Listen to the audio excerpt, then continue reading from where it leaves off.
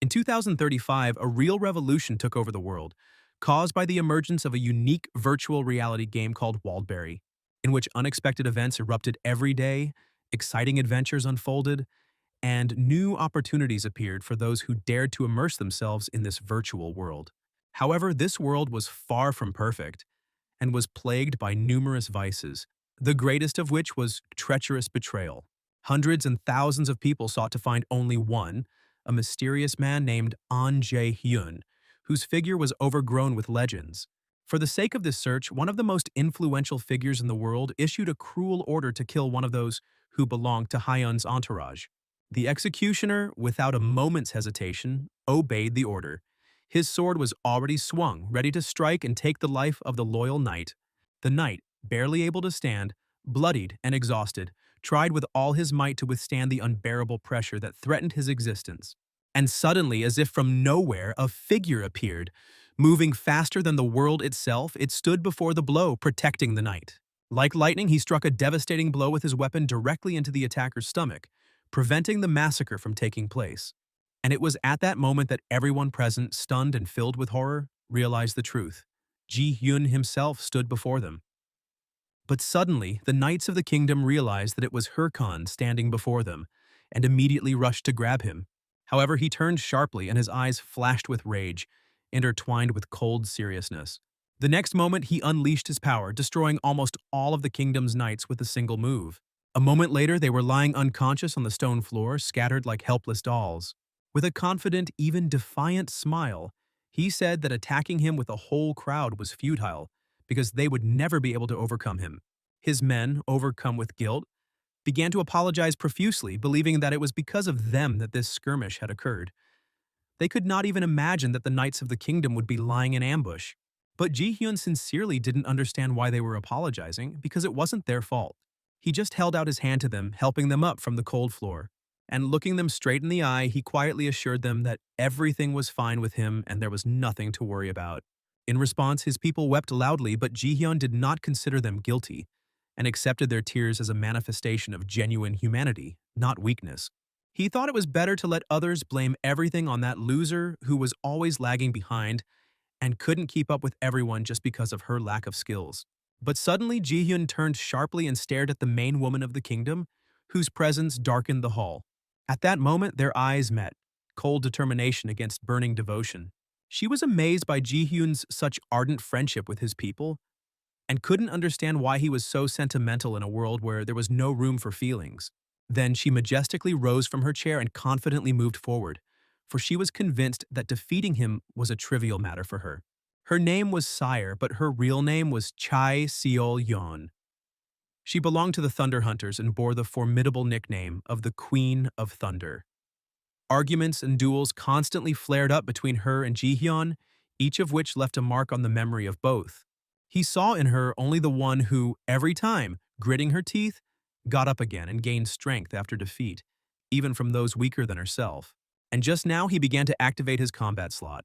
In an instant, a mysterious mask appeared on his face, and a weapon materialized in his hands. His body was clad in the finest armor, and he exuded such power that the very atmosphere around him seemed heavier. But Ji Hyun believed that only the weak argued, those like the Thunder Queen herself who were unable to prove their strength through actions. His arrogance and unwavering confidence irritated her immensely, so she coldly gave the order to kill him. But he only smiled because he had no idea that she could truly believe that someone could take his life. But at the same moment, he felt an icy pain from the blade piercing his back. He couldn't believe his eyes. These were the same knights he had saved more than once, those he had considered reliable and loyal, who should not have stood aside. As Ji Hyun began to slowly fall into the darkness of death, they, their eyes downcast in embarrassment, muttered apologies, admitting that they had betrayed him on purpose. They begged not to be angry with them, explaining that they simply had to earn a living and had no choice. But Ji Hyun's heart was breaking with disbelief and pain. He couldn't comprehend that those to whom he had given so much strength had turned their backs on him. At this time, the Thunder Queen laughed loudly and cruelly, her laughter rumbling through the air like real thunder. She enjoyed the spectacle, believing that his belief in friendship was just a pathetic, childish fantasy that had no meaning in a world where everything was decided by money. Her true and main goal was the complete destruction of Hyrcanus in this particular game, because all her actions, every step, and even the smallest detail of strategy were aimed solely at putting an end to his existence and proving her own superiority. She knew very well that if she killed him every time he entered the game, he would never be able to move forward, leaving him with no progress.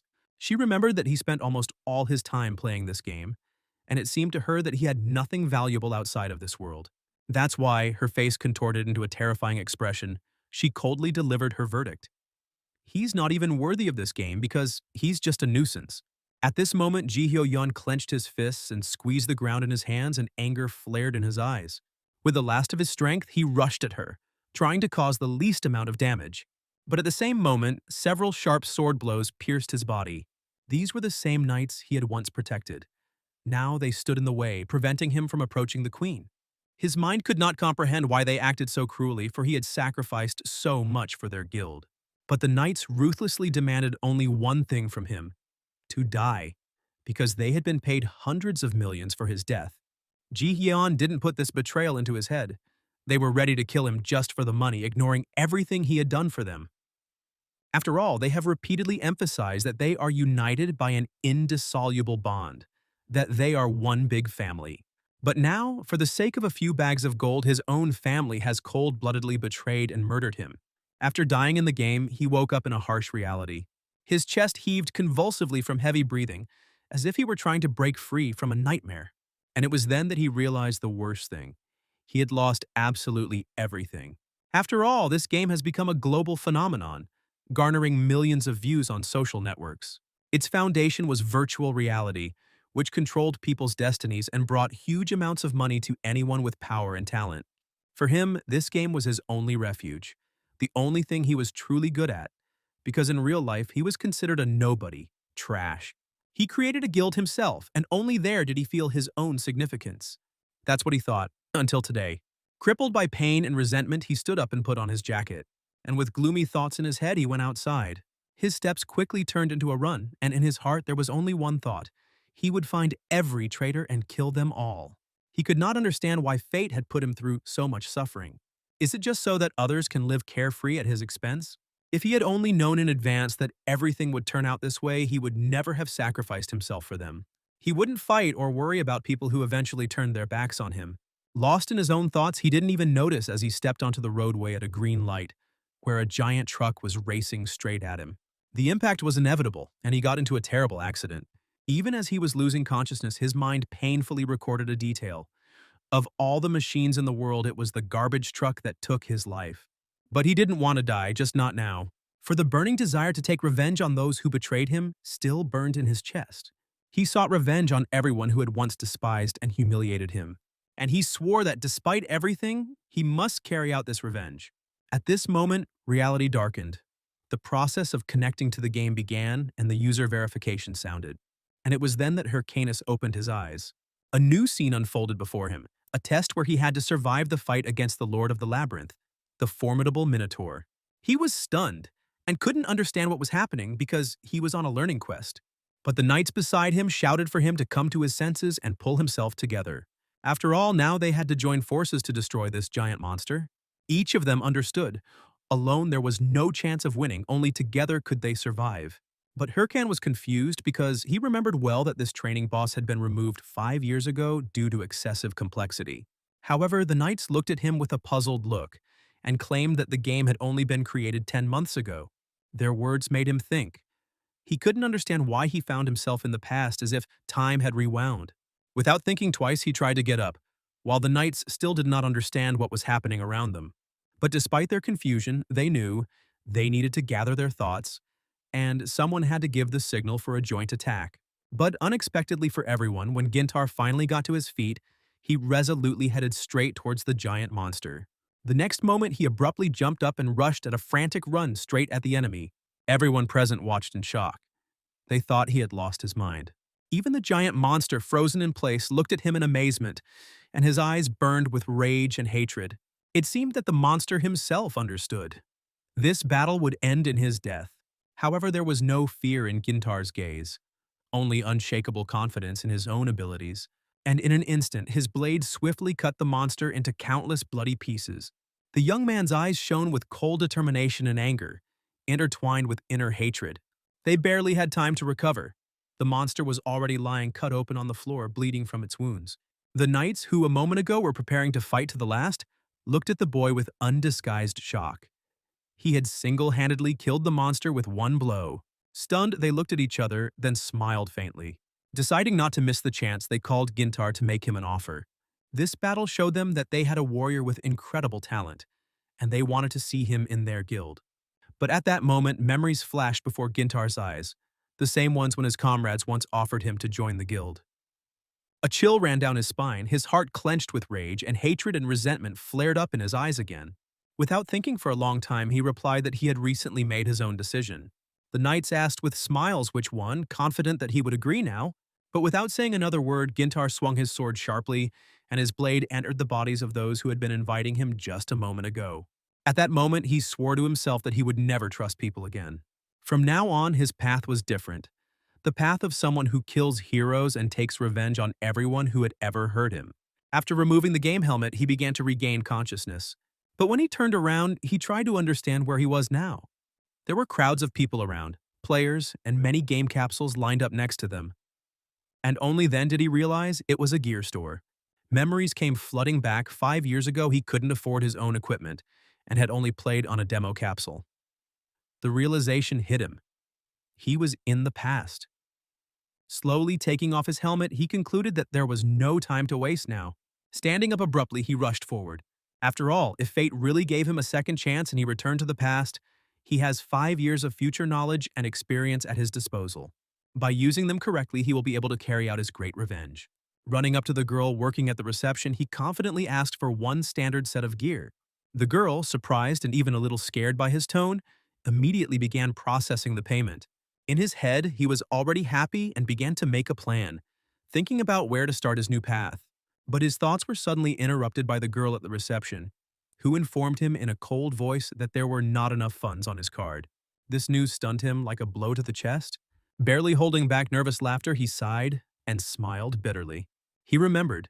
If he had ever had money, he would have bought this capsule a long time ago, but now he wondered, why was he so eager to play if fate constantly put obstacles in his way? A new plan quickly emerged in my head. To raise the necessary funds, even if it took up invaluable time. But suddenly he heard a familiar, hateful voice that seemed to permeate everything around him. The voice that had always irritated him to the point of madness. That voice mocked. The strong were never afraid of trials, and on the real battlefield, indecision was a deadly luxury. Raising his head, he stared at the store's large screen and saw the image of the Thunder Queen there, the same one who had once killed him in the game. It was an ad that said, "Start playing World right now." He stood silently, his eyes fixed on the screen. A memory flashed back to her mind, her distorted face full of hatred, as she told him he was nothing but trash. Gritting his teeth, he turned and resolutely walked out of the store. The decision had already been made in his heart. He would take revenge on everyone who had hurt him, and now he had no right to choose between methods. A few hours passed and he was already home, having ordered the delivery of a game capsule. Soon couriers brought it right to the door. The installation took some time, but eventually everything was completed, and the master, having said goodbye, left him alone with the capsule. Hyrcanus sat and looked at the credit card he had just received. This was the only quick way to get the equipment because he wanted one thing: to make money and gain power as quickly as possible. To do this, he had to turn to a familiar lender from whom he borrowed 10 million won. But along with the money, he accepted a difficult condition. As his fingers touched the card, the creditor suddenly plunged a knife into the table between his palms. And full of malice, he hissed that if Hyrcanus did not repay the debt within the specified period, his life would turn into a real hell. Hyrcanus understood that he had no choice but to agree to these inhuman conditions. He just sighed. A cold drop of sweat rolled down his cheeks, and he swallowed a lump of fear in his throat. But despite everything, determination was already shining in his eyes. Because all this was an unimportant trifle for him, compared to what he had planned ahead. He himself will now have to crawl through the very depths of hell, accept pain and suffering, in order to make his way to the end. He did all this for one purpose only: to take revenge and smash the faces of those who betrayed him and abandoned him in his darkest moment. He could no longer find peace even in his dreams. Every time he closed his eyes, a terrible image appeared before him, their treacherous faces etched in his mind like a brand. Full of determination and confidence, he began plugging into the game, which had now become an arena of retribution for him. In a moment, the system confirmed the login and his consciousness found itself inside the game world. Looking around, he suddenly caught himself thinking how much time had passed since the first moment he had set foot on this virtual path. The moment came to mind when the woman who had greeted him after completing his studies was supposed to appear. It was Ariadne, a guide called upon to help him choose his class. She stretched her hand forward and a warm, yellow glow began to pour from her palm like living energy. The light symbolized the beginning of a new stage. It was time to choose the main class on which all further fate in the game depended. 3 possibilities presented themselves to him. 3 paths, 3 skill sets that would define not only his fighting style but the very essence of his future. The first was the warrior, a fighter wielding melee weapons and capable of deciding the outcome of a battle with the power of his own hands. This was the path for those who loved the feeling of battle, the thirst for battle, the taste of victory won in a bloody clash. He had already followed this path in the past, rapidly advancing in level, but he knew very well that it would be too difficult for a warrior to do it alone. So this time, he deliberately refused this choice. The next class was the cleric, a conduit of light and healing, capable of supporting allies, healing their wounds, and granting them strength. But he immediately rejected this possibility. He did not want to waste his time helping others instead of following his own path. When the other options fell away, it became clear that only the last choice remained, and Ariadne, smiling, blessed him with good luck. At the same moment, the space around was illuminated by golden threads similar to the radiance of the sun, woven into a bizarre web. They gradually enveloped his body, marking the completion of the selection and the birth of a new class. At the same time, his body began to dissolve in streams of light, transporting him to another place. As the vision cleared, he saw a majestic tower, the sacred place of his new class where his mentor was already waiting. This was Golko, the guide of the magical path, one of the greatest magicians of his time. The old man's gaze was full of strength and wisdom when he asked what branch of magic the new student was choosing. And without hesitation in his heart, Gilkon made his choice. Dark magic. After these words, there was silence, and they stared at each other for a while, as if in silent confrontation. Golko pretended to mishear and began to talk about the magic of the earth, but Gilkon firmly confirmed his choice. He was not dreaming. He sought to master the darkness itself. The magician was sharply indignant, wondering where he could have heard of such power, because dark magic was considered the most dangerous in the world. It was stronger than any other school, and mercilessly devoured the soul of anyone who dared to call upon it. But Hyrcanus, full of steadfastness, declared that he had come for this very knowledge and demanded to be taught it, because it was dark magic that he sought above all else. Such a decisive and firm answer caught the magician by surprise. The next moment, he shed the illusion of a living body, revealing his true form, a bony skeleton, and suggested that he begin his training without delay. After all, it had been a long time since he had seen any of the young daredevils choose such a difficult and dangerous path. An ancient book materialized before Hyrcanus, and the skeleton mage declared, if he was truly ready, he must lay his hands on this grimoire of skills. However, he warned that this path is treacherous and insidious, and for the weak-minded, it will become a trap that will cut short their lives. But Hyrcanus, without even listening, resolutely placed his hand on the book without a shred of hesitation. He wanted to start immediately, for he was certain that his heart was far from weak. The skeleton mage laughed a loud, eerie laugh that echoed off the walls of the tower. And the very next moment, dark energy began to envelop Hyrcanus's body, penetrating every cell, as if trying to absorb him completely. The mentor was only happy. Finally, a student appeared, curious and brave enough to touch the forbidden. At that moment, Hyrcanus remembered that once in a past life, there had been only one truly famous video, the story of a necromancer player who single-handedly destroyed the main boss, and now he needed exactly the same strength that would not betray. The system confirmed his choice. He received the title Undivine Necromancer and obtained his first artifact, a skeleton fragment. A small skull bone emerged from his hands, radiating ominous energy. Hyrcanus threw her to the ground. The skull began to expand, grow bones, and gradually take on the shape of a warrior. He watched as the silhouette came to life, imbued with dark magic. At that moment, he finally decided his path was to become a necromancer. And now, he was ready to immediately train and raise his level. But suddenly, a heavy crash was heard from behind him. Looking back, he saw that the newly created skeleton had its head fall off. They both froze for a moment, staring at each other, not understanding what was happening. But soon the space before them distorted, and a portal opened, leading to the Dungeon of Skills. Without hesitation, he stepped forward and entered New World. In the dungeon, he carried the skeleton's skull in his hands, wondering at the strange behavior of his subordinate. Because this warrior he had created was completely unlike the cold and soulless servants he remembered from his past life. Hyrcanus assumed that the reason for his low level of skill was that, without proper development, his skeleton remained weak and unstable. So he decided to raise his level as quickly as possible. At that moment, a terrifying roar was heard from behind. These were coal wolves, training monsters known for their agility. Although they were not very powerful, they were fast enough to be a great test for beginners. Hyrcanus threw a fragment of a skeleton at them.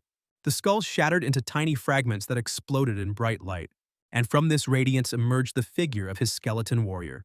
He immediately sensed the presence of the enemies and took up a fighting stance. And a moment later, emitting a loud battle roar, he rushed forward.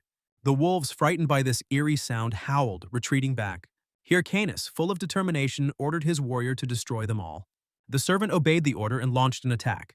The skeleton, without stopping, rushed towards them. Hyrcanus felt that things were going even better than he had expected. At this rate, he had a chance to quickly reach a high level. But suddenly, after one blow from the wolves, the skeleton shattered into pieces. This sight shocked him. He definitely did not expect such a result. When he came to, he noticed how the skeleton's head rolled straight to his feet. The skull stared at him with empty eye sockets, and from within it seemed to be coming a soft moan like a cry. He was afraid, ashamed, and powerless. Hyrcanus felt rage boiling in his heart. He opened the characteristics window and saw that his servant had the lowest indicators. This cooled his anger a little. He realized that he simply hadn't set the combat modes correctly. Having fixed this, he activated mode number 1, Defense. Looking at the skeleton, he saw how it, covering itself with its hands, tried to resist, while the wolves gnawed at its bones. He couldn't believe that this was even possible. It all seemed so unreal and absurd. Feeling his heart beating faster, he decided not to waste any time and activate the third special action mode, the one that was intended only for extremely critical situations, when any delay could cost his life. But when his gaze fell on the skeleton, it suddenly began to dance wildly as if mad, and this absurd scene threw him even more off balance. Immediately after that, a wave of despair swept over him. He wept bitterly, realizing that he was in an absolutely hopeless situation. The image of the Grand Mage who had once warned him of possible dangers flashed through his memory. And at that moment, it seemed to him that he was about to lose his mind. The worst part was that he couldn't even delete this character or change his class. And yet, the loan payments were about to start. A dark thought kept coming into his head. To go and get hit by a car again, to get rid of all this. He couldn't understand why nothing was working out for him, why the world kept crushing his hopes just when it seemed like everything was about to get better. He even felt like he was angry with his own skeleton, the very one that was standing next to him and didn't even try to help him. Finally, he waved his hand in exasperation and ordered the skeleton not to even move. He didn't understand how the previous necromancer had ever dealt with such a subordinate. But suddenly a message flashed before his eyes. The skeleton is learning in battle, and he remembered that even when he was killing coal wolves, the skeleton had been closely watching his actions. It turned out that watching his fight, the skeleton gradually adopted his techniques. Realizing this, he suddenly smiled. Then he called the skeleton closer and said that it was extremely lucky because he was now its master. He realized that he always looked different from others, but people still called him a genius. After all, he had once trained all the members of his guild and they became the best among the others. So he decided to teach the skeleton one main truth of combat. Remember, if you don't dodge, you're already dead, he said, and he was the first to attack the skeleton. From the unexpected blow, the skeleton immediately fell to the ground unconscious. But he didn't stop. He repeated the same movements several times in a row as if trying to imprint them in his charge's memory. And finally, the skeleton rose and was already standing in the same fighting stance that Anj Hyun himself was standing in. Anj Hyun didn't give him a second's rest. He pounced on him again and again, ruthlessly checking how he was learning his lesson. And the skeleton was defeated again and again, falling under his blows. But with each new attempt, Anj Hyun taught him another rule. If you get hit, you can't just stand there and suffer. You need to immediately think about what to do next. Look for an opportunity to dodge or strike back. After another fall, the skeleton rose from the clouds of dust that rose around it. He took the same fighting stance again, this time with a sense of seriousness and determination. And at that very moment, a new pack of coal wolves rushed at him, roaring, ready to tear him to pieces. But this time the skeleton no longer stood still, was not afraid, and did not tremble. He resolutely rushed into the attack, began to defend himself and strike back at the same time. Time and again he tore through the pack, attacking wolf after wolf until they all fell defeated. As the last enemy crumbled into black ash, the skeleton looked back, full of hope that Ji Hyun would praise him. But he just nodded dryly and said, "Your last move was not bad, but don't be distracted from the fight because this is only the beginning." Suddenly, the skeleton's body glowed with a bright yellow glow. The system reported, "The skeleton fragment's skill is increasing." And with each new message, the glow only grew stronger, heralding new achievements. Along with the increase in the skeleton's level, Ji Hyun himself grew, feeling his own strength gradually increasing. After that, he headed to a newbie village called Castle of Figures, a place where like-minded people were sought to form a guild, a real family for further adventures. It was there that each player had to find a companion with whom he could pass the upcoming tests. But before they could get to the real challenges, they had to reach at least level 10. However, Jihyun was distracted by an unexpected encounter. One of the knights brazenly blocked his path. He, along with his friends, began to defiantly demand an apology for Ji-hyun allegedly touching his shoulder. But Ji-hyun wasn't even going to waste his time on them. Every second he had was too precious, and he mentally decided it would be easier to just kill them and move on. But while he was thinking, the chief knight mockingly raised his hand to strike him. And at that very moment, a stranger appeared in front of Ji-hyun and calmly stopped the blow. The man spoke firmly. "Just because you are stronger and have a higher level doesn't give you the right to go around and beat people for no reason." A heated argument began between him and the knights, who tried to prove that the truth was on their side. Ji-hyun, looking at his new ally, suddenly recognized him. From his appearance, a powerful torso, sculpted muscles, and distinctive clothing, he immediately guessed who it was. It was impossible to confuse those broad shoulders and that unique style. Before him stood Matador Cheb himself, a legendary warrior of the highest rank whom Ji-hyun remembered from his past life. However, he could not understand what such a fighter was doing in this place and why he was interfering in his affairs. Meanwhile, the enraged knight spat directly on the ground, issuing an open challenge. He started to get even angrier and growled at Matador not to interfere, saying he didn't know the whole story. After all, it was Ji-hyun who hit him first. But the Matador only rubbed his neck and smiled awkwardly as if the situation even amused him. And at that moment, he released a wave of his incredibly powerful energy along with the glow from his weapon. The force was so immense that the air around her began to sway, and surrounding objects were literally blown aside by her breath alone. This incredible power truly amazed everyone present, from ordinary students to the knights themselves who were watching the events. The Matador smiled calmly and said, "If you want to hit me, you can. It will be fair, you will get the same." His words sounded confident and decisive, and everyone around felt that the real Matador Cheb was standing in front of them. His aura of energy and power was clear. He was a warrior without equal, the guild master of the Red Bulls, one of the 30 most powerful guilds. He was known as a man who loved battle and was never afraid of a challenge. The knight could not understand why the Matador decided to protect this particular boy. Without letting the knight finish, the Matador patiently waited for his answer. The boy shivered in fear, not knowing what to do. His feet seemed to be glued to the ground. He just wanted to run away. So he apologized profusely and ran away from them. The Matador just smiled. He was pleased that the conflict had been resolved with words, without bloodshed. Then he turned to Ji-hyun. "Pay no attention to them and people like them." But Ji-hyun didn't even listen to the advice. He abruptly pushed his hand away, removing his shoulder. The Matador calmly looked around, nodded in understanding, and said that next time he wouldn't interfere. And he just went his own way, not taking offense at Ji-hyun's coldness. He knew well. Ji-hyun was always cold and reserved in his interactions with others. Meanwhile, Ji-hyun rushed forward, filled with anger, but not at Matador, at himself. Because his anger arose from the fact that the Matador was much stronger. His strength was so immense that Ji-hyun was truly scared and felt how big the gap was between them. He promised himself that when they met again, he would be much stronger, a completely different person. Back in the novice cave where the training was taking place, Ji-hyun was winding himself up, feeling this difference in strength. After all, Matador and Cheb were on the same level of skill, and in order to one day surpass him, Ji-hyun had to become stronger. But suddenly a huge black tiger rushed at him from behind.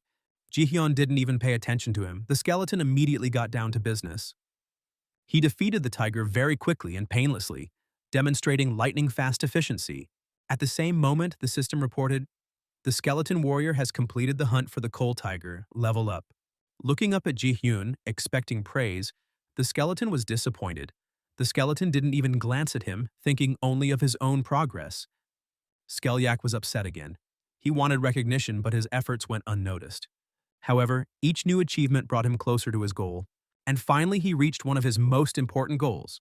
It received the long-awaited War Watch. Important game features that included status, quests, a map, an inventory, and an internal messenger. All these tools were designed so that the player could effectively navigate the game, increase their level, and plan their next steps. This was his first loss of stat points, and Ji-hyun was well aware that now he would have to seriously think about how to proceed. After a short thought, he decided to spend all the accumulated points on strength, because it is this that determines the effectiveness of the battle and the effect on the skeleton.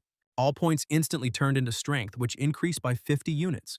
His overall strength was now 53, a significant increase that was noticeable even in his aura. The skeleton was left in shock. He did not expect such a decisive act from his master. He even thought that Ji-hyun would just abandon him like their former necromancer did. But Ji-hyun wasn't going to give up necromancy. He still needed to teach the skeleton real combat gameplay. If he only pumped mana and intelligence now, it would change almost nothing in the gameplay. But pumping strength made it possible to teach the skeleton everything that he knew was most effective. His life and progress now depended on how well the skeleton developed, as it would become his apprentice and ally in battle. In any case, it was always possible to compensate for the shortcomings of some characteristics later. After that, they headed to the Castle of Figures, the headquarters of the Raider Association. They offered a fresh quest there, so desirable that everyone was willing to give everything they had for it. Every player dreamed of getting it. Some had been waiting since yesterday. Ji-hyun walked over to the table with the quest cards to choose his own. The salesman said that he could, of course, take on the tasks, but only difficult ones with low rewards remained. Things that no one wanted to take on. However, Ji-hyun was confident in his abilities and decided to see what was left. It turned out that only the worst quests remained. But he couldn't back down. His confidence wouldn't allow it. He understood that if you want to find gold, you have to start with even boring tasks. So he set off to the cave of Mount Bima. His task was to destroy low-level mobs in the vicinity of the mountain. He was sure that if he completed these boring quests, he would get to level 15. This will allow him to obtain the rare title Promising and increase his characteristics. The Promising title gives a percentage increase in stats, making him more effective in combat. In other words, it was a jumpstart for his new career. Without wasting a single minute, Ji-hyun set off to complete the quest. It's time to prepare your equipment. After some time, he arrived at Mount Bima, serious about raising his level and prospects. But his outfit consisted only of a clown show costume. He looked ridiculous, and even a laughingstock in the eyes of his enemies. When he realized what he was wearing, he felt a slight awkwardness. There was no money left after purchasing the equipment for the skeleton, so we had to buy what was available. All he had to do was quickly complete the quest and earn some decent equipment. Ji-hyun is determined that nothing will stop him from leveling up and getting the title, not even a ridiculous costume. Ji-hyun realized that every second was worth its weight in gold and began to run quickly uphill, not paying attention to the little things. But as he raced, strange rustlings came from the bushes which alarmed even him.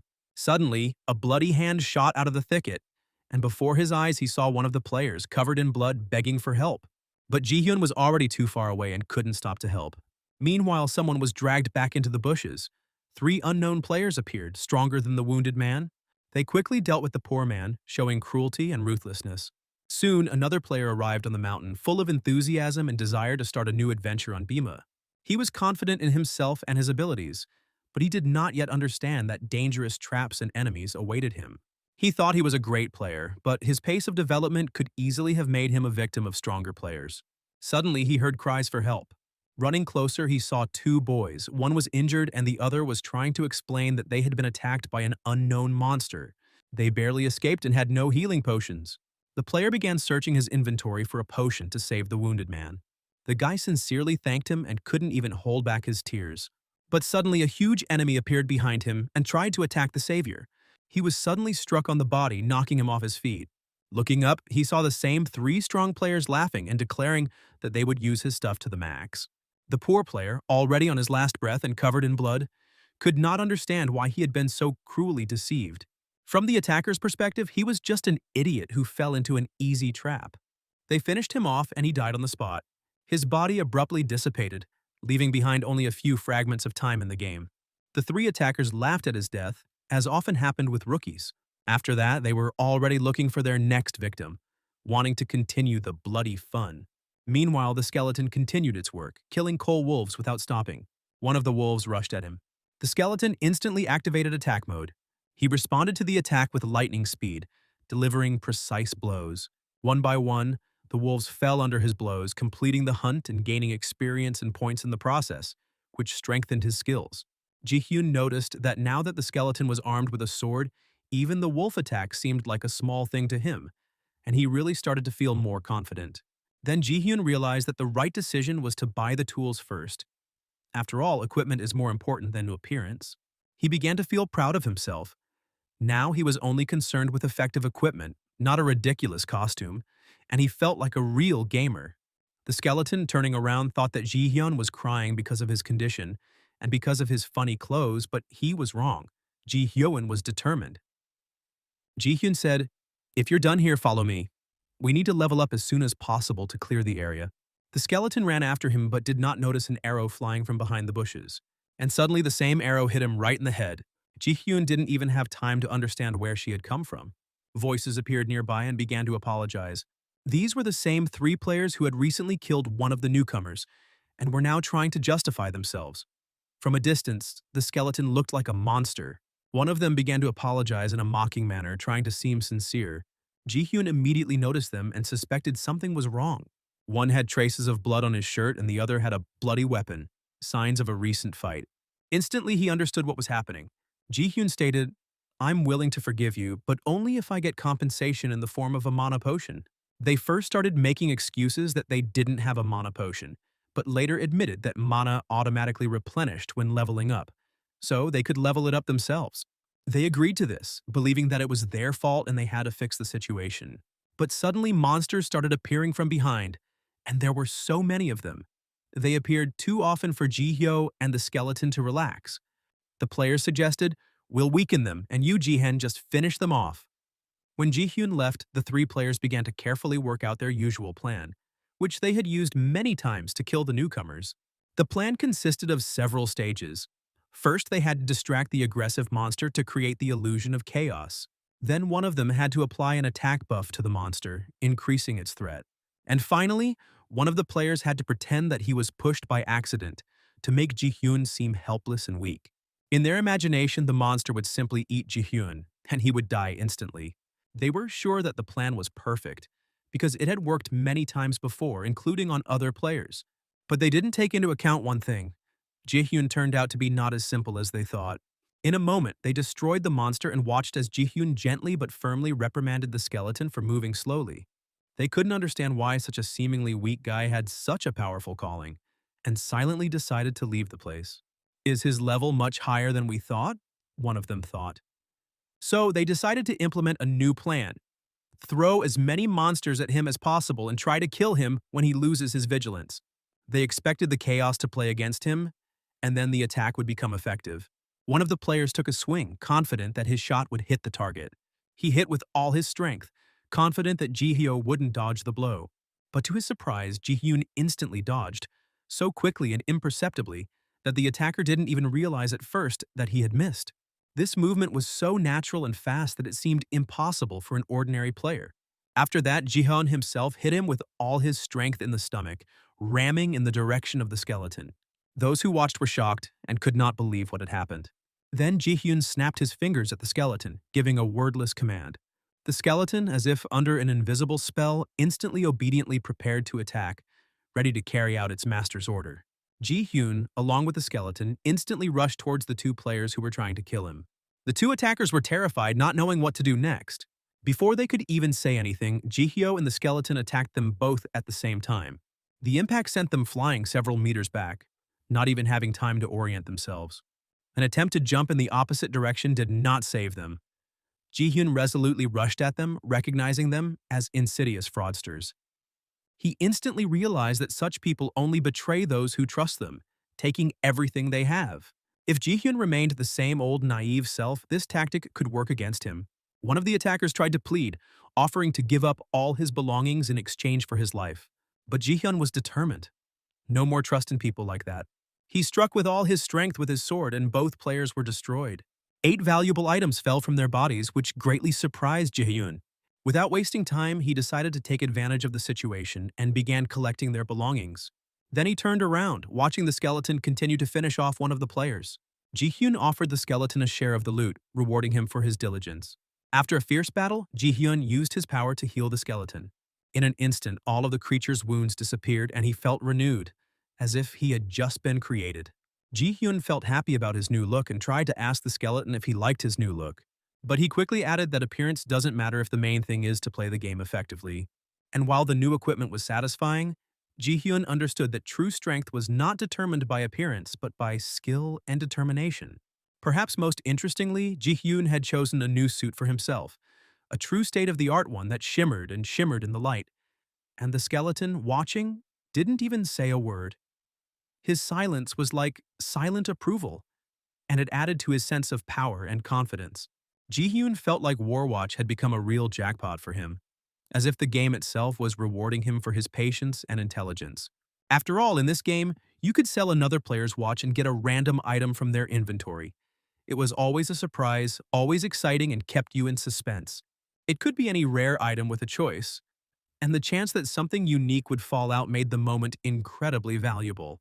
The items ranged from plain black pants that seemed mundane to a sword made from the essence of an ancient tree that sparkled with magical energy. Even rare skill books with a demon's curse could drop, tools of power that no one could easily obtain. And sometimes ordinary money would fall out, which, although it didn't look valuable, meant freedom and opportunity in the game. This was called a real jackpot. Because of this, Ji Hyun could do practically anything he wanted and felt a real sense of control and power. And he even accidentally knocked out a precious relic faster than he could have imagined, and it boosted his excitement and confidence. Now he could record his gameplay, analyze every move because building a character's reputation and history became key to his strategy. Suddenly he remembered the same traitor from his memories, who had once uttered the same words, which now took on a different meaning for him. He said that if everyone in the guild wore a Haho mask, it would make them popular and give them magical authority. So Ji Hyun decided to name his guild Haho Mask, and this decision filled him with a sense of new beginning. Looking at the mask and remembering the past, he even thought of another name that could better convey his ambition and power. But his inner feeling told him to leave Haho. In his hands, the mask seemed to burn with blue fire. And it wasn't just light. It was symbolic of his determination, his strength, and his control. He changed her appearance because he no longer wanted others to steal his things or undermine his authority in the game. He used this change as proof that he was always right in his actions and decisions, even in the face of rivals. Putting on the mask, he and the skeleton moved forward, feeling powerful energy and confidence in their abilities. After a while, they were at the top of the mountain, and the wind blew his hair, bringing a sense of freedom and grandeur. They passed through the portal and entered the cave dungeons of Mount Bima, where darkness and the unknown awaited them from every corner. And Ji Hyun was ready for any challenge, for now he felt that his strength and strategy had reached a new level. Ji Hyun expected to encounter blue shapeshifters here, which according to legend only appeared in cave dungeons. However, this dungeon turned out to be much more difficult than he had thought. But thanks to the new, better equipment that gleamed on him, it became a relatively easy test for him. Aiming for a speed run that was supposed to take about 10 minutes, he and the skeleton rushed forward, feeling adrenaline and excitement with every step. They ran for several hours straight without stopping, every second filled with speed and concentration. Ji Hyun felt tired, but he didn't fall to the ground, because he knew that weakness was not allowed at such moments. Standing up abruptly, he wondered, why weren't there any monsters in this cave? His gamer instincts signaled that something was wrong here. He thought it was some kind of strange error, because usually a message appeared when someone had already cleared the dungeon. Looking at the skeleton, he noticed how it was simply pounding the wall, as if it was searching for something or preparing for something important. Suddenly, a small portal appeared in front of them, glowing with a cold, unusual light. A moment later, the portal became enormous, radiating dark energy that seemed to pull even the air inward, making everything around it oppressive and heavy. Then it dawned on Ji Hyun why there weren't any normal monsters here. This was an instance, a one-time dungeon that would spawn randomly among regular dungeons. When the instance was active, regular dungeons would become inactive until it was cleared. Instances were more difficult than standard dungeons, but the rewards were much better. The problem was that you either cleared the instance or died in it forever. From a rational point of view, Ji Hyun shouldn't have taken the risk. 2 days after dying in the game, he wouldn't be able to play. It would have been much safer to leave everything behind and pursue other quests that didn't threaten his life. But without thinking twice, he and the skeleton entered the portal, deciding to clear the instance and prove to himself that he could pass any test. A moment later, a bright, scorching sun shone down on them, and the feeling of darkness and danger was immediately replaced by a sense of grandeur and scale. They realized that they were in a huge coliseum, which immediately caused admiration and anxiety at the same time. The coliseum looked eerie, huge, abandoned, worlds forgotten, with shattered stone and shattered arenas that bore witness to ancient battles. The atmosphere was heavy with silence, conveying the sense that real power and blood had once been fought here. They hadn't even had time to say a word when Ji Hyun felt the ground beneath his feet suddenly begin to tremble, as if the Colosseum arena itself had come to life, and the air around him became thick and saturated with a heavy energy that seemed almost physical, squeezing his chest and making his heart beat faster. A moment later, a huge monster appeared before him, a werewolf. Its size exceeded anything Ji Hyun had seen before. Its skin was covered in ominous dark spots, its eyes glowed with a red light, and a dull roar swept across the arena, announcing the beginning of a dangerous game of life and death. It was an infected wolf of an unknown level, so powerful and aggressive that the ground trembled beneath its paws. Ji Hyun felt fear. This monster was not just strong, it was dangerous on a level he had only seen in legends before. Hyun froze for a moment, feeling a chill of fear run down his spine. Why was he infected? What power did this animal hide? He understood that there could be no mistake, otherwise it would be the end of him. But while Ji Hyun was trying to formulate at least a plan, the monster attacked sharply, a powerful rush and fury, and Hyun flew into the air, hitting a stone wall several meters away, feeling a sharp pain throughout his body.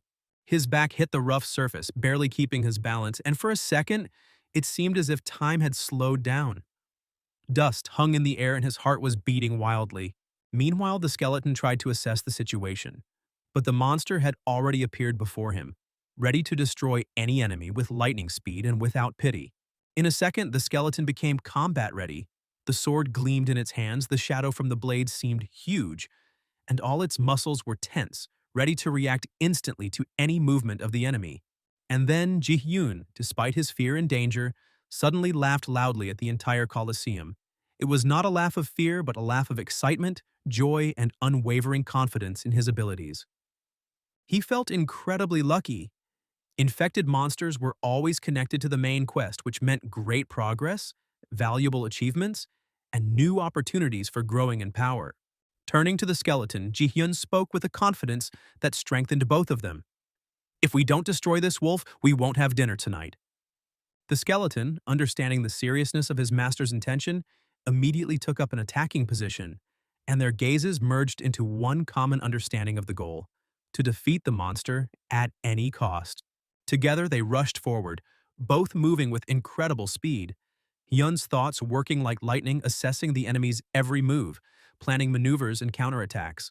They were determined and serious. Victory was not just desirable, it was necessary, vital, like breathing for survival. Even the skeleton hadn't expected such a maneuver when Hyun jumped away from his own sword, instantly changing trajectory as if his body was moving according to a different, more efficient algorithm. He lunged upward, leaping to the top above the monster, feeling the wind flowing around his body and adrenaline coursing through every nerve. The monster, watching this maneuver, froze in its terrifying roar. It had never seen such control and confidence in such a young warrior. At that moment, Ji Hyun began to concentrate energy, creating a demon's curse on his hand, a dark symbol that gradually flared up and trembled, as if alive. This curse, which he implanted into his sword, gradually formed, gathering strength for a blow capable of piercing even the strongest enemy armor. Ji-hyun was ready to attack, and the monster froze in shock, feeling an invisible force closing in on him, as if the darkness itself had come to life to destroy him. Ji-hyun began to mercilessly destroy the monster, blow after blow piercing through its armor and body, each move honed and deadly, as if he were performing a battle choreography he had long honed in his head. Unexpectedly for the monster, Ji-hyun jumped back, dodging the enemy's counterattack, moving so fast that his silhouette almost blurred in the air. A message immediately appeared. Skill activation, Demon's Curse. Effectiveness reduced by 10%. Hyun was not confused because he understood that this was his first time using such a powerful curse. He was proud of himself because even in this state, the Demon's Curse dealt with the monster better than he expected. The blow was effective. The energy hit exactly on target. The monster was incredibly angry. Its eyes were blazing with rage, its teeth were gnashing, and its muscles were tensing, preparing for a furious counterattack. He suddenly rushed at Hyun. His movements were lightning fast, and the force of each blow could destroy entire walls of the arena. At this moment, a new message appeared. Werewolf in the tier. All status effects are nullified. Hyun realized that if this wasn't an instance, the battle could have turned into a disaster, but now he had the opportunity to test the full potential of his skills. He cast aside his doubts and decided to act with full force. There was no more time for reflection. With burning eyes, Hyun activated the slot, feeling the power spread throughout his body, filling him with an energy he had never known before. His body began to be enveloped in a dark, almost living energy that trembled and shimmered, creating the impression that the darkness itself had become his armor. Energy hovered above him in the form of black snakes that coiled around him, forming a huge spherical shield that reflected and accumulated the monster's power. A huge, powerful energy began to radiate from this spherical shield, tearing the air around it, amplifying Hyun's blows and making every movement deadly. Slot created armor for him that was much more than just protection. It became a force field capable of reflecting attacks and amplifying his own. The black energy filling the armor was vast and almost alive, shimmering in dark, barely noticeable hues that shimmered against the Colosseum light. The use of the slot was a unique feature of this game. The player does not just activate a skill, he combines his own power with the energy of the world, gaining supernatural power. After all, when a player uses a slot, he receives additional power from the game world itself, as if the world itself obeys his will. And along with this immense energy, he endowed himself with an enhanced form capable of destroying any enemy, even one as powerful as an infected wolf. This form differed from regular players not only in appearance, but also in strength, speed, and maneuverability, turning Hyun into a nearly invincible fighting machine. She had individual characteristics that varied from player to player, depending on inner strength, fighting style, and skill level. That's why most users simply called it an ultimate, a maximum unique form that could change the course of any battle. The ult gave the player incredible power, and the confidence it instilled in Hyun made him determined and invulnerable in battles. That's why he resolutely activated it and was ready to show what a true master of the game is capable of. The monster had no intention of backing down, its eyes blazing with rage and its teeth gnashing as it charged at Hyun with another furious attack. With incredible speed that exceeded expectations, he began to attack Hyun, moving so fast that the air around him trembled with each leap. Its huge claws, like curved blades, fell on Hyun with incredible force, leaving scars in the air that disappeared in an instant. He continued his furious attack, delivering blow after blow, trying to grab Hyun and break down his defenses. All the while, the monster tried to find a weak spot and catch Hyun, straining every muscle and using all of its immense strength. But Hyun skillfully dodged each attack, his movements planned and honed, as if he read the monster's intentions before they became reality. The monster did not stop, its attacks did not cease, and with every second they became more cruel and unpredictable. As expected from a true boss, his speed and strength were shocking, leaving Hyun on the verge of reaction. Hyun understood that if the monster landed at least 4 hits, even 3, the game would end in disaster for him. Fortunately, he had a trump card up his sleeve, a hidden strategy he had been practicing for a long time. He activated his ultimate, allowing himself to combine the power of his own armor with the dark energy of the demon's curse to somehow harm the monster. His blows cut through the air and the monster felt a powerful barrage of damage that combined the power of the ult and Hyun's accuracy. For Ji-hyun, it was a moment of real excitement. It was these kinds of fights that made the game interesting and unpredictable. But the joy was short-lived.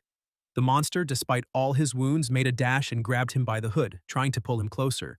Its fury and incredible strength were relentless.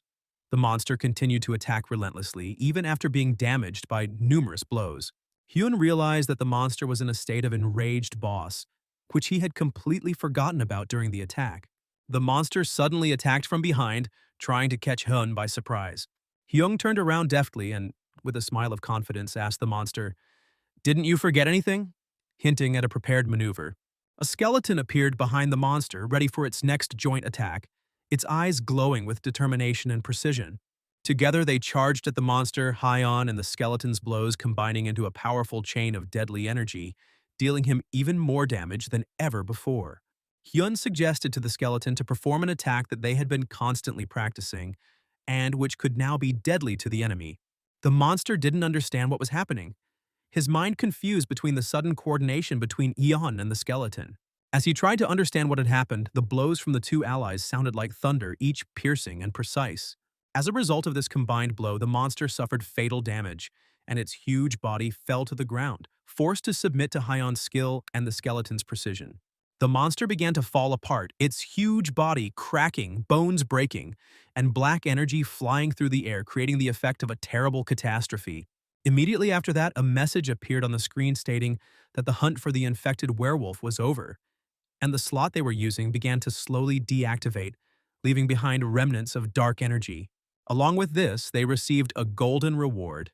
Bright, shining like a ray of sunshine in a dark dungeon, the message of the wealth received emphasized their victory. This was the reward for the cave of Mount Bima, where they destroyed all the monsters and cleared the area which had previously frightened newcomers. The skeleton also received a reward.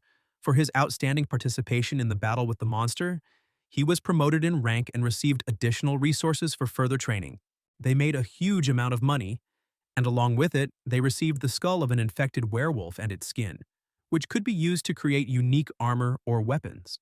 To top it all off, they also received the Infected Tracker necklace, which greatly enhanced the wearer's stats and added new bonuses to strength and endurance. It was a unique story reward. Even if they traded items, its level would exceed the standard unique items, making it a true rarity.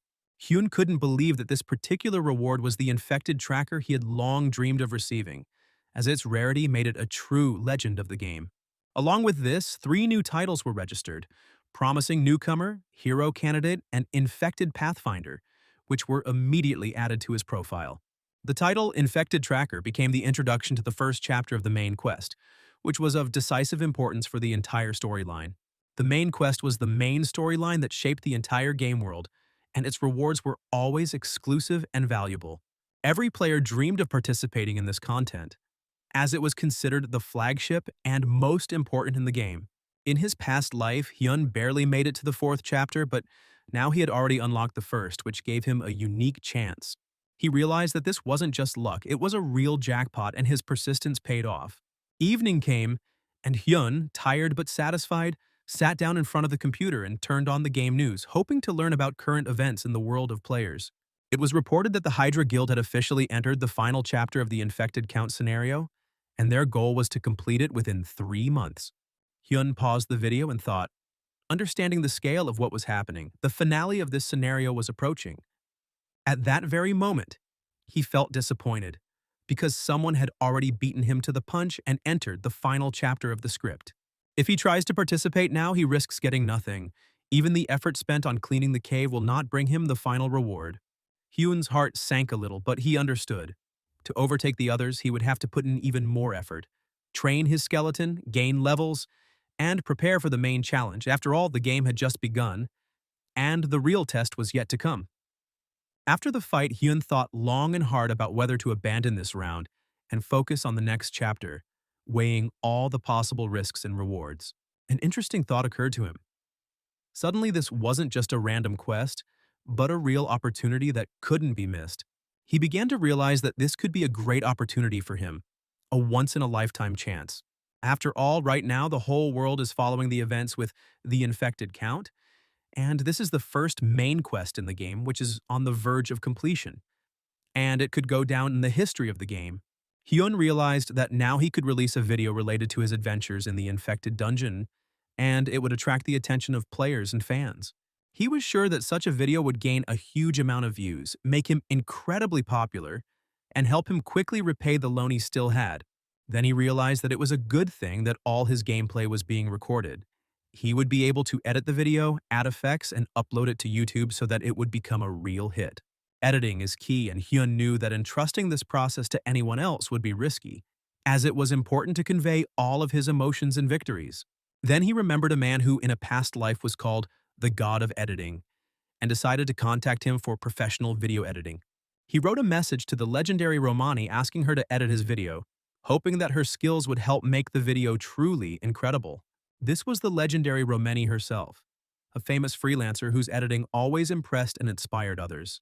Romani looked through the message and saw a request to edit a video from the Hurkan dungeon, where the action took place on level 15.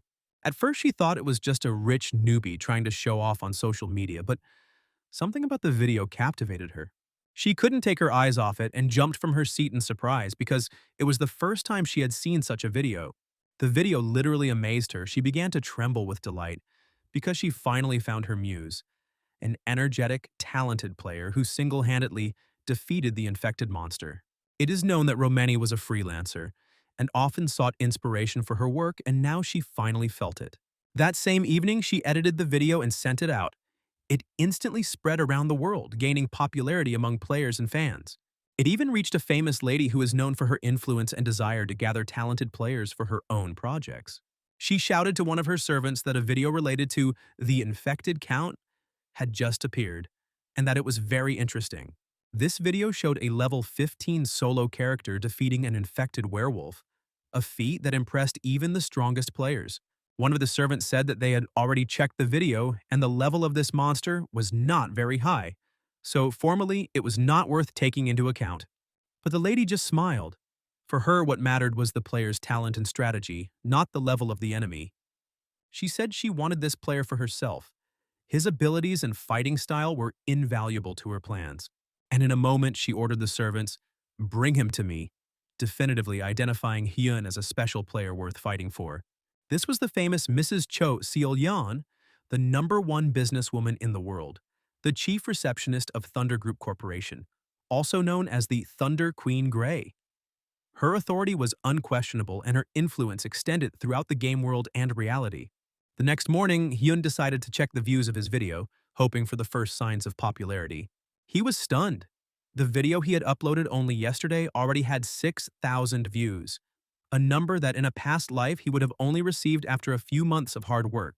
This result made him feel true satisfaction and confidence in his actions. At that moment, Romani was the first to get in touch. Her message appeared on the screen. Hyun was surprised. For her popularity, she always seemed mysterious and claimed not to seek much attention, but now her interest in him was obvious. She asked when Hyun was planning to release the next video, her voice sounding interested and enthusiastic. Hyun thought about it because he didn't know what to make the next video about yet. He was unlikely to be able to find a monster on the level of an infected werewolf so quickly. He understood that it would be best to create videos after reaching level 50, then the content would have maximum impact and captivate viewers. But Han was not one to give up easily. He immediately jumped into the game ready to strike while the iron was hot. He decided to find a monster that would surprise everyone and make the video unforgettable. Meanwhile, his video had already reached Matador, who was carefully watching her Canis's fight from the Haho mask. Although the Matador didn't miss a move, he was incredibly impressed by Hyun's skill. He looked more closely, trying to figure out where he had seen this player before. The face seemed familiar, but he couldn't remember. He was approached by an impressive woman named Yale, who represented the Red Bulls Corporation and had considerable influence in the gaming world. The Matador said to her, "There's this guy, Canis, who's trendy right now, but seeing him so often would be strange not to recognize him." He reasoned that the game was so realistic that newcomers often froze in place with emotion, but Hyun showed no signs of fear or uncertainty. The Matador was very surprised by how he trained his summoned skeleton, a completely different level of skill than that of ordinary necromancers. He wondered what a direct duel with Hyun would be like, because he probably doesn't accept challenges from random players.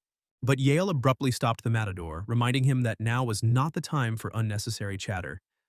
The broadcast would start in 5 minutes, and he needed to go inside. The matador appreciated her concern but remained confident that she would still find a way to control the situation. Yale firmly stated, "If you truly value this, don't be offended or distracted on the stream today." After all, over 200,000 viewers had already bought tickets for his live broadcast, and his every action was under the sights of the entire audience. They held their breath, seized by the anticipation of an incredible spectacle, impatiently awaiting a grand performance and a fierce battle that, they hoped, would forever remain in their memories. The participants eagerly awaited the appearance of the outstanding, almost legendary leader of the Red Bus team, who in their eyes was a symbol of strength, inspiration, and invincible confidence. In the Mazadora Chiva game, special attention was focused on the best player who, despite his exceptional skill, was currently only ranked 9th in the overall ranking. His performances were a real spectacle, and many believed that he had the potential to break through. Meanwhile, news came. The majestic and ominous gate of the dungeon was about to open. A countdown of time echoed across the space, cold, inexorable, such that it squeezed the hearts of the warriors. With each second, with each new number echoing in the silence, the tension in the air grew. It seemed that even the air around them became thicker and heavier, as if the sky itself was waiting for an inevitable clash, and only the matador remained surprisingly calm.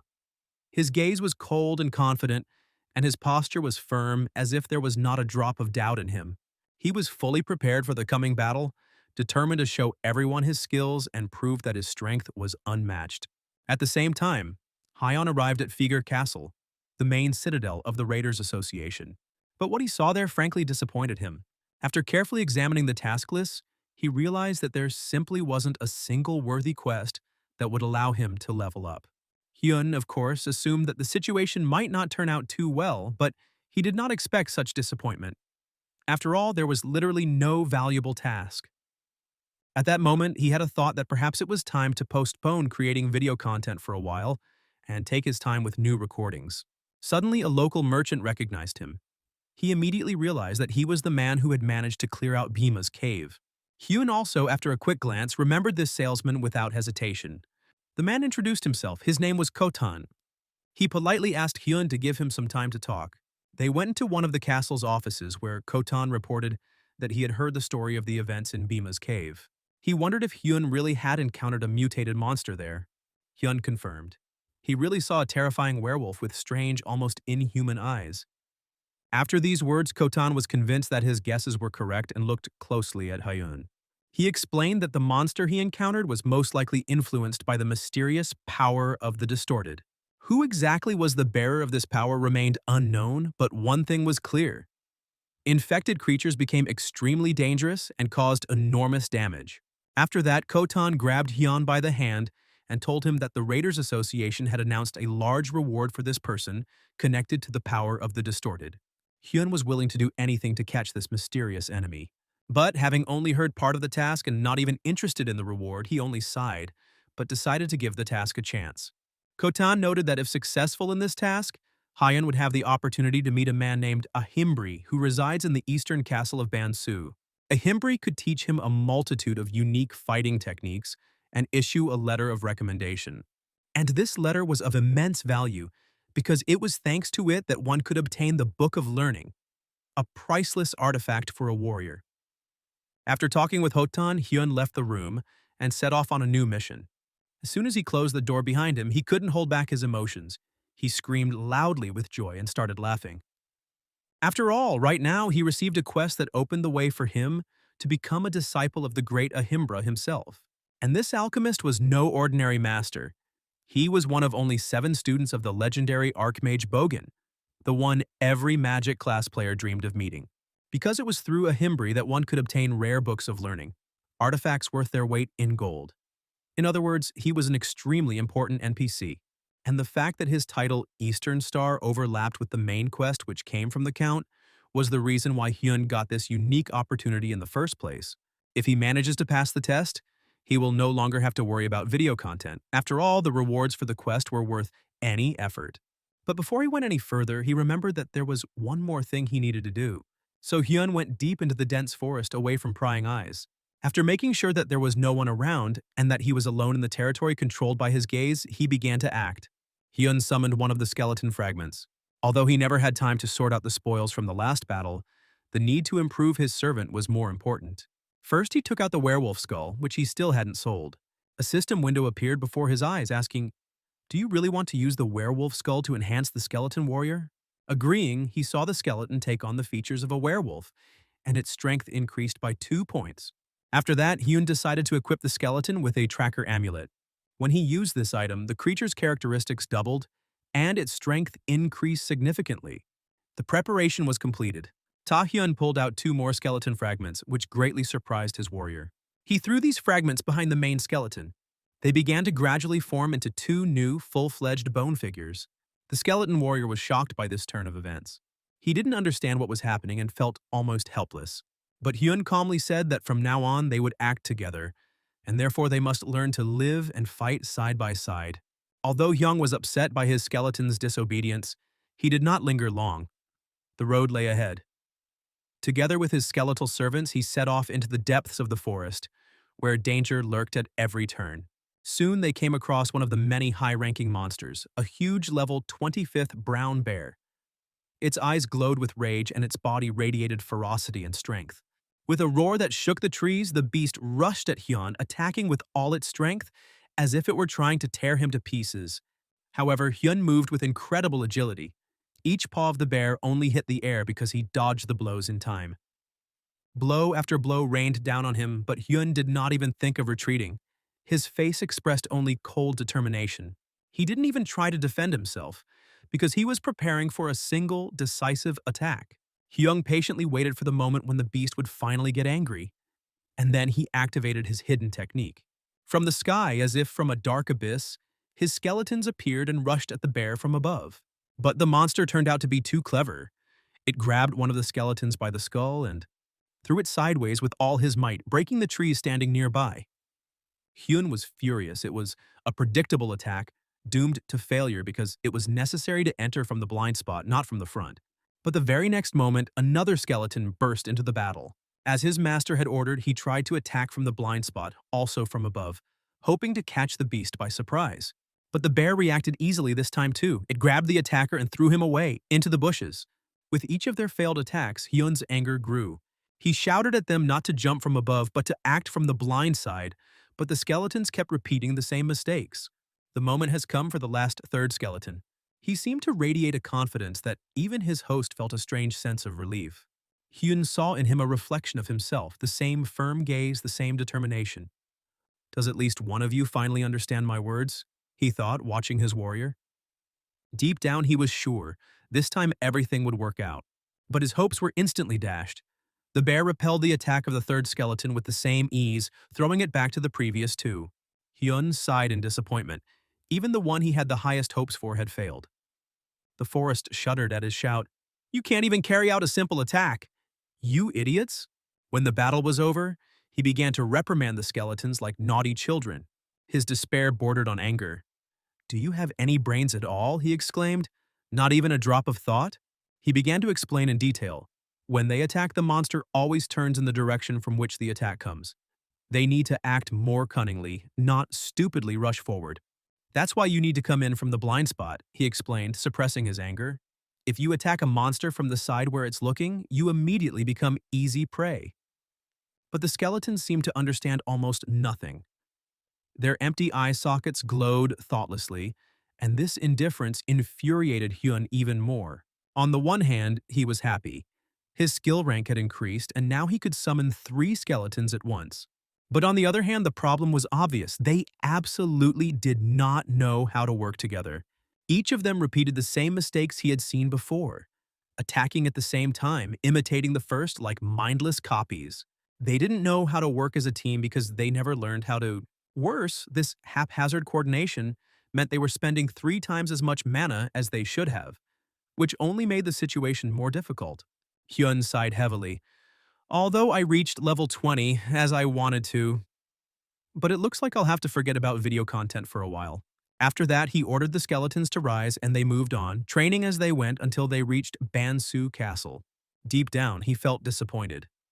He had dreamed that one day he would be able to rely on his skeletons in battle and sit back in the rear, as befits a true necromancer. But the reality was different.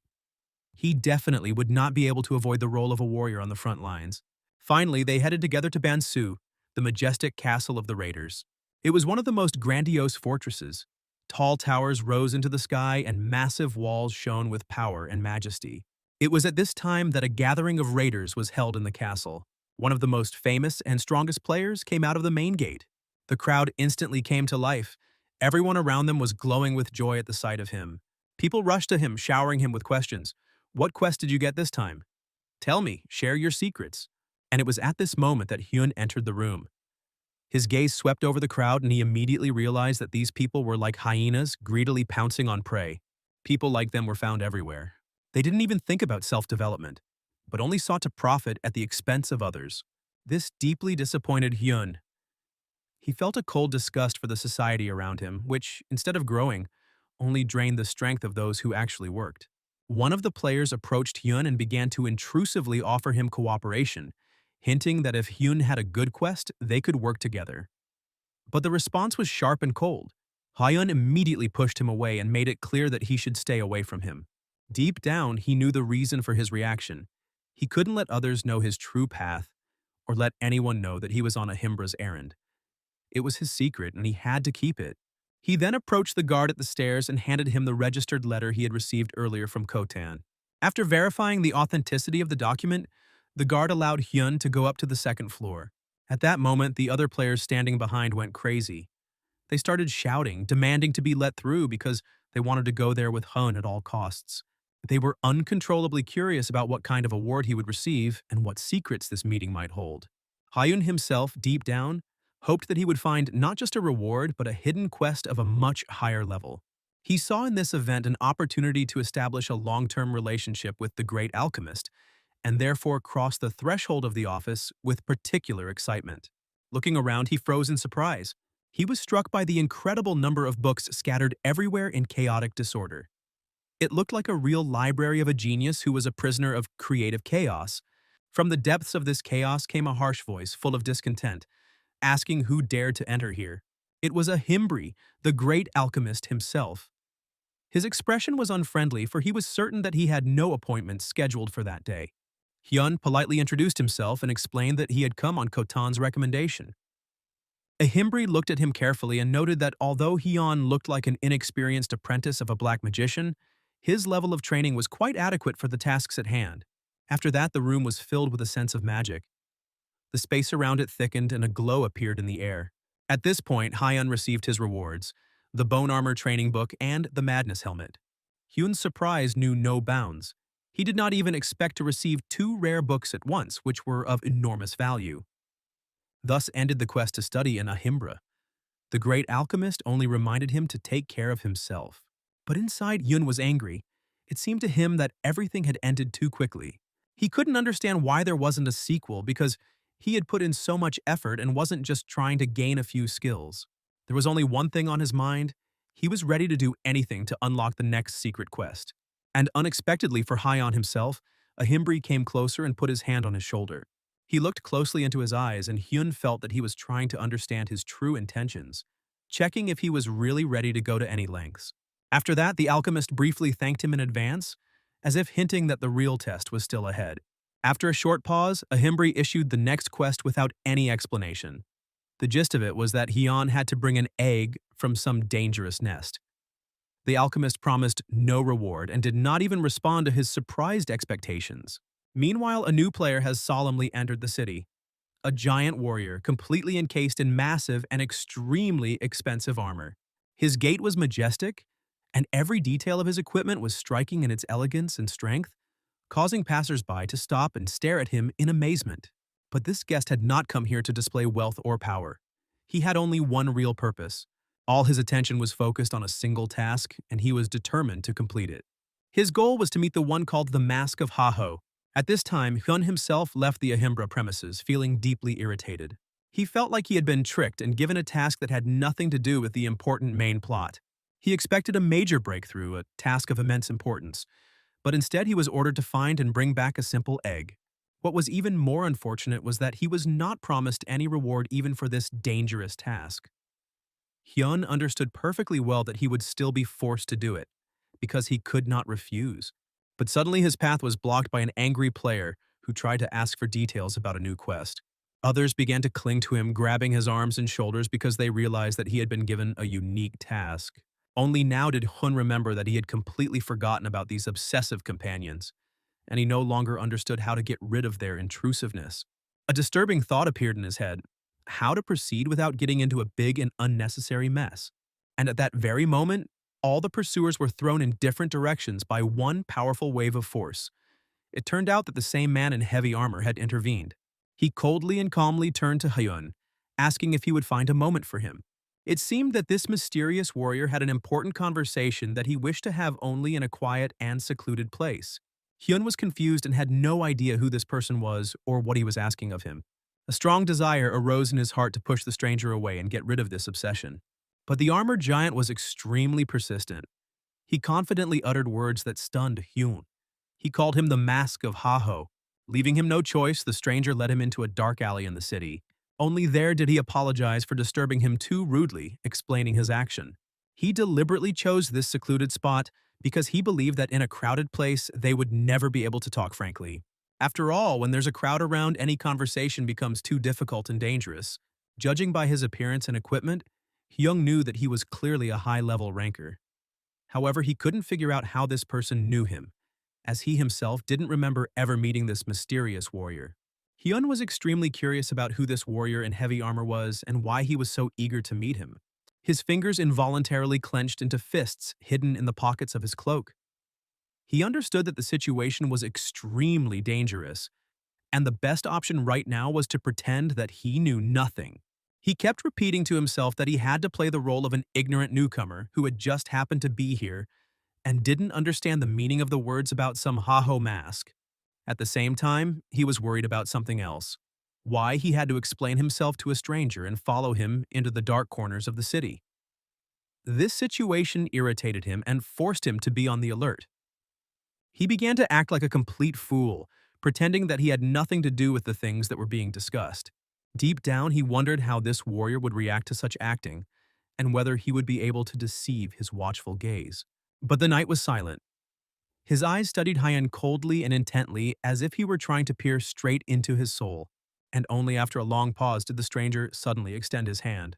Instead of threatening or reprimanding, he calmly apologized for being too persistent.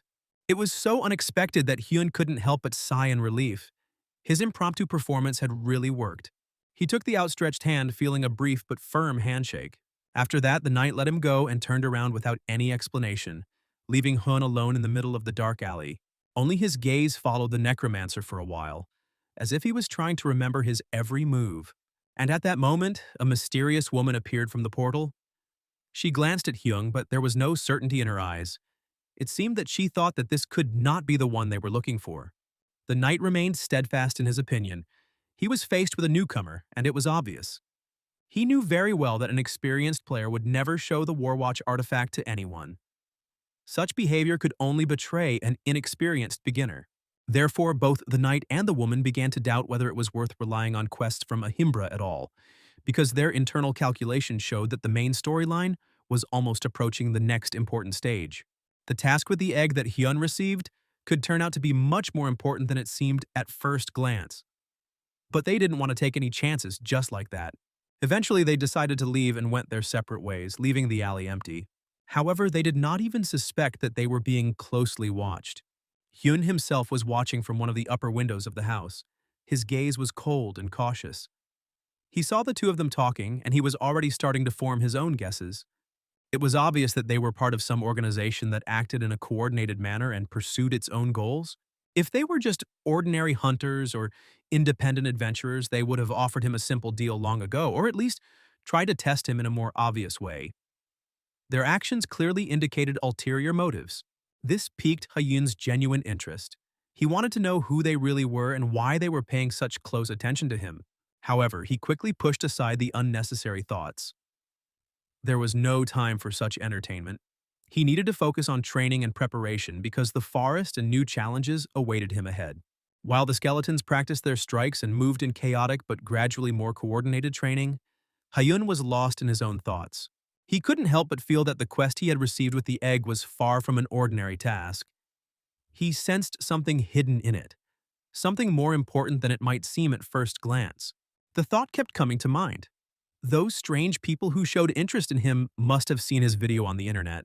Hyun knew perfectly well that moving forward with the story meant repeatedly encountering those who sought to exploit or hinder him. It seemed that his life was constantly being complicated by some crazy fanatics, and only Choe Sol-young was enough for him to understand how dangerous possessed people can be. Meanwhile, Sol-yen herself was in her office. Her faithful secretary entered, bringing another report. She politely asked how the guild entrance exam went. However, Sol-yen coldly stated that all the participants turned out to be complete worthless.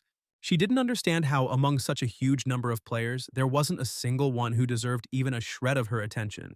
Her irritability grew even more when she asked if there was any news from the mysterious mask Haho. The secretary answered cautiously. There were rumors that he had already joined some guild because no contact had been received from him so far.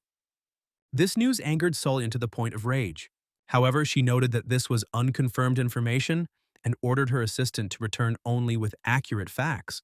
After that, the woman went behind the screen and began to calmly change clothes, as if preparing for the next stage of the game. She also asked if the president had spoken out about this, but only heard a denial in response. Sol-yen wasn't surprised. She herself had predicted that he would remain silent as long as she continued to make progress in the game. Nervously tapping her heel on the floor, she allowed herself a rare display of emotion. She felt bad that if she had opened up to the president earlier, telling him that she was actively gambling, she would have avoided a forced marriage. Therefore, she ordered the secretary to announce another recruitment for the guild and report the results the next morning. The secretary dared to point out that the deadline was too tight, but the lady didn't even listen to her, abruptly leaving the office, leaving a heavy atmosphere behind. At this time, Hyun received the following task. His new quest was to find a mysterious egg in a swamp of lizards. Since Al-Kimbry was based in Bansu Castle, it was clear that the errand needed to be carried out somewhere in the immediate region. The egg could have belonged to a bird, a reptile, or perhaps a strange insect-like monster. Due to the level limitation, there wasn't much choice, so he decided to start his search in the lizard swamp. If there were no results, he would move on. Before the battle, he warned his skeletons that the local monsters might be much stronger, so they had to use all available resources. He ordered them to put on the symbols and begin the ritual. As soon as the spell was cast, one of the skeletons began to emit an unprecedentedly powerful energy. Horns even sprouted from his head, which amazed Hyun. He decided to check the result and ordered the skeleton to attack him. Even his aura changed. It became denser, darker, and more threatening. The attack happened so quickly that even Hyun didn't have time to react immediately. The force of the blow stunned him, and he realized that he had received a truly dangerous reinforcement. Focusing, he struck the skeleton's skull sharply. The creature's head flew high into the sky, separated from its body. All that remained on the ground was a headless body, still swaying, not falling immediately. He himself was to blame because he allowed himself to be attacked, but he did not expect his subordinate to actually obey the order literally. Hyun began to analyze, suspecting that he had witnessed a system bug. He didn't even want to hear the idea that his new skill might be corrupted or petrified. But at that very moment, a level 30 lizard man jumped out at him. Hyun felt confident in his own abilities and decided that now was the time to test his charges in real combat. He put a helmet of madness on one of the skeletons, which increased strength by 12 units. He also used armor that enhanced the protective properties of summoned creatures and provided an additional level of endurance. The reinforced skeletons moved forward, obeying his command. The monster froze for a moment, as if shocked by the very sight of this lifeless army. Hyun did not hesitate and gave the command to attack. The skeletons, like a well-coordinated unit, simultaneously rushed at the enemy. They used the knowledge gained during training to bypass the enemy's blind spots. The attacks came one after another, without pause, like a hail of blows. In a short time, the skeleton warriors destroyed 3 lizard men at once, bringing their master generous experience points. Hyun was extremely happy when he noticed that his strength had increased. This increase not only gave him confidence, but also filled his heart with a feeling of joy and pride in his own achievements, as if he had crossed another important milestone in his development. After that, he emphasized that they would have an important task ahead of them throughout the week. They had to decide on their role because in reality it was about becoming real monster hunters, capable of withstanding any challenges. After that, they moved forward, not looking back and thinking only about the task ahead of them. But none of them even suspected that they had been watched from behind for some time. That observer turned out to be a female dancer of astonishing beauty known as Ilia. She was so in love with her own beauty that she herself considered it unquestionable, and to everyone around her, her attractiveness was obvious and undeniable. Despite this, Ilia rarely showed off, but there was no point in it. Even without any effort, everything she did always aroused admiration and love from those around her. Her life was surprisingly successful. Every time danger arose, loyal subjects rushed to her aid, saving her from the slightest trouble. But that day, luck turned away from her. Deep in her own thoughts, the girl carelessly caught on a stone, lost her balance, and began to fall. The next moment, she found herself in a puddle of dirty mud. Angry and outraged, she felt disgusted by this place, which already caused her only revulsion. The reason she appeared here was that one of her slaves assured her that this was where she could easily level up and gain immense power. But the plan collapsed because this slave died, and she was left alone, effectively trapped. Dangerous, extremely strong monsters lurked around, and the woman was afraid to take a single step, realizing that she desperately needed at least one brave boy who could protect her. It was at this moment that Hyun appeared nearby, who was training here, honing his skills together with the skeletons. Elijah, seeing him, took it as a chance, even as an opportunity to find a new victim who could serve her. She suddenly screamed, trying to get his attention. She began to throw herself in different directions, feigning helplessness and pleading for help. To finally move the boy, she tried to charm him with her beauty, adding that she could not go any further because she had allegedly badly injured her legs. Ilia was sure just one look at her suffering was enough for Hyun's heart to be filled with pity and compassion. She believed that he wouldn't be able to resist her and would definitely help her, but instead the guy just turned around and calmly walked away. Her indignation knew no bounds. She could not understand how such a beauty could be left to her own devices. After all, in her opinion, such an exceptional woman should receive assistance by default and not remain ignored. Anger filled her, her teeth clenched in resentment. Ilia refused to believe that there was a person who dared to ignore her. Meanwhile, Hyun and his skeleton calmly continued their training. However, ignoring Ilia turned out to be more difficult than he thought, because she stubbornly followed him literally on his heels. Her intrusive presence increasingly irritated the boy. Hyun continued to stubbornly ignore the girl, not because he didn't hear her words or notice her presence, but because of his own unwillingness to waste precious time on idle chatter. He had other goals and understood that every minute of training was valuable, but Ilia did not lag behind. She followed him step by step, almost stepping on his heels, not allowing him even a moment to feel calm or concentrate. Her stubbornness seemed endless. A thought flashed through Hyun's mind. He seemed to have found himself not in the harsh world of the game, where danger and the struggle for life reigned, but in some strange circus. He longed for everyone around him to play seriously, without unnecessary spectacles and senseless scenes. Finally, to put an end to the strange situation and stop the endless chase, he decided to speak up and asked in a cold tone what exactly she wanted from him. Ilia replied that she had supposedly lost her sword while hunting, wandering through the swamp. With feigned tenderness, she asked him to help her find the weapon, without which she could not continue her journey. Hyun, wanting only one thing, for her to stop following him, agreed. He didn't care. The main thing was to fulfill the request, return the lost sword, and finally get rid of the obsessive company. Ilia, in her self-confidence, decided that the boy had succumbed to the charms of her beauty and took his consent as proof of her attractiveness. However, the real reasons for his actions were completely different. A few minutes passed, and Hyun did indeed find the lost blade. Without undue emotion, he held the sword in his hands, preparing to return it to its owner. In his mind, he clearly decided he should keep his word, surrender his weapons, and immediately go his own way to avoid further problems. Not wanting to even touch this woman, he ordered one of his skeletons to take the sword and take it to Elijah. The obedient puppets, without asking any questions, obediently set off for the swampy area to carry out the order and bring the blade back. Ilia, having received her weapon, hypocritically thanked the boy, but in her heart she was already making other plans. Her hand was gripping the hilt and she was secretly preparing for an attack. In her mind, necromancers were powerless without their creatures, and that was what gave her confidence. All she had to do was destroy the puppets, and he would be defenseless. A desire for revenge boiled inside her. She dreamed of punishing the boy for the humiliating disregard she had endured all this time. A murderous desire was born in her heart. She wanted to wipe him off the face of the earth just because he dared not notice her, and be indifferent to such a beauty. But at that moment, Hyung raised his head, a cold expression on his face. The air around him seemed to tremble as he said with icy calm that she was too slow. Suddenly, he grabbed her by the collar with a force she had not expected. Ilia didn't even have time to realize what was happening. It all happened so abruptly. The next moment, his hand clenched even tighter, and with all his strength, he threw her away like an unnecessary doll, wanting to get rid of her once and for all.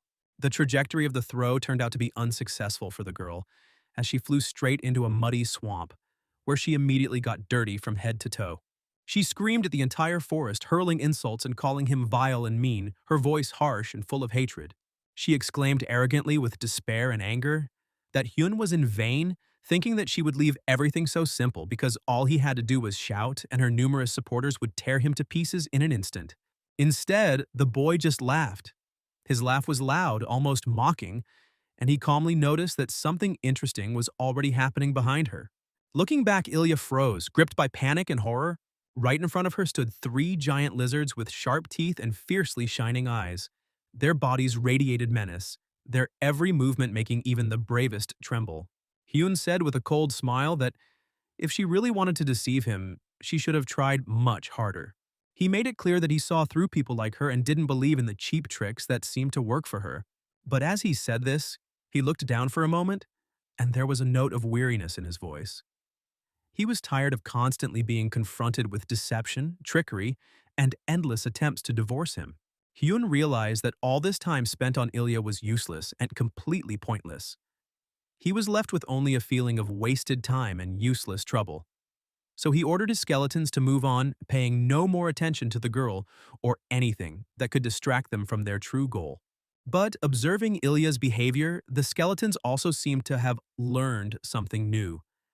They seemed to understand how the woman's seduction and flattering gestures worked, even though it was obvious that they were just cheap tricks, not worth paying attention to.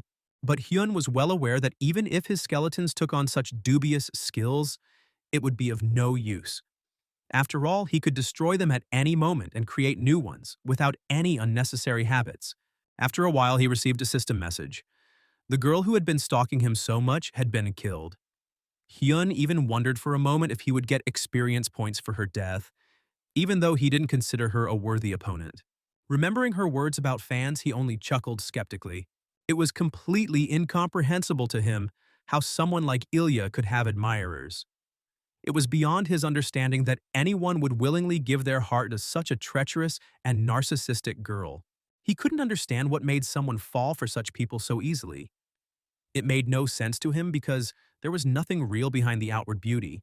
Meanwhile, Hyun and his skeletons continued to make their way through the swamp.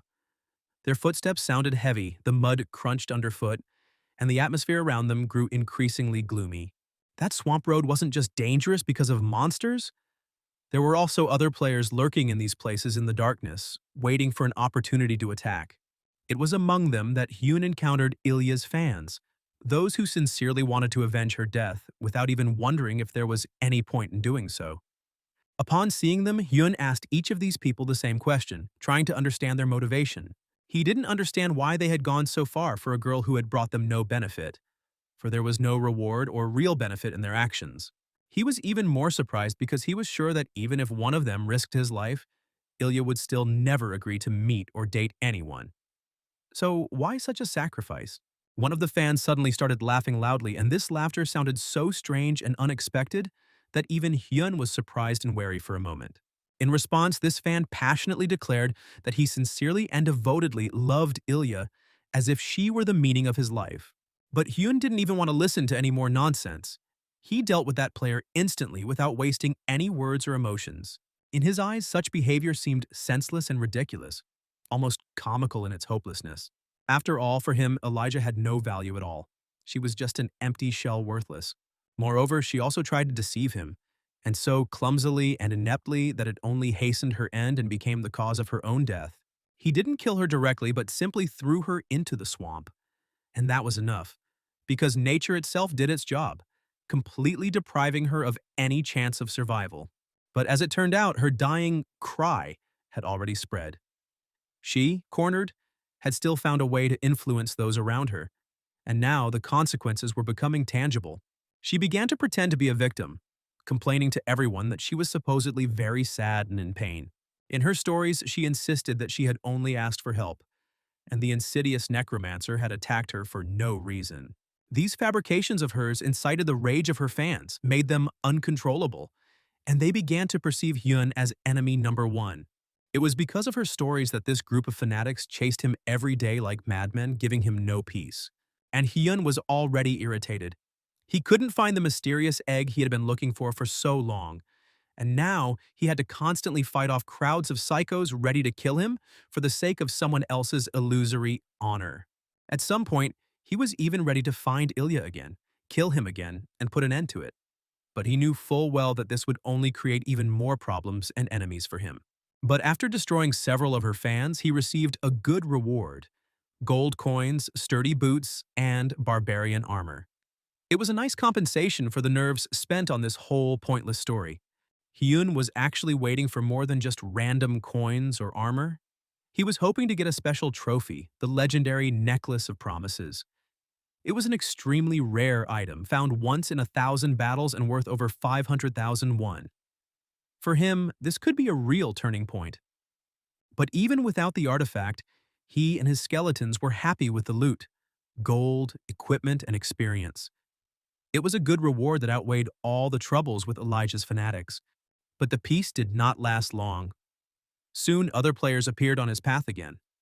They were convinced that they were facing an enemy of Elijah, the one who, in their opinion, had destroyed their goddess in cold blood. And instead of apologizing, Hyun only mockingly greeted him and openly declared that it was he who killed their Elijah. He didn't even realize right away how large a crowd had gathered this time, because they emerged from the thickets one after another until a whole crowd had formed around them. In such a situation, he had no choice but to turn around and run, because fighting against such numbers was tantamount to suicide. And the fans, full of anger and determination, raced after him, never stopping, with the sole goal of catching him and brutally killing him. And again, Hyun found himself thinking that he couldn't understand. How could someone like Ilia have so many fans? He saw nothing in her except selfishness and deceit. Together with his faithful skeletons, he continued to flee, making his way through the swampy thicket. The mud clung to their feet, but speed remained their only chance of survival. Realizing that he could not break away, Hyun decided to direct his servants against his pursuers in order to buy at least a little time. He gave a sharp order: attack the enemies, destroy anyone who dares to come close. And the skeletons, without any hesitation, rushed forward. But the players quickly realized that they were dealing with a necromancer capable of summoning more and more puppets. So they made a decision: to focus their power on destroying the skeletons one by one to deprive him of his protection. Their intentions were serious. They wanted not only to win, but to kill everything that belonged to Hyun, and then get to him himself. Strong blows rang out one after the other, and within seconds, the entire front line of his skeletons was on the ground, shattered to bone. One of his servants died in an instant, and it was then that Hyun felt the cold breath of danger. Now the threat was too close, and he understood that he himself was on the verge of death. His level was still not high enough, so the only strategy was to run forward. And gritting his teeth, he promised himself one day he would return here and exterminate them all without exception when he became strong enough. After a while, he finally managed to break away from the angry crowd of fans, although his heart was beating fast and his legs were almost giving out from fatigue. But even after breaking away, he knew that this was no real escape. The difference in level was still too great, and he would still be pursued. There was only the path forward. He ran so fast that at one point he didn't even realize where he was running to. His steps led him into an unfamiliar area that was dramatically different from anything he had seen before. This city was unlike any other. It looked mysterious, almost unreal, as if created from a different material than ordinary settlements. He tried to remember if he had seen anything like it before, but it was in vain. Even days of searching his memory had yielded no answers, and then he thought, maybe this is where the thing he had been looking for so long was hidden. He couldn't even believe it, but his heart told him that he was finally approaching a place that could be the key to his future story. But the peace did not last long. Ilya's fans did not give up trying to find him. They roamed these lands looking for his traces in order to deal a painful blow. And very soon they encountered a new obstacle. Skeletons sent by Hyun appeared before them. However, this time his servants behaved differently. They began to move in a strange rhythm, as if dancing, distracting their enemies with their bizarre disco. Seeing this strange scene, fans were stunned. They did not expect to see something so absurd in the midst of a chase. For them, it was a triple humiliation. Not only had Hyun wounded their lady Ilia, he had also mocked them, making a mockery of them. One of the fans couldn't bear the insult. His heart was burning with anger, and he shouted that he would never forgive this, vowing to destroy Hyun at any cost. He rushed forward, trying to attack the skeletons, but suddenly a huge monster emerged from the ground right in front of him, blocking his path. The player who had attacked first was instantly stunned and felt a sense of terror, for he had never seen such a huge monster in his life. His eyes widened, his heart sank, and his hands trembled with fear. It turned out to be a giant reptile. Its tongue, like a sticky whip, shot out with lightning speed, grabbed the unfortunate man, and in the same instant lifted him straight to its own mouth. Other fans, witnessing this horrific spectacle, froze in place. One word rang in their heads: the end. Before them stood not just an enemy, but something almost legendary. For it was none other than a giant swamp dragon, the boss of the local lands, a level 40th creature that struck terror into even the most experienced raiders. Realizing the scale of the danger, the players scattered, each trying to save his own life, without even thinking about honor or fanatical devotion to Elijah. Hyun, watching all this, felt a cold sweat run down his back.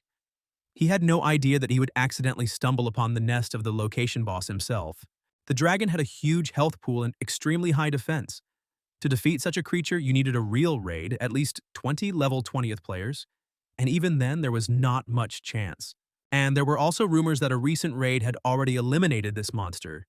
So, by all accounts, the boss shouldn't have reappeared so soon. However, there was one condition. If someone entered the boss's territory with a corresponding task, the monster would be reborn again. This meant only one thing: the quest Al-Kimbry began right here, and there were no coincidences in what happened. And then, Hun felt his blood run cold. It turns out that Akam had deliberately sent him here so that he would face this monster and get the legendary egg from its nest. Realizing this, he became so angry that even his fists clenched on their own. He was almost torn apart by rage at whoever had dragged him into this deadly scenario. But strangely enough, he managed to turn the situation to his advantage. It was Ilia's fanatics who got to the monster first, distracting him. Their courage quickly evaporated as they realized they were facing a creature far beyond their strength. And now, all they wanted to do was escape. However, Hun stopped them abruptly. He understood very well that if they were allowed to slip away, the dragon might turn its attention back to him. And he couldn't let that happen.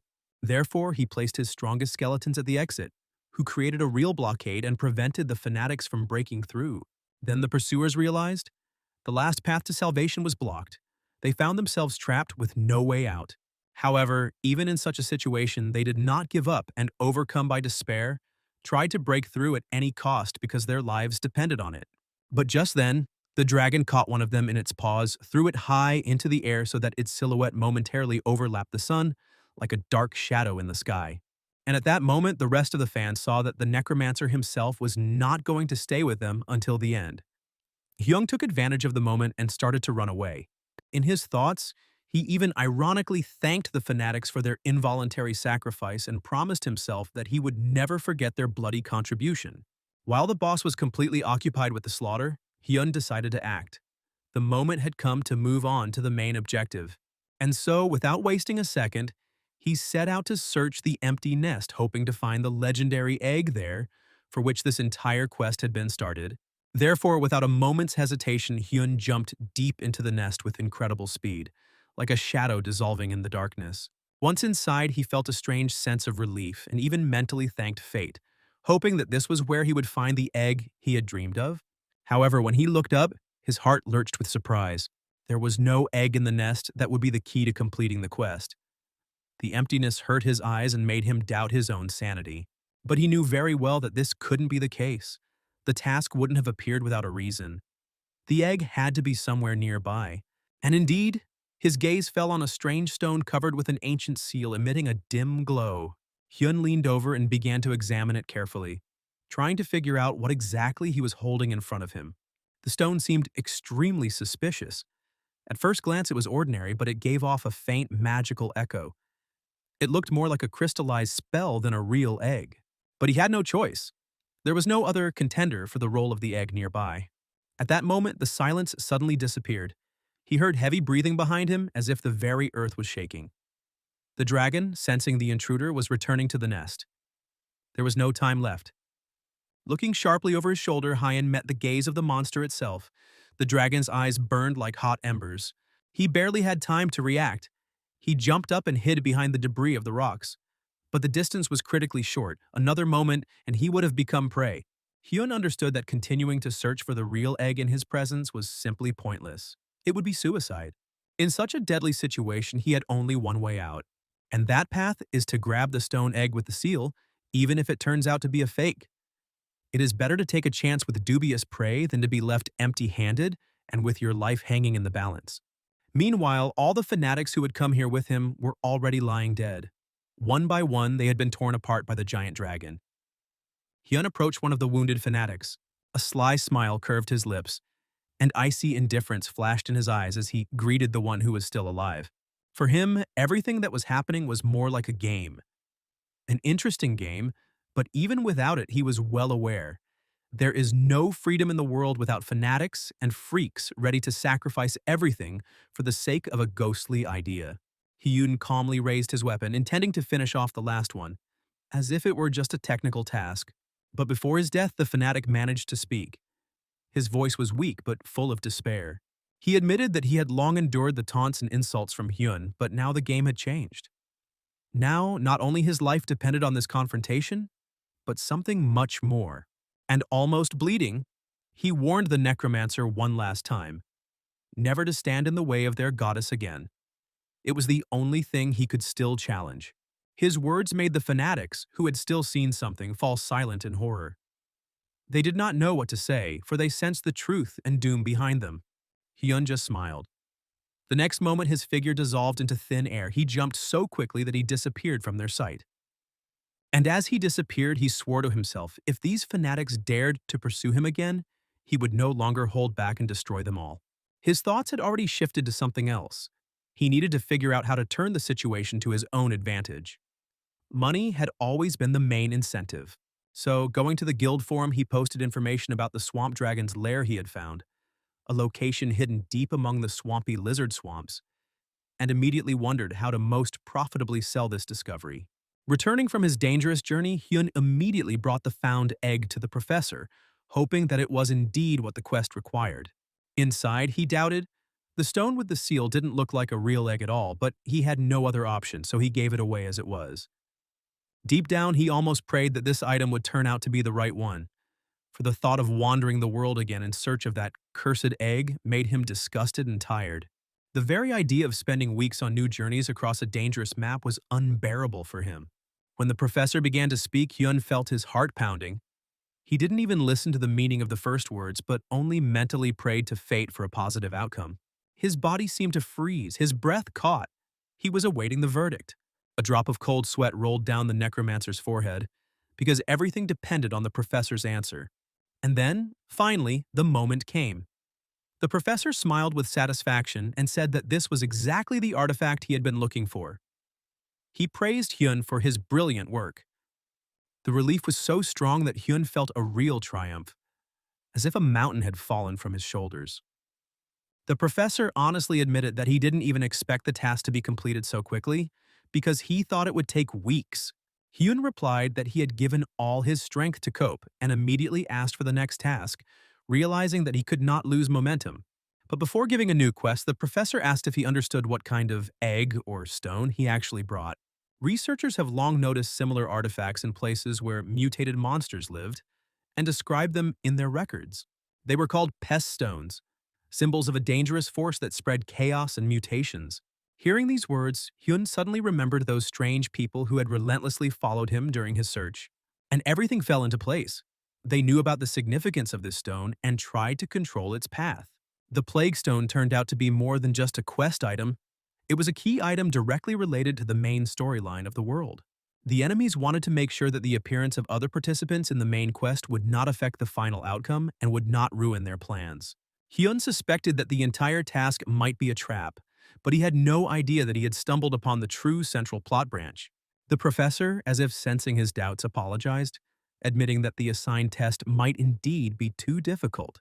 But every adventurer had to face the unknown sooner or later. It was a test not only of strength, but also of will.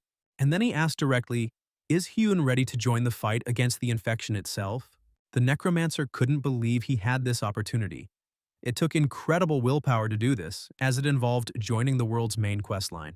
But for him, it was a unique opportunity to prove himself. And so, without hesitation, he agreed with cold determination and inner fervor. The professor looked at Hyun carefully and asked if he really realized how strong the monsters he would face in the quests ahead were.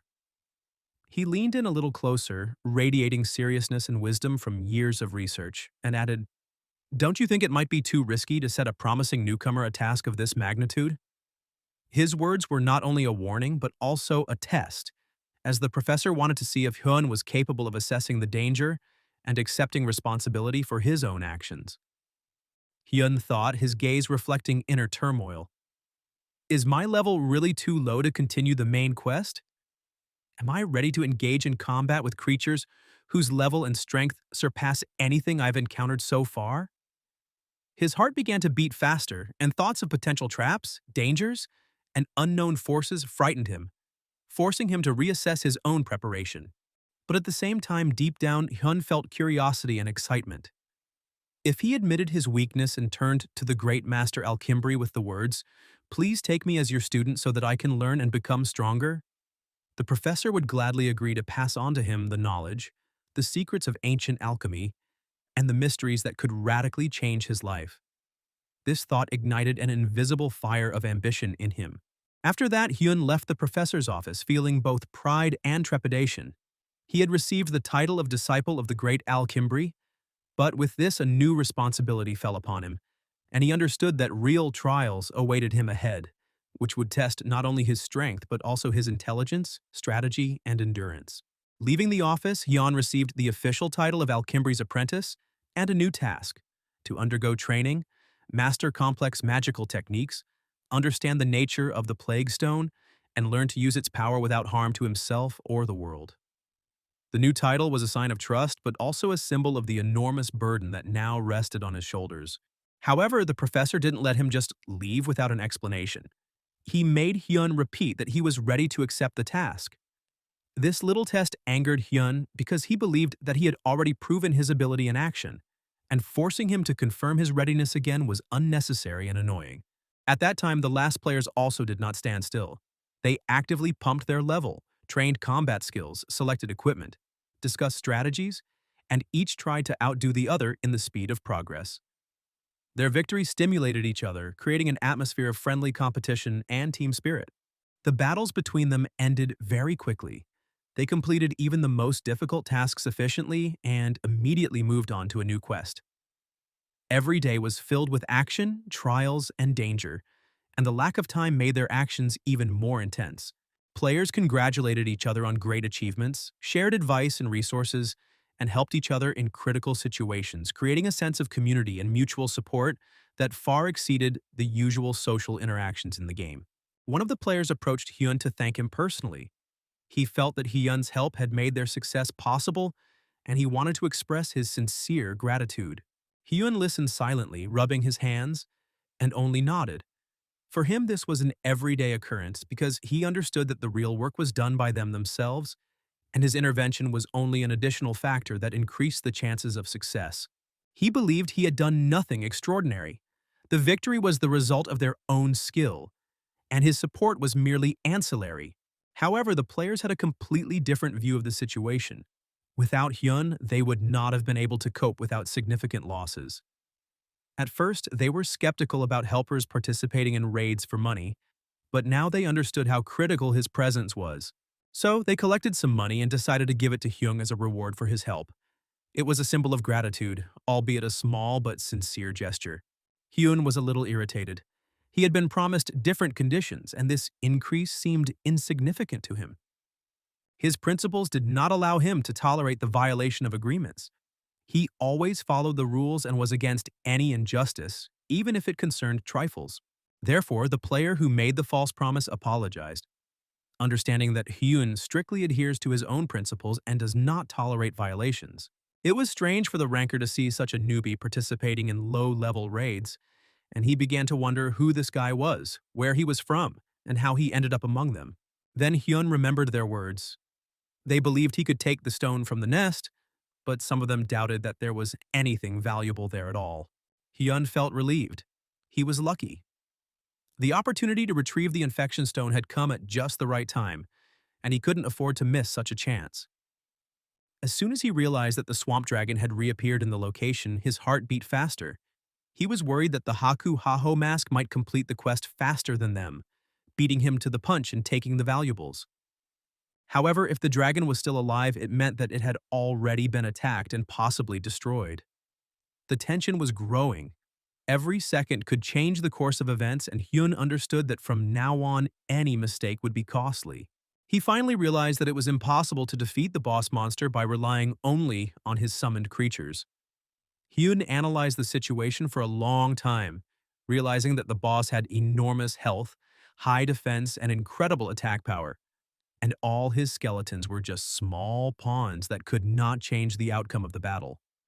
This thought angered him and at the same time made him appreciate his own abilities and the need for strategic thinking even more. He was confident in his advantage. If he did everything right, the Stone of Infection would remain his, and Haho's mask would never have time to complete the quest and collect the reward. His mind was working at full speed, planning every step, but the tension of anticipation made his heart beat faster. But when Hyun finally arrived at the location, he didn't see any of the eggs he needed. His eyes widened in surprise and irritation. Had all this effort, all the risk and dangerous fighting been in vain? A real storm of emotions flared up inside him. He felt anger, disappointment, and even a little despair. It seemed that fate was mocking his efforts. Feeling completely desperate, Hyun shouted loudly to the entire forest. His shout made the trees tremble, and the forest seemed to respond with the cracking of branches and the rustling of leaves. His shout was not only anger but also a release of the tension accumulated during all the dangerous adventures. Meanwhile, he pondered what he really needed: peace, rest, and a chance to regain some strength before moving on. His thoughts revolved around strategies, remaining resources, and plans for the near future. He was sure the time for action had come. Until now, he had suffered, balancing on the verge of hunger and danger, constantly monitoring the surrounding situation, and finally decided it was time to receive a well-deserved reward for all the hardships. After all, for so many days and nights, he had held himself together, firmly convincing himself that just a little more would make things right, that just one more step would make him reach his goal. His patience and determination had been tested to the limit. The time has come to end the suffering, remove the burden of worries, and allow himself at least a little pleasure, which he had long postponed due to the constant lack of resources and the need to save. Firmly determined to do this, he ordered himself beef, delicious, hot, and nutritious, something that had been put off for a long time because Hyun always tried to save even on the most necessary things. He had long restricted himself in food, counted every one, planned his diet in such a way as to survive. But now, after completing the main quest, he decided that he deserved a little holiday for his stomach and soul. He thought he could afford a small reward and turn the profits from the quest into real money to feel the results of his efforts and enjoy the fruits of his labor. This time was special for him. He could just relax, enjoy the peace and sense of accomplishment, and try delicious food without thinking about danger and constant pressure. But suddenly he noticed that his account was being debited, and only 801 was left. This was a real blow. He had worked so hard, and in the end he was left with almost nothing. He felt a mixture of irritation and despair, so much effort, so much worry. And here he was on the verge of starvation, with a penny left in his account. And then he saw a message from Romani which distracted him a bit and gave him pause for thought. Then he remembered that he had completely forgotten to tell her what was happening, because he couldn't record a video because of the constant hunting for him by fans and the danger around. As Hyun began to type the message, he suddenly stopped, feeling an inner enlightenment. Why should I save myself from stupid people if I myself am starving? He realized that it was not his fault. He was just an ordinary player enjoying the game's mechanics. He became completely indifferent to his pursuers, their claims, and the danger. He decided to act as he saw fit and not be afraid of anything. Free from any restrictions, he headed for the territory of the Forest of Death, full of determination and confidence that now he himself controls the course of events and no one can stop him. He took his skeletons with him, ready to help him not only in combat but also in creating content. Every movement, every battle could become part of his video and story. He was serious, more determined than ever. No danger, no trap or monster could stop him from achieving his goal, and he felt like the master of his path. His every step was thoughtful, every action strategic, because the Forest of Death hid dangers at every turn, cunning traps, aggressive monsters, and even unknown players ready to attack. But despite all the preparation and cold calculation, every time he came here, his heart clenched as if it were his first time.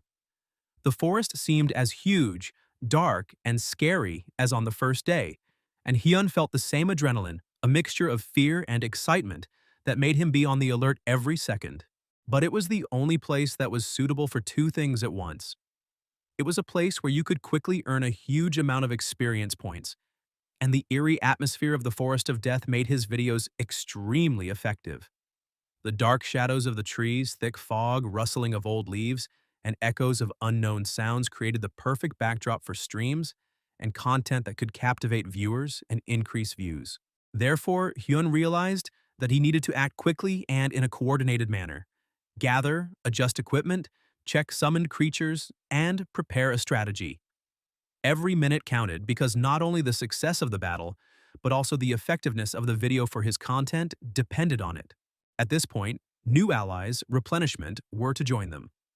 Their magic would now become part of the overall strategy, and Hyun understood. It was better to establish contact right away, to show that he was the leader and coordinator so that no one would be scattered and everyone would act in unison. They were joined by the skeleton Mach, a creature whose skill was inherited from Al-Kimbry himself. His skill level far exceeded that of a normal skeleton, and the advanced spells he could use made him a deadly ally. This greatly increased Hyun's chances of success in battle against powerful monsters and increased the safety of his team. However, the skill was not only powerful but also gluttonous. It consumed a huge amount of mana, and Hyun's supply of magical energy was already limited. This meant that he had to act carefully, think through each spell move, and save resources for critical moments. And today, their task was to hunt skeletons, practice fighting creatures that could threaten even the strongest players. Every strike, every strategic move could be a lesson and a test of their teamwork. Suddenly, skeletons began to emerge from the ground, creating huge waves of magical energy around them.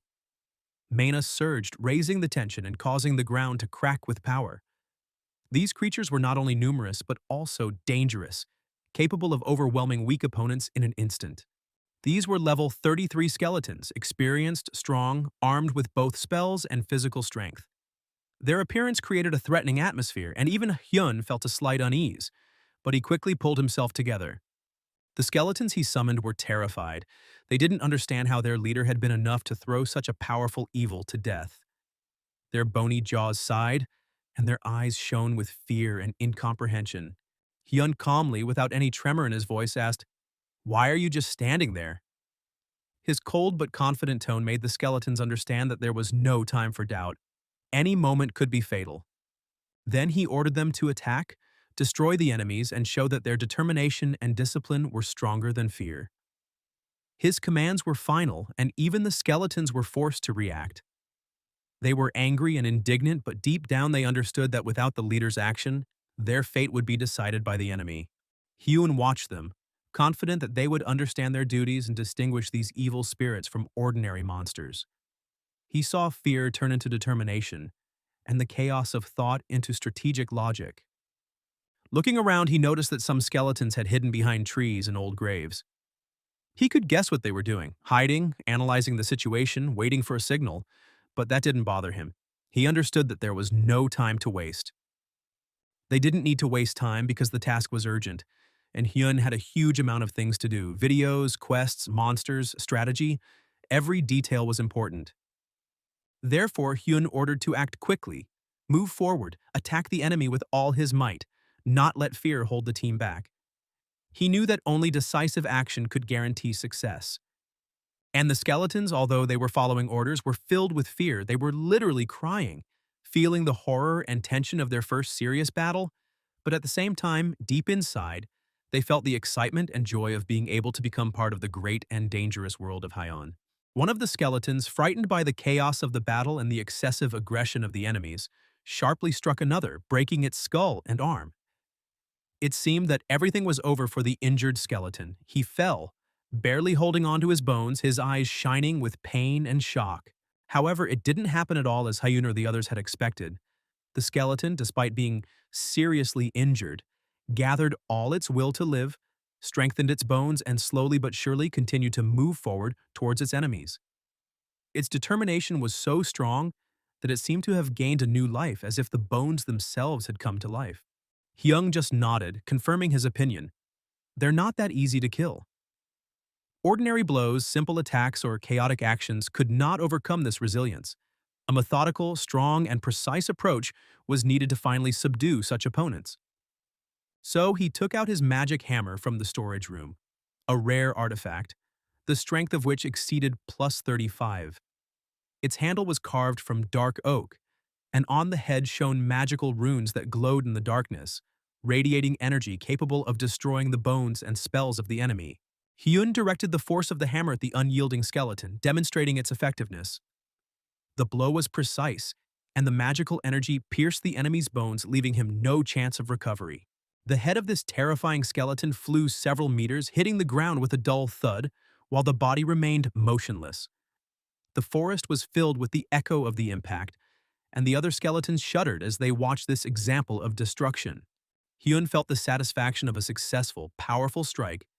He felt like he had demonstrated a masterclass for his subordinates, showing them how to properly combine strength and magic for maximum effectiveness.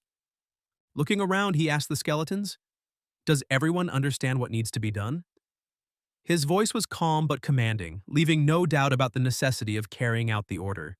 Looking at their contorted faces and trembling jaws, Hyun couldn't understand what was happening to them.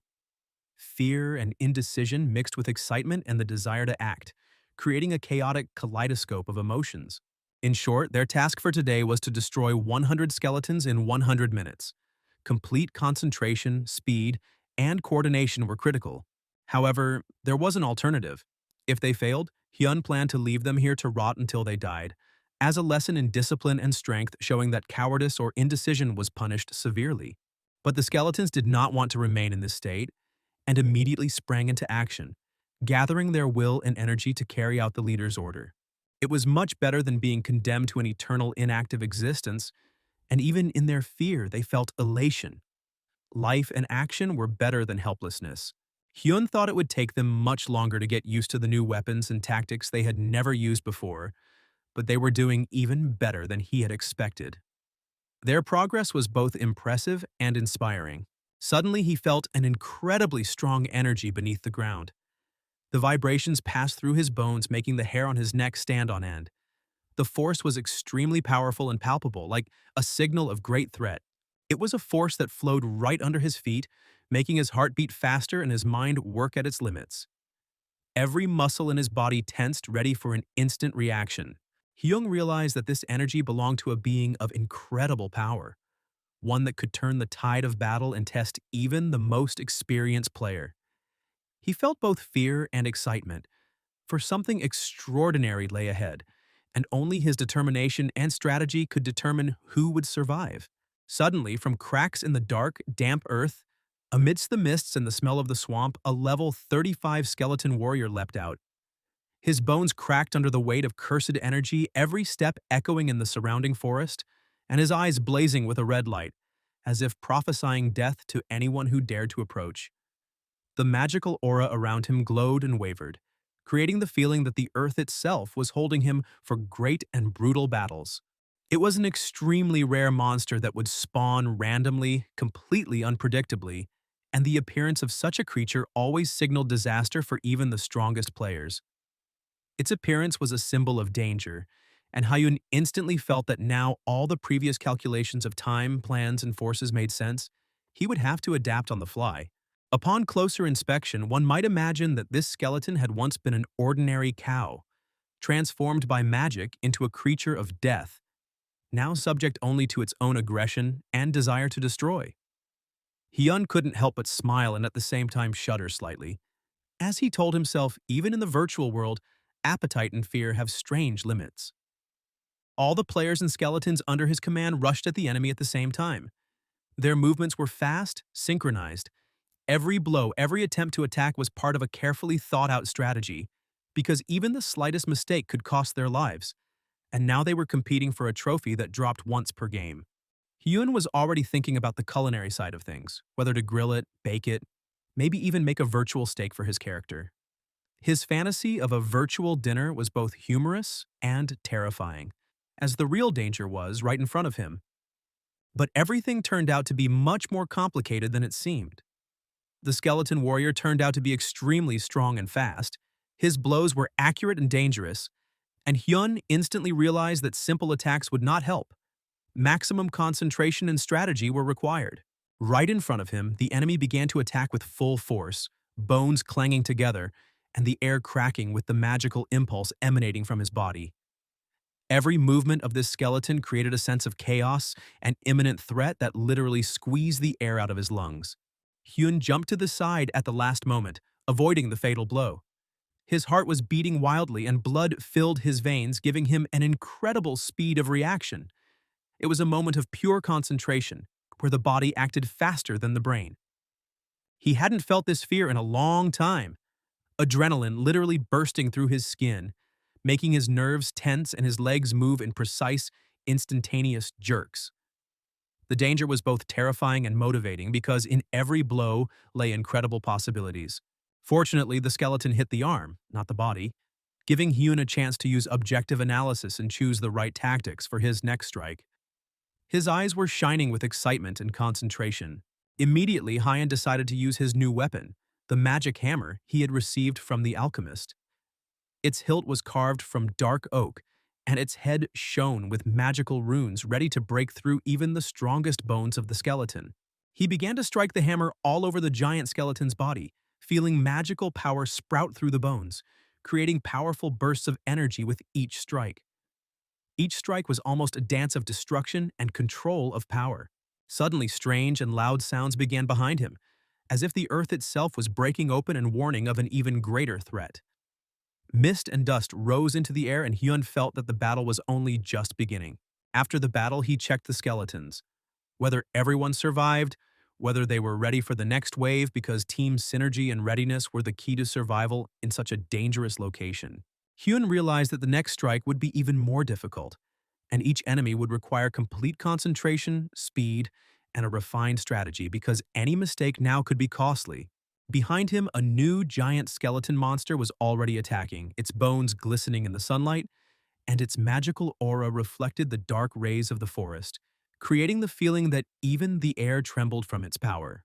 Hyung immediately noticed him and assessed him as an impatient opponent ready to attack instantly, without hesitation. His eyes were shining, and Hyung felt that a fight could not be avoided. He needed to act decisively. Behind Hyun, a new skeleton magical ally appeared, who began to create fire with his magic, preparing a powerful attack that could burn the enemy to the ground. The giant monster noticed this magician only at the last moment. Its eyes opened wide and its body tensed, preparing to dodge the deadly bullet. The mech skeleton launched a huge fireball that raced straight towards the enemy, piercing the air with a whistle, leaving a trail of hot dust and smoke. The bullet pierced through space, burning everything in its path and leaving a trail of hot, scorching air, the smell of burnt bone dust and decay that enveloped everything around. Hyung didn't expect such power from a magician, and his heart was beating wildly, but the joy of the prospect of the video and the views filled him with excitement and strength again. He was happy not only for his own victory, but also for the opportunity to shoot an epic video that would surely garner at least 10,000 views, which provided additional motivation for even greater achievements. But the skeleton's appetite and excitement ran wild. They began to think about how to cook the enemy, imagining delicious steaks and grilling, which enhanced the atmosphere of chaos and fun at the same time. Suddenly, a message came. The location boss had sensed the death of his subordinate, and his presence was already becoming real, tangible, and dangerous. A magical layer appeared, repeating the same thing. Location has detected an intruder, creating an atmosphere of fear, inevitability, and impending chaos that would engulf everyone present. A huge magic circle appeared before them, with ancient runes glowing, and the lair continued to repeat warnings, as if the magic itself was trying to warn of the boss's awakening. A new monster began to emerge from the center of the circle, huge and unseen before, radiating an aura of power that far exceeded the power of ordinary skeletons. His magical energy literally pressed on the surrounding air, creating a feeling of imminent disaster, and Hyun instantly felt that this was a creature of another level, more dangerous than all the previous ones. The boss of the skeletons emerged from the circle, a monster of gigantic proportions, its bones shining with a golden glow and its eyes burning with an unwavering light, ready to incinerate all living things. Hyun's eyes widened in shock and fear as the size of this monster exceeded anything he had seen before. It was a golden lich, a level 40 boss, a magical unit capable of spreading magic and inflicting deadly damage to all living things. He was known as a real storm for newbies, a boss that tests not only the player's strength, but also their strategic thinking, endurance, and determination. Come to think of it, this boss's awakening was a direct result of Hyun killing a bunch of skeletons, and he had no idea of the consequences that could prove fatal to him if he underestimated the enemy's strength. He knew perfectly well that the chances of defeating this monster were practically zero, and there were no guarantees. But if he managed to defeat such an opponent, he would receive a real jackpot. Not only rare artifacts and gold coins, but also immense fame among all players, which could radically change his status in the game. The plan was simple, but it required maximum concentration. You need to buff your skeletons as much as possible, strengthen their attacks, speed, and magic shield so that they can withstand the boss's onslaught. He knew that even the slightest mistake could cost you your life. Looking back, Hyun realized that none of the skeletons were left next to him. They had run away, frightened by the monster's power. The situation was becoming critical. Without support, he was left alone against a truly dangerous boss. The reason for the skeleton's escape was obvious. There simply wasn't enough mana to summon them again. Their magical energy had been depleted by previous battles, and they couldn't fully fulfill their duties. Hyun's heart filled with anger. He didn't like that his allies had abandoned him at the most critical moment. The feeling of hopelessness and the need to confront the boss alone made him clench his fists and make decisive decisions. He realized that his mana was still not enough, but he summoned 4 skeletons and tried to grant them the additional spells granted to him by the alchemist. Hyun knew that this was his last chance to increase the strength of his allies before the battle. Realizing the hopelessness of the situation, Hyun decided to use the only weapon remaining in his arsenal, a special hammer of magical power, which could inflict enormous damage even to the strongest enemies. He thought it was time to act decisively, to use all his skills, experience, and agility, and perhaps even dance on the battlefield before his strength was completely exhausted. Hyun quickly began to put on special equipment that not only protected his body but also increased his magical and physical attributes, preparing him for the boss battle. His body was once again covered in silver armor glowing with magical runes as if energy itself had concentrated around him, creating an aura of power and steadfastness. The feeling of being ready to fight the huge boss completely enveloped him.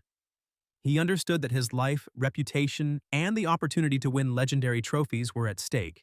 He launched lightning-fast attacks moving at superhuman speed, dodging blows and counterattacking accurately to test the boss's weaknesses. The boss instantly used his powerful weapon behind him, and yellow lightning bolts instantly began to shoot from it, cutting through the air, leaving a trail of electrical energy.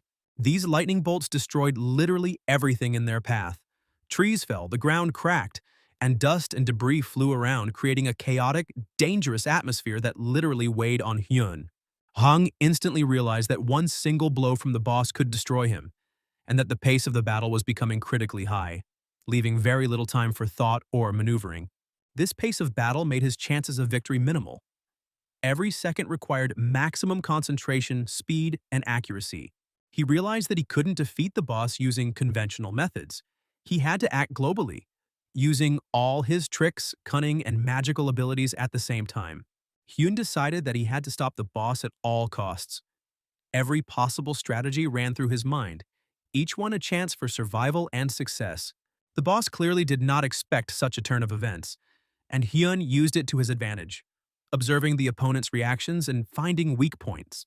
One of the boss's rings began to crack into small pieces, signaling his weakness. At this moment, Hyun seized the chance and delivered a precise blow, leaving the boss unable to cast spells with his hands. He decided to provoke the boss as much as possible, pushing him to take rash actions in order to find more weaknesses. The boss was shocked by each new turn of events. Hyun felt that his opponent was gradually losing control. At the same time, a threat message came from the location. It became clear to everyone that the battle was entering a new, critical phase. The boss was assessing Hyun's skill level and seemed to be trying to overestimate his powers while simultaneously casting his own spells. An incredibly strong energy began to concentrate near the boss. The purple light pulsated, gathering strength for a deadly blow. Hyun instantly realized that the attack would be much stronger than the previous ones. The only way out was to react quickly and dodge. He jumped sharply to the side, trying to find a safe distance, because even the slightest mistake could lead to instant death. A new plan was running through my head. I had to adapt quickly, use jumps, dodges, maneuvers, and attack at the same time. The purple light attacked him mercilessly, but Hyun found weak points in the trajectory and tried to wait for a chance to counterattack. He realized that time was short, and every second mattered. He needed to find the boss's weak spot and deliver the most powerful blow possible. The skeletons, though exhausted, could not fall behind, but their presence gave him moral support. They remained his small army in the chaos of battle. Hyun looked back at them, checking to see if they were ready for the next commands, and coordinated every move in real time. At the last moment, with fear in his eyes, he managed to dodge the skeleton's deadly blow and save his chance at life. He jumped sharply to the side, feeling his heart beating wildly and his body filled with adrenaline and magical energy. Hyun realized that the previous tactics were not working, and he had to come up with a new strategy using all his skills, knowledge of combat mechanics, and the boss's behavior. He couldn't remember encountering so many difficult bosses in his past lives, and he knew that this time things were really dangerous. Hyun tried to analyze what the catch was, what abilities the boss had hidden, and how he could use the weaknesses to his advantage. He realized that without any skeletons and knowledge of the boss's behavior, his chances were minimal, but he decided to fight anyway, because there was simply no other way out. All he had to do was act as efficiently as possible, try all available tactics and abilities, so that even in a hopeless situation he could find a chance to win. He began to actively jump around the monster, dodging attacks and looking for the smallest openings for counterattacks. Now Hyun understood that even in such critical conditions, one could avoid blows if one quickly analyzed the opponent's movements. The problem was the limited time to prepare a counterattack, but he was willing to take the risk to find the boss's weak spot and deliver a powerful blow. But it was not an easy task to find the exact weak spot.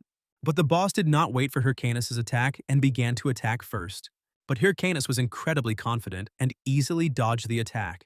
After that, with incredible speed and agility, he began to approach the boss. But the boss's magic laser began to attack him. Hyrcanus understood that he did not have much time to attack. His every attack, every move was thought out, because even the slightest mistake could cost him his life, and the right decision could provide a chance for a decisive victory. Suddenly, he didn't feel the boss's huge, powerful hand appear behind him, enveloping the entire air with a dark energy aura, as if the earth itself was trying to swallow him up. The hand gripped him tightly like metal claws, and Hyun felt the pressure of immense force squeezing every muscle in his body, making his heart beat wildly. The boss began to pull him towards him, creating a feeling of imminent death, and Hyun felt the mana in his veins boiling with adrenaline and fear. Looking at him, the boss growled loudly and ferociously, baring his teeth that gleamed in the light of magical energy and making a menacing sound that seemed to split the air into pieces. Hyun instantly realized that he was in great danger, where his every move could be his last, and that not only his own life but also the lives of the skeletons around him depended on his determination. He saw how many new patterns of behavior the boss had developed, how he instantly adapted to the situation, using combinations of magic and physical strength, which made his predictability minimal. But Hyun was no ordinary player either. He quickly analyzed movements, looked for weak points, prepared counterattacks and tricks that could turn the tide of battle. Suddenly, he cast a powerful spell on the boss, concentrating all the mana in his hands, feeling the magic tremble and ready to explode with a powerful blow. The skeleton's face immediately changed. The demon curse that Hyun had placed increased its characteristics by 13%. And the boss felt the sharp impact of an invisible force that disrupted his control over the attack. The skeletons released him and Hyun began to fall downward, feeling the wind tearing at his hair and the fabric of his armor, his heart almost jumping out of his chest from the strain. As he fell, he thought quickly about how to find the moment to attack, and came up with a lightning-fast plan, the moment when the boss would be most vulnerable after the skeletons had been thrown away. Concentrating all his mana in his fist, he felt the energy build up, forming a bright purple light, ready to burst forth with tremendous force. With incredible force, Hyun punched the boss, a blow that broke through his opponent's magic shield, leaving cracks in his armor and magical aura. It was an extremely powerful, almost devastating blow that shattered the air around it and created a wave of energy that exploded in all directions. The skeleton's mask began to shatter into pieces, scattering around, and the golden fragments reflected the light of the magic, creating the effect of an epic scene. Hyun did not hide his joy. Finally, the boss was wounded, and the chance of victory became a reality.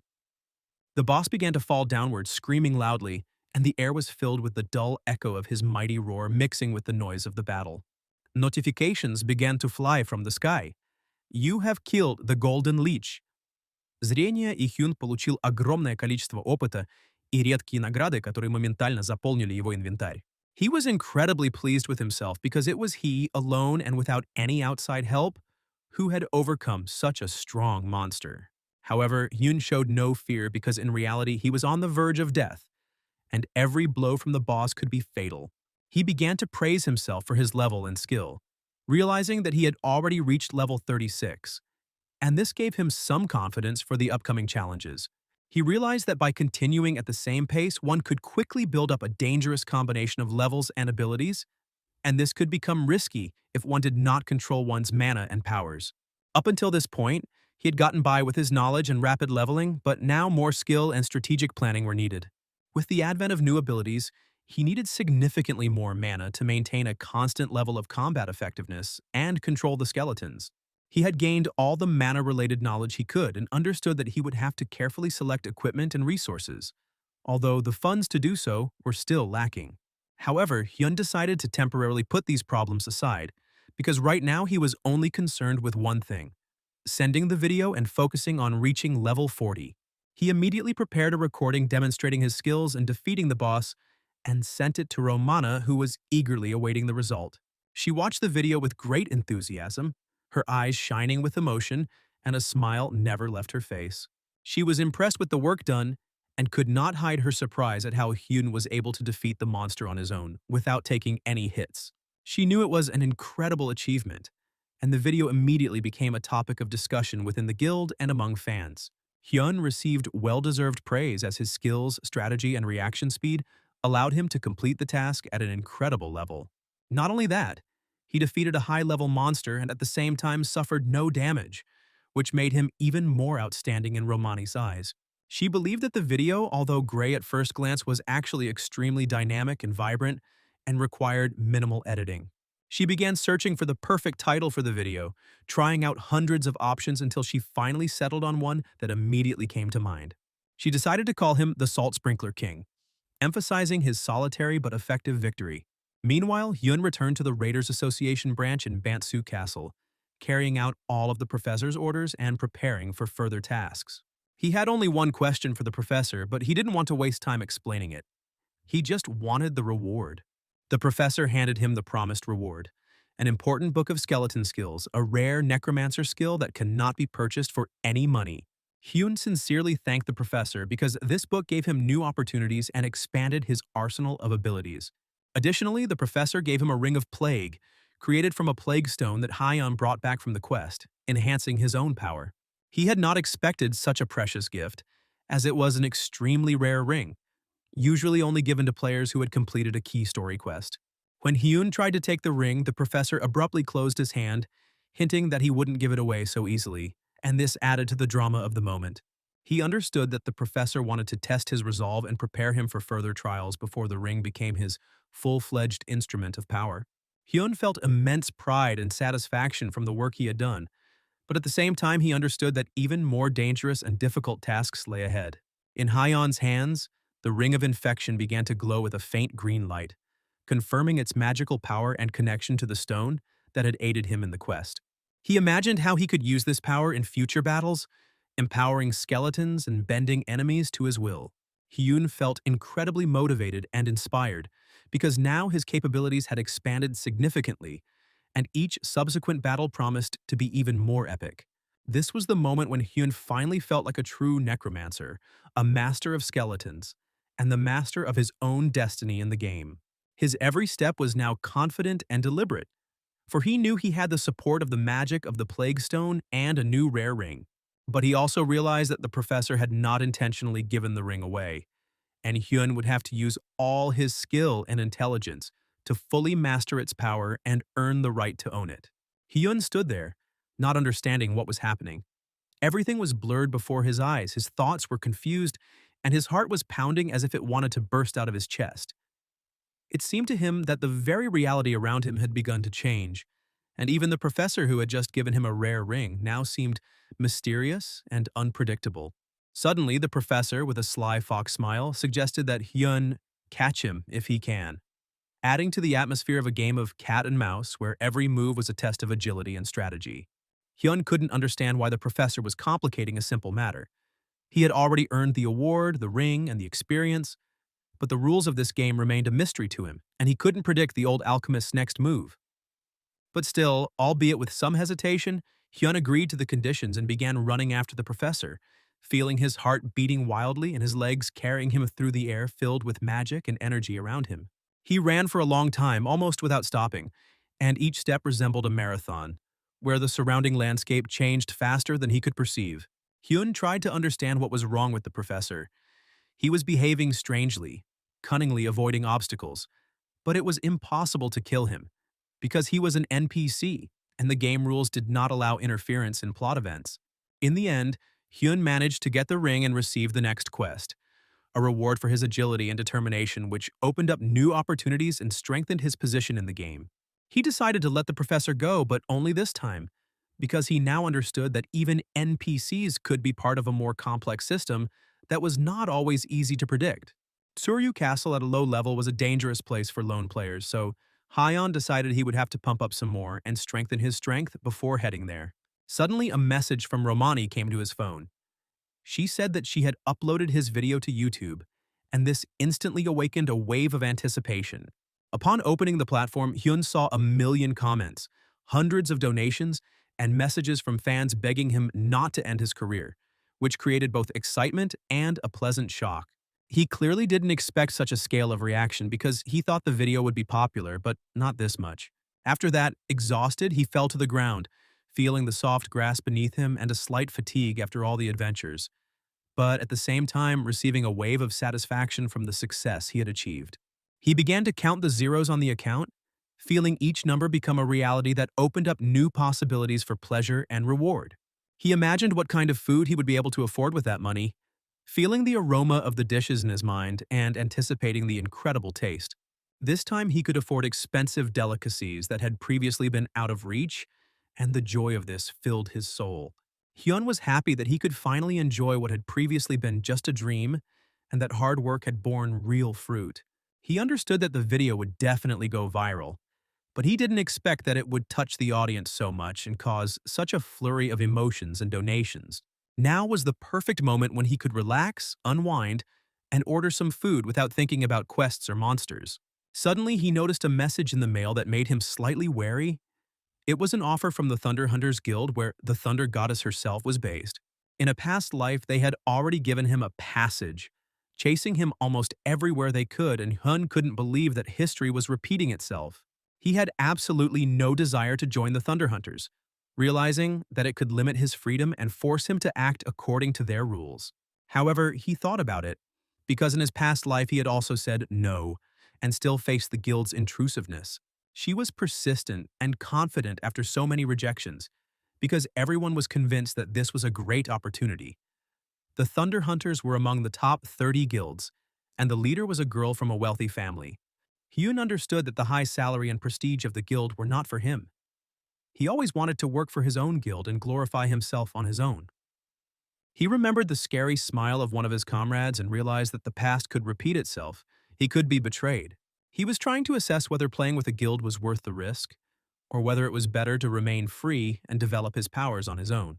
At that moment, Hyun felt that money and status were small things compared to the freedom he had gained and the fact that he could choose his own path. He summoned the skeletons to him to test their loyalty and willingness to train even harder, because now it was obvious that the next challenges would be even more dangerous. The skeletons, seeing his determination, became serious, ready to listen and learn, which made Hyun smile and take pleasure in their discipline. He realized that this time everything would be different. Now they would become stronger, wiser, and ready for any dangers. Hyun decided that their first big test would be an attack on Suryu Castle, where he would have to use all his new skills, skeletons, and magical artifacts. The attack on Zuryu Castle was planned with utmost precision and strategic preparation, as it was a key location for increasing their forces and obtaining rare resources. Hyun and the skeletons prepared for a long battle, trained to exhaustion, developed strategies to emerge victorious and not lose a single ally. All their movements were thought out. Each step depended on whether they would be able to capture the castle or lose under the pressure of guards and magical traps. Hyun felt that this would be a serious test for him and his army of skeletons, and every moment of training prepared them for the difficulties ahead. He was determined, focused, because now their strength and skill were the main weapons against the enemies of Zuryu Castle. The skeletons obeyed every order, trained tirelessly, and Hyun felt proud that he had managed to raise a real team ready for any danger. He realized that money is a trifle. The main thing now is strength, preparation, and strategy, because only they will ensure success in the future. The training continued, and every day Hyun watched as the skeletons became stronger, faster, more balanced, and ready for battle. He realized that the foundation of their power was being laid right now, and small victories in training were much more important than instant rewards.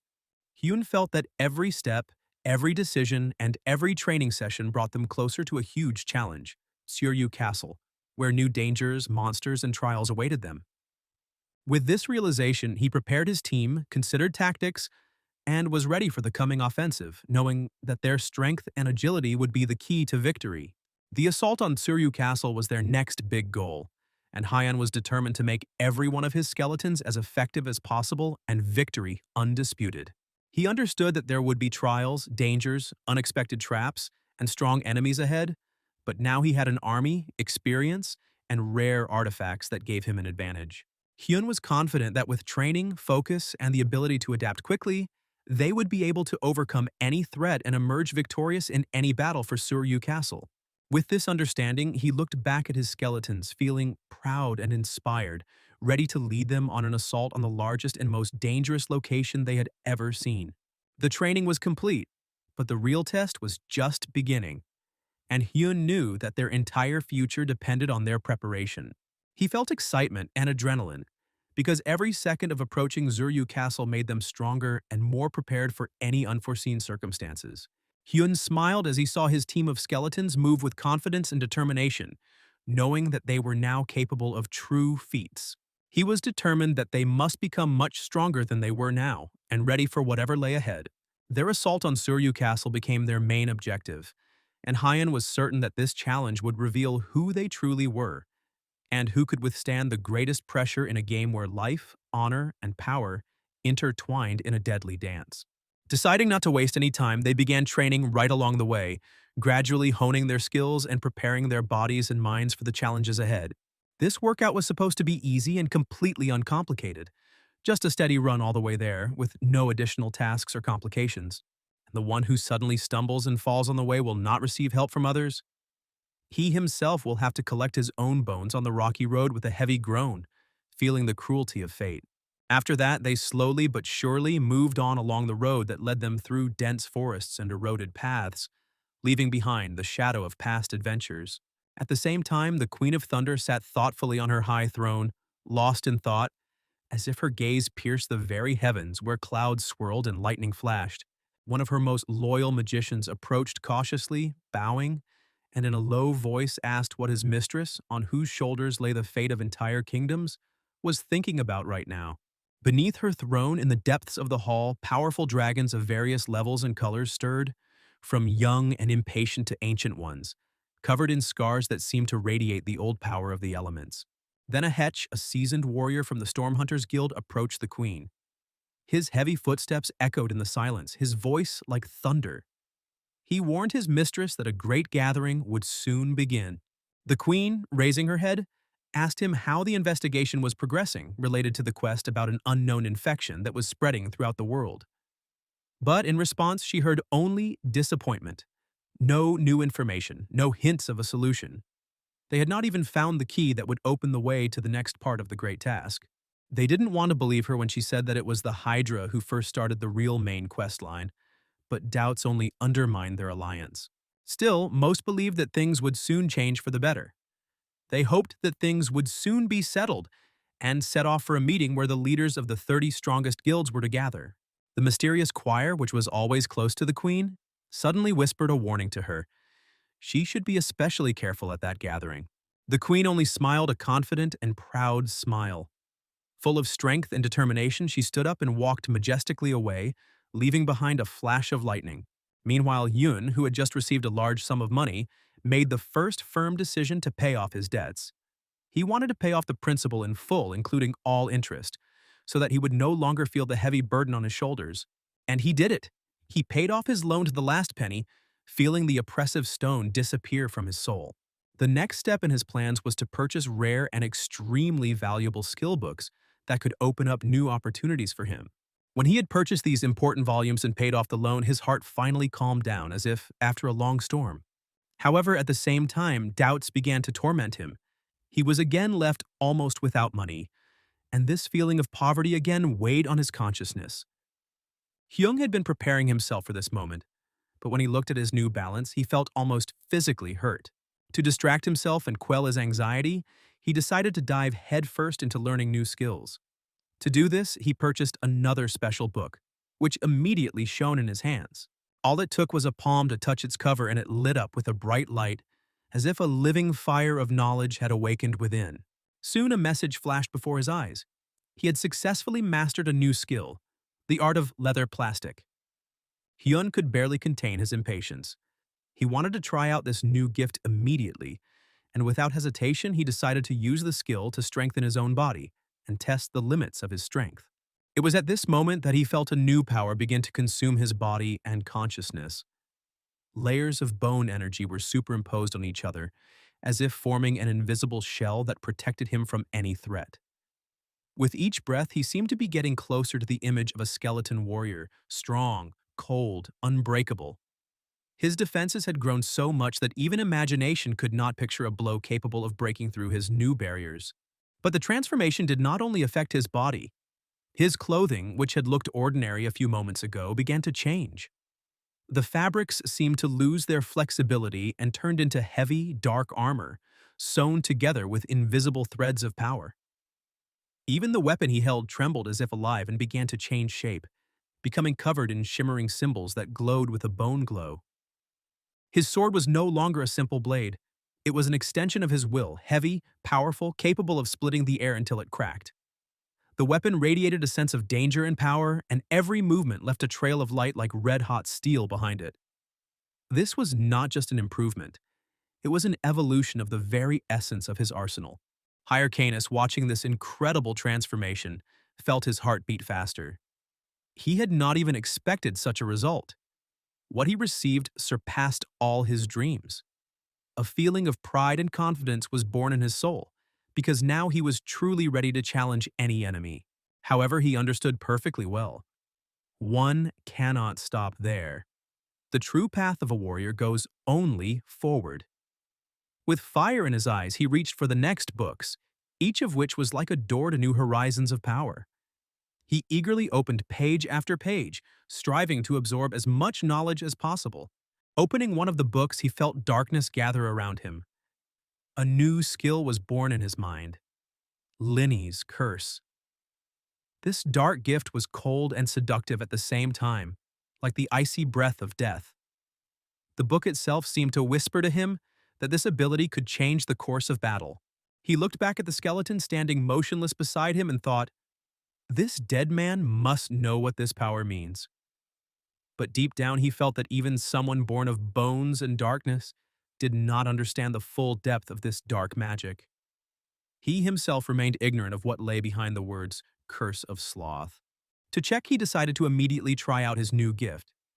Having concentrated his power, he applied it to one of the controlled skeletons. and immediately saw how the creature became slow, lazy. Its movements lost sharpness and speed. Hyrcanus realized that this skill would be ideal in battle. He could make enemies weaker, helpless, easy targets. Then he eagerly opened the last book in his new collection. His heart pounded with excitement, for it contained the most precious secret he had ever sought. And indeed, the words flashed through his mind: summon the golem.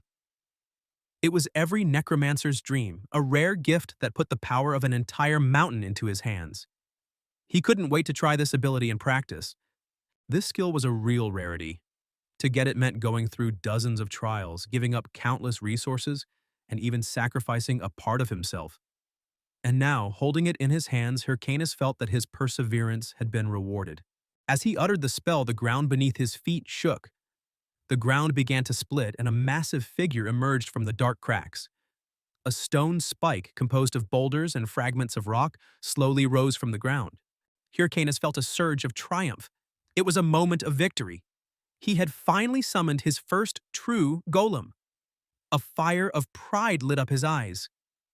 And the golem was indeed enormous. Its body was made of massive slabs of stone glowing with an inner glow. Its silhouette blocked out the sun, and even the creature's breath sounded like thunder. For a necromancer, having such an ally meant gaining an absolute advantage. The golem was not just a defender, it was a whole wall, a living bastion, stronger than any tank. It was a real must-have, without which it is difficult to imagine battles of the highest level. But the most interesting thing was ahead. It turned out that this colossus hides another unique ability that only the chosen ones knew about. A mysterious copy mode was hidden inside the golem. This mode allowed him to replicate the strength, speed, and even fighting style of his master, creating the perfect tandem. If Hyrcanus and the golem combined their actions, they became a single fighting organism that could attack and defend simultaneously. Their combined power was capable of wiping any enemy off the face of the earth. United, they looked invincible. Hyrcanus's imagination painted pictures of battles in which they together defeated enemy armies. This feature could truly be one of the most effective weapons at his disposal. However, his joy was short-lived. He quickly realized that the golem was not copying his movements at all. Frustrated and angry, he began tapping away at his magical clock interface, checking the settings and searching for why the system had failed. At first, he thought it was a simple bug, a technical error that ruined the whole moment. But suddenly the giant did begin to copy his movements. However, he did so incredibly slowly, as if he were in a viscous swamp. Yes, the movements were exact copies, but the delay was so noticeable that it looked comical. The golem's speed was negligible. It moved as if in a dream, making it completely unsuitable for real combat. Seeing this, Hyrcanus could not stand it and began to laugh wildly, hysterically. His laughter echoed in the empty space, mixing with despair, and then he fell to his knees and cursed this game that had once again cruelly mocked his expectations. At this time, all the players had already gathered for the main meeting, which was to decide the fate of the guilds.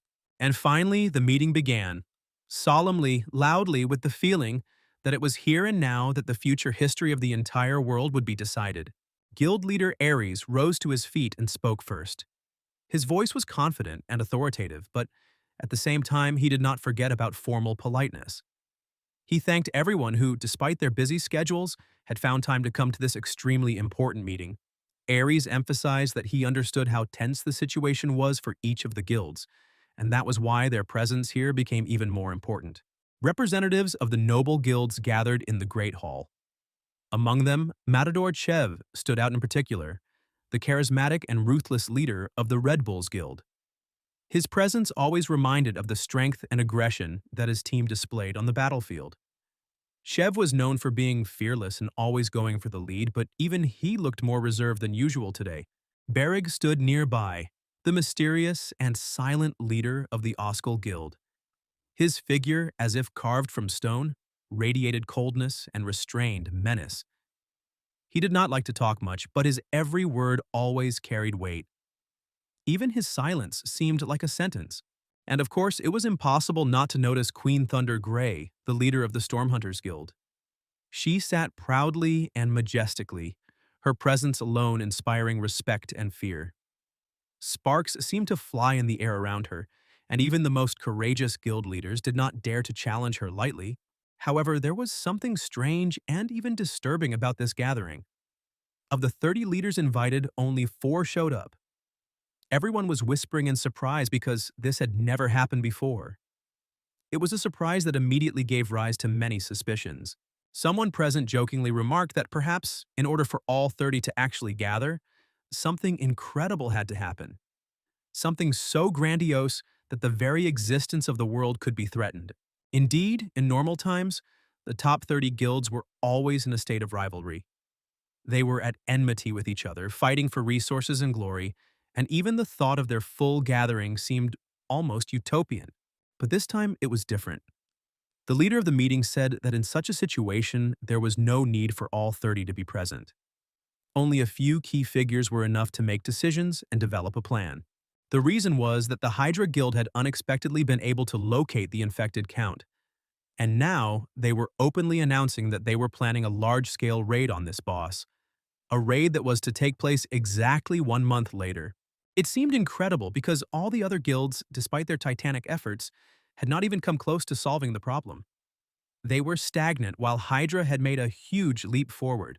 If this turns out to be true, then the Hydra raid promises to be not just a victory but a grand event that will overturn the balance of power in the entire game world. And everyone understood perfectly well. If they allowed Hydra to reach the count first and defeat him, the main storyline would finally come under their control. From that moment on, the fate of the content would no longer belong to others. Moreover, even the profits from sponsors, support from donors, and all game bonuses would go into the hands of Hydra. They would become monopolists, and other guilds would risk being left with nothing. Hydra responded to this in a brazen and defiant manner. Its representatives stated that if anyone was afraid of competition, it was better for them to quietly step aside and not upset their plans. These words enraged Askal. He literally flared up with anger. His eyes lit up red, and he was ready to raise his hand against his rivals, starting a conflict right there. However, the matador intervened in time. He stepped forward and sharply ordered both sides to stop, reminding them that they had not gathered to start senseless fights on the spot. The real truth was different. Ares proposed a plan that seemed logical to many. He proposed uniting against Hydra to the very 4 guilds that had the courage and opportunity to show up for the meeting today. The proposal was to conclude a temporary non-aggression pact and agree to a full information exchange. All knowledge, clues, and materials related to the infected count were to be shared equally until the storyline was completed. After that, he asked directly, "Does anyone have any objections?" But despite the disgruntled murmurs and arguments, no real objections were heard. Only the Hydra representatives continued to hurl insults and threats. In the end, no open objections were raised, and so the decision was made to create a temporary alliance. This did not mean friendship, but it did mean a common goal. Hydra, however, took this turn extremely hostilely, their pride clearly hurt. After the meeting was over, Thunder Queen Syrah went to her chambers. She stepped into the shower, but even under the jets of water, her thoughts would not leave her alone. She understood that uniting with others was the right step for politics, but her heart did not desire such an alliance. Her pride did not allow her to fully trust these people. She was angry not only at herself for agreeing to such terms, but also at the other leaders for mistrusting her. She felt like she was being seen as a competitor rather than an ally, and this fueled even more fire in her soul. She understood a simple truth. Even the strongest guild leaders present could not cope with the boss of the first chapter on their own without outside help. Every victory had cost them losses and compromises, and now they were effectively forced, against their own pride, to unite among themselves. On the other hand, Syrah knew perfectly well that there was nothing she could do about it. She couldn't go against the strict logic of the game's plot. If she didn't adapt, she would be left behind and lose her chance. And most importantly, if they let Hydra go through the main storyline first, then all the other guilds will find themselves in an extremely difficult and humiliating situation. They will essentially remain on the sidelines of the story. So she decided to bite her tongue and keep her anger inside. She knew that the key was timing and the right opportunity. She had to wait for the right moment to strike. She immediately issued an order to her entire guild to keep an eye on Hydra for no moment and to report to her any, even the most insignificant and strange actions on their part. After all, she was determined. She intended to get this infected count at any cost, and no temporary alliances would stop her. Meanwhile, Hyrcanus arrived at the majestic Banzu Castle, the headquarters of the Raiders Association. The massive gates, guards, and symbols on the flags made it immediately clear that this place was the epicenter of power and authority.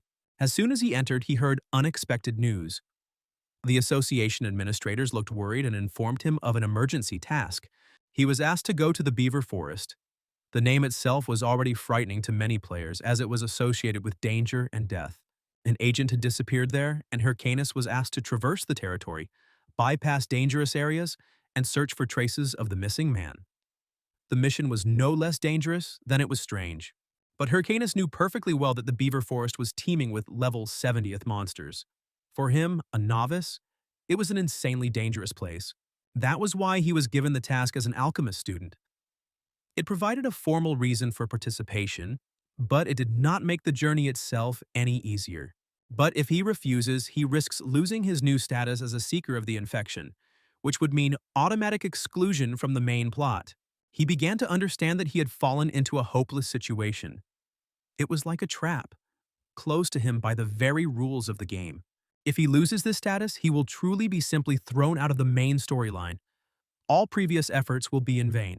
And it was at this moment that Hyrcanus realized that he was to blame for his troubles. He jumped above his head when he dared to interfere in the main quest, although he was still too weak and inexperienced. Under normal circumstances, he would never have been able to complete these difficult tasks, as he remained a simple novice without resources or allies. And now he was presented with a quest designed for level 60th characters, and with a condition that required strength and skill from him that he did not possess. Hyrcanus didn't know what to do. He couldn't just refuse because that would mean the end of all his ambitions. Suddenly, he heard a conversation between several players sitting nearby. They were discussing rumors whether a certain guild would be able to complete the main storyline first. According to them, even the top guilds had serious problems starting this line. This added to the intrigue as no one was sure of their chances. Everyone was wondering what would happen to the main story quests for the rest if one guild was able to defeat the infected count first. Would the content be closed? Would they be left with crumbs? Hearing this, Hyrcanus sighed heavily. Cold fear mixed with despair settled in his heart again, and he realized that he had no other choice. The only way out for him was to go to the beaver forest, even if it seemed like suicide. While Hyrcanus was preparing for his perilous journey into the beaver forest, the other players had already reached the outskirts of a mysterious castle, towering among the dark trees, where the infected count himself was rumored to be hiding. Their mission had been going on for weeks, and the players were exhausted. Day after day, they sat in their shelters, watching the dark walls of the castle, waiting for any movement. Their eyes were red from lack of sleep, and their patience was almost exhausted. But despite his fatigue, the Hydra Guild commander remained steadfast. He personally watched over the castle, not allowing his men to relax for a moment. His gaze was as cold as ice. He understood that any mistake could cost them everything. His companions were only interested in one thing: what reward would be offered for the head of the infected count? Gold, equipment, glory. All this was too tempting to think about caution. But the commander immediately tried to calm them down. He emphasized, "We are not finished yet. Our task is to monitor the castle and collect information. This is no less important than the battle itself." He added sternly that they could not afford to make even the slightest mistake. Any leak of information could ruin their plans. "Professionalism is above all," he repeated like a mantra, and suddenly the silence around was broken by a noise. A player ran out of the bushes, breaking branches. The Hadrivka people immediately became alert and grabbed their weapons. It was Kim's, a well-known member of the Red Bulls Guild. Seeing his old acquaintances, he smiled broadly and rushed towards them, greeting them happily as if nothing strange had happened. The Hydra commander, however, was shocked. He had not expected to encounter one of the Red Bulls in such a dangerous place. His heart clenched with suspicion. Why was Kim here? Kim himself explained that he had come to fight a boss who had supposedly appeared in the mountains. His level was quite high, so he was confident that he could help. Hearing this, the Hydriv people just looked at each other. Their faces remained stony. They didn't even know what to answer him. Kim didn't understand why they were so serious. It seemed to him that they were exaggerating the danger too much. To him, it all looked like just another monster hunt. But as he was about to move on, the Hydra commander abruptly stopped him, almost grabbing his arm. He demanded that Kim return and not interfere in their business. But Kim wasn't even going to listen to him. He just laughed and waved his hand. "I know what I'm doing," he replied, and continued on into the mountains. Having moved a decent distance away, he raised his hand to his watch, a special communication interface, and quickly typed a message. He warned his commander that a Hydra commander was indeed on the mountain, and that the tip they had received had been confirmed. When this information was conveyed to Matador, the leader of the Red Bulls, he could not contain his joy. After all, this tip initially seemed like an ordinary divorce. It was given anonymously for free, and it looked very suspicious. But now that the data was confirmed, they realized the opportunity was real. Although they still couldn't believe that someone would share such information for free. On the other hand, they knew full well that they were in no position to play on pride. If Hydra captured the infected count, it would take everything away from them: the plot, the glory, the rewards. It was then that Kim proposed a risky plan. He could engage in battle with Hydra forces to buy some time for his allies. But the commander firmly refused.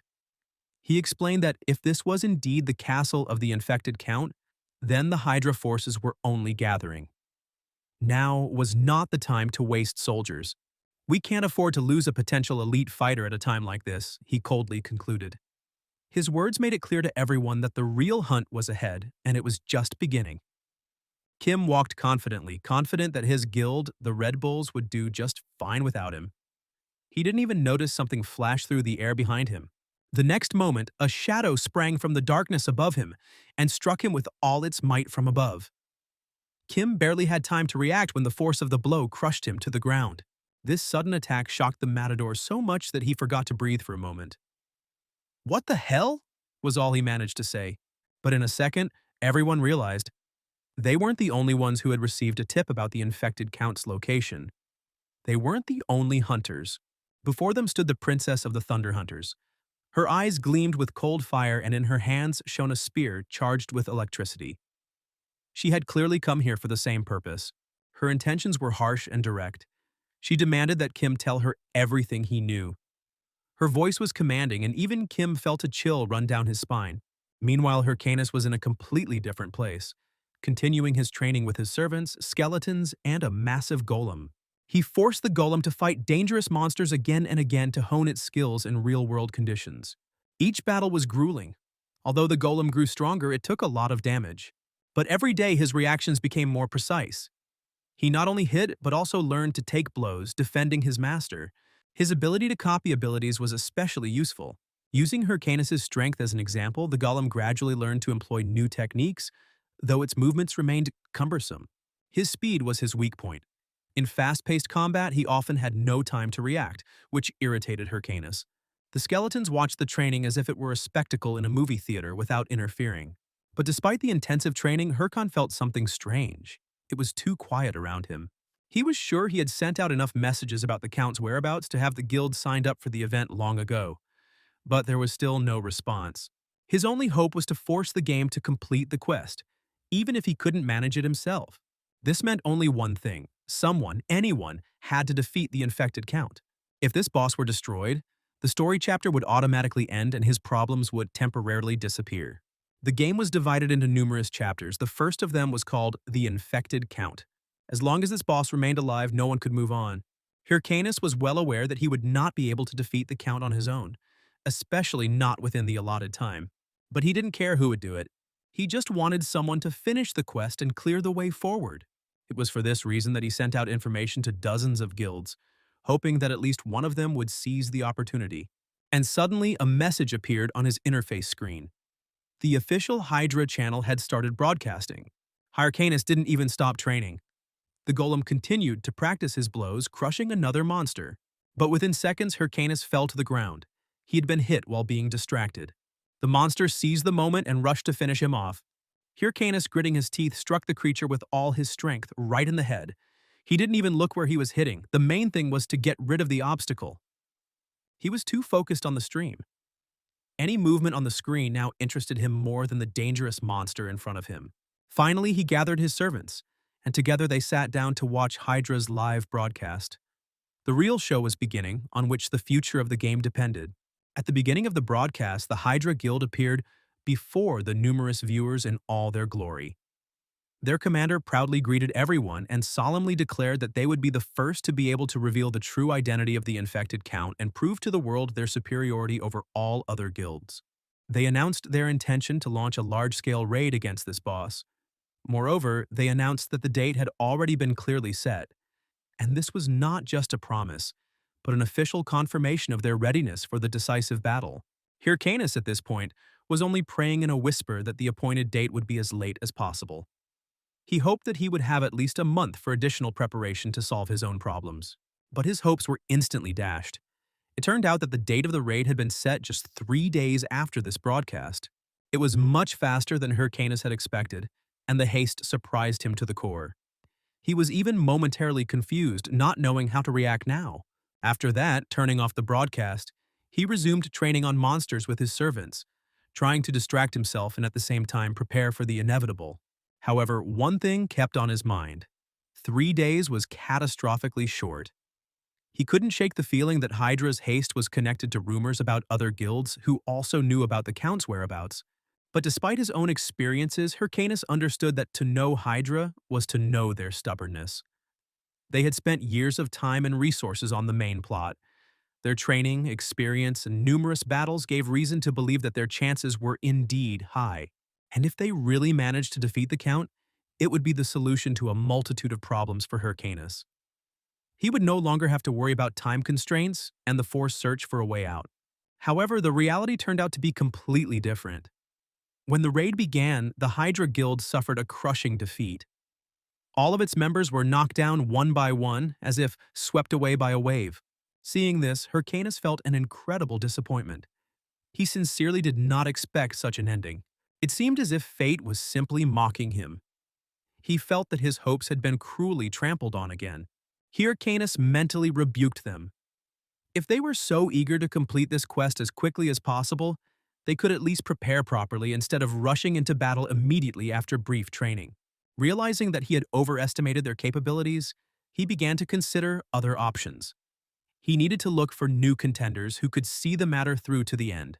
And it was at this moment that he received a new message. The Red Bulls had started their own live online broadcast. Hyrcanus was instantly filled with hope. He remembered that the commander of this guild was the well-known Matador, one of the most ambitious and courageous leaders. The location of the location where it all took place was soon confirmed. This meant only one thing.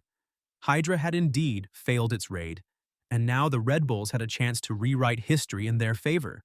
The Matador arrived at the scene in person and immediately asked his scouts about the situation.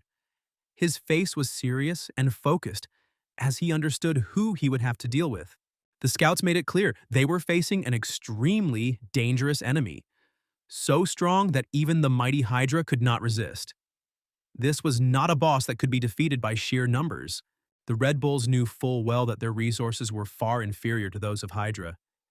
The chances of victory seemed slim, but even that didn't dampen their enthusiasm. They made a courageous decision to accept this challenge. Even if the outcome is fatal, they will prove that they are worthy of fighting for the main plot. When the Matador made his speech, his voice was steely and determined. His words so ignited the hearts of the players that they responded with loud shouts of support, ready to follow him even to the death. Hyrcanus was almost speechless at this moment. He couldn't believe that the Red Bulls were really ready to rush into battle right now. After all, even if they were strong guys, the danger was all too real. And suddenly, new words were heard off-screen.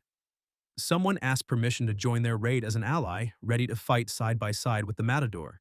It turned out to be not just anyone, but the leader of the Thunder Hunters herself, one of the most respected and dangerous players in the entire game.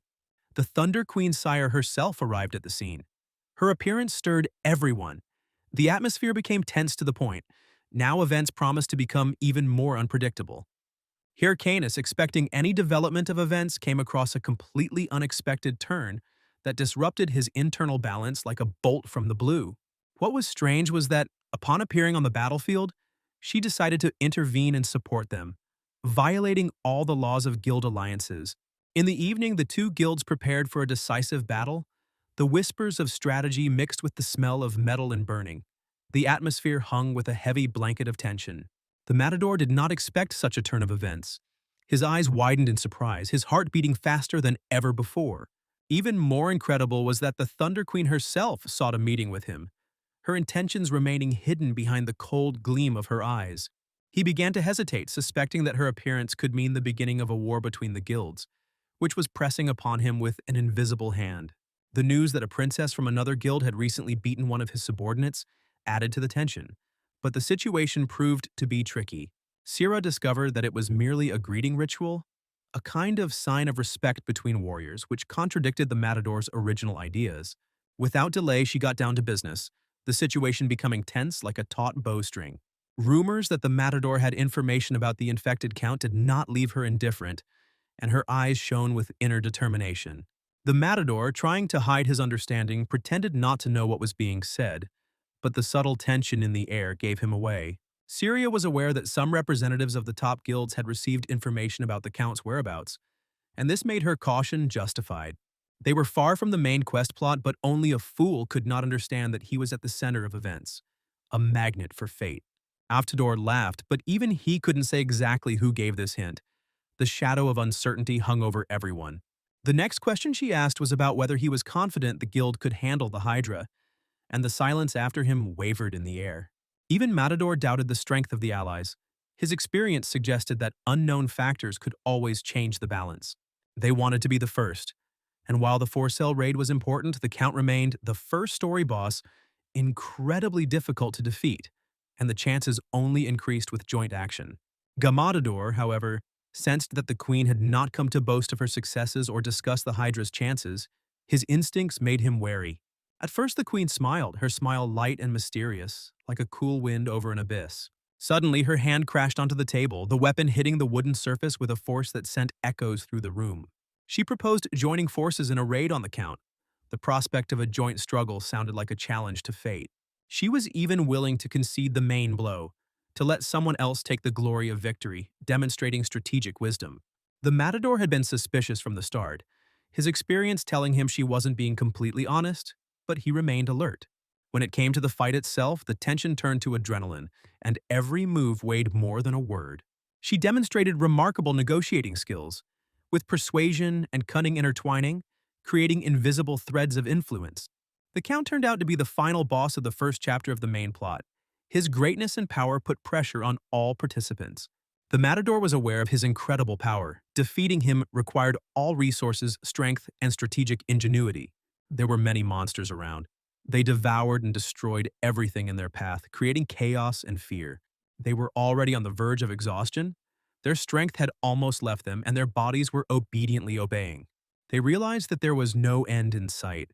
An endless stream of dangers surrounded them from all sides. Someone jumped in front of the Queen, ready to become a shield and open the way forward. He decided to pave the way for her, pushing out her enemies so that it would be easier for her to advance. He asked to be killed, demonstrating his willingness to sacrifice himself for the sake of victory.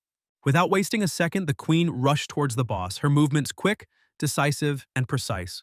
The boss was incredibly angry. The reaction to such impudent behavior filled him with anger. The Thunder Queen continued to attack, her blows precise and merciless, leaving the boss no room to retreat. She jumped high above the mountain to launch an attack from above, catching him by surprise and force. Already preparing for the decisive attack, the Queen felt that victory was close, that she had almost reached the final. Suddenly, the boss struck first, disrupting her rhythm and creating a new threat. In a moment, she was on his tentacles, turning the danger to her own advantage. The Matador shouted loudly, shocked by the unexpected turn of events and the Queen's courage. She silently hung on her tentacles, not saying a word, completely focused on the fight. Suddenly, tentacles began to fly in different directions, slicing through space and creating chaos for the boss. This was a Queen who seemed to cut her way through a crowd of enemies, demonstrating unquestionable determination. She was incredibly confident in herself and her abilities, every movement full of skill and control. She hit the main boss right in the face. The force of the attack was impressive and inevitable. Her blade traveled all over the boss's body, leaving wounds and demonstrating her absolute superiority. The Matador couldn't believe what he was seeing, his eyes reflecting a mixture of fear and surprise. He became convinced that she was much more terrifying than he could have imagined, her strength exceeding all expectations. A message came that the Red Bulls and Thunder Hunters were able to defeat the Count, completing a dangerous quest. On the one hand, he was glad about this news because the war brought victory to any of the allies. He didn't care who exactly defeated the enemy, only the completed victory was important. He was seriously set on the fact that this was the last boss who would be able to challenge the queen. In any case, he was sure that in the end he would emerge victorious. This battle greatly motivated him, reinforcing his sense of strength and the need to act decisively. The incredible Balkis Mountains towered above them, their peaks hiding secrets and dangers. The main character's name was Anj Hyun, and his in-game nickname was Herkon, a legendary warrior among the players. He was a Warworld player who was miraculously able to be reborn after death, receiving a second chance. He dreamed of becoming stronger in the game and taking revenge on those who deceived and betrayed him. One question haunted him, causing his thoughts to constantly return to him. Why do incredible adventures happen to him every day that change his life and test his skills? A few hours ago, they finally reached the right place, ready to enter a new phase of the adventure. They reached the blocked zone, the entrance to the Balkis Mountains. Silence and tension hung over them. This area remained closed until all conditions for opening were met. No further step without following the rules. Otherwise, it was impossible to get there, like a trap that guards itself. He already knew what to do to get there faster, thinking through every step, every trick. It was in these Balkis Mountains that the second chapter of the main quest, a new stage of the adventure, was to begin. As soon as the first chapter was completed, the passage opened automatically, as if behind the invisible scenes of the game. He was incredibly happy that, as he had predicted, he would be the first to arrive here. A feeling of victory warmed him. The skeletons nearby couldn't understand why he was so happy. Their eyes just stared blankly. He was certain that it was finally his time to act, that the moment he had been waiting for had arrived. As soon as he ran forward, he was surrounded by large wild boars on all sides, creating a sense of being trapped. These were level 60 boars, fierce, furious monsters that hunted in groups and left no chance for the weak. And Hyrcanus was only level 41. The feeling of inequality was growing, but he didn't stop. They continued to stare at each other, tension hanging in the air, ready to explode at any moment. We returned to the present when the boars began to chase Hyrcanus and his skeletons, the roar of their growls echoing all around. Hyrcanus could not understand what kind of bad luck this was because just a few steps into the mountains, and he immediately came across wild boars. Someone might have guessed that this was a blocked area, opened unexpectedly. He could no longer waste time. The chances were small, but hope remained. He tried to think of something, ordered the skeletons to put on helmets and attack or at least defend him, using all their resources. The boars were incredibly strong. There were many of them, and they roared loudly, threatening destruction. In just 1 second, they destroyed all the approaching skeletons, leaving no survivors. The skeleton warriors were completely defeated, suffering numerous injuries and disappearing from the battlefield. But Hyrcanus smiled. His plans worked, even at the most critical moment. He sent the Curse of Lenny through the skeletons on the boars, causing the enemies to temporarily lose control. Thanks to this spell, they could not move for even 5 seconds, which gave them the necessary time to act. This was enough to take out a weapon and launch an attack, changing the course of the battle in their favor. He decided that the boars should pay for breaking his skeletons. Every blow mattered. Suddenly, a banana skin appeared under his feet, an imperceptible trap waiting for him. He tripped and fell to the ground, instantly finding himself in an unforeseen situation. He couldn't understand where the banana skin had come from. A feeling of being trapped hung in the air. Behind him, he heard loud laughter mocking him, shattering his confidence with a cold ringing. It was a level 50 armored ape, a monster that liked to mock the weaker ones, demonstrating its superiority. Hyrcanus quickly realized that the monkey develops very quickly and leaves no chance to the unprepared. While he was screaming, the curse effect ended, and the monkey was free to attack. He understood that the situation was very bad, and he did not know what to do in such a difficult trap. Suddenly, as if from the sky, an arrow began to fly, piercing the air with incredible speed. In an instant, she struck the boar, demonstrating precision and strength that seemed superhuman. Hyrcanus could not understand where these arrows were coming from, or why there were so many of them. His eyes widened in surprise. He looked at this spectacular phenomenon and could not understand where such a force came from, which changed the course of the battle. Someone with incredible skill was sending arrows to a point that surpassed all human capabilities. The unknown person began to wonder if everything was okay with Hyrcanus, carefully observing his actions. Looking back, he saw the silhouette of a man with a bow and arrows standing calmly in the distance, ready for battle. Meanwhile, life was bustling in Zuri Castle, with players completing quests and planning their next steps. One of the players drew attention to the newcomer. His appearance stood out among the others. It was a player in full white mamba armor, which surprised everyone, as the suit was extremely expensive. They were curious about who he was because no one had seen him in this world before. After a moment, he began to speak, asking if the person who was leaking information to the guilds had been found. Michelle didn't know who it was, her eyes shining with surprise and doubt. It was clear that they were talking about a well-known person of the Count who had voluntarily shared information for free.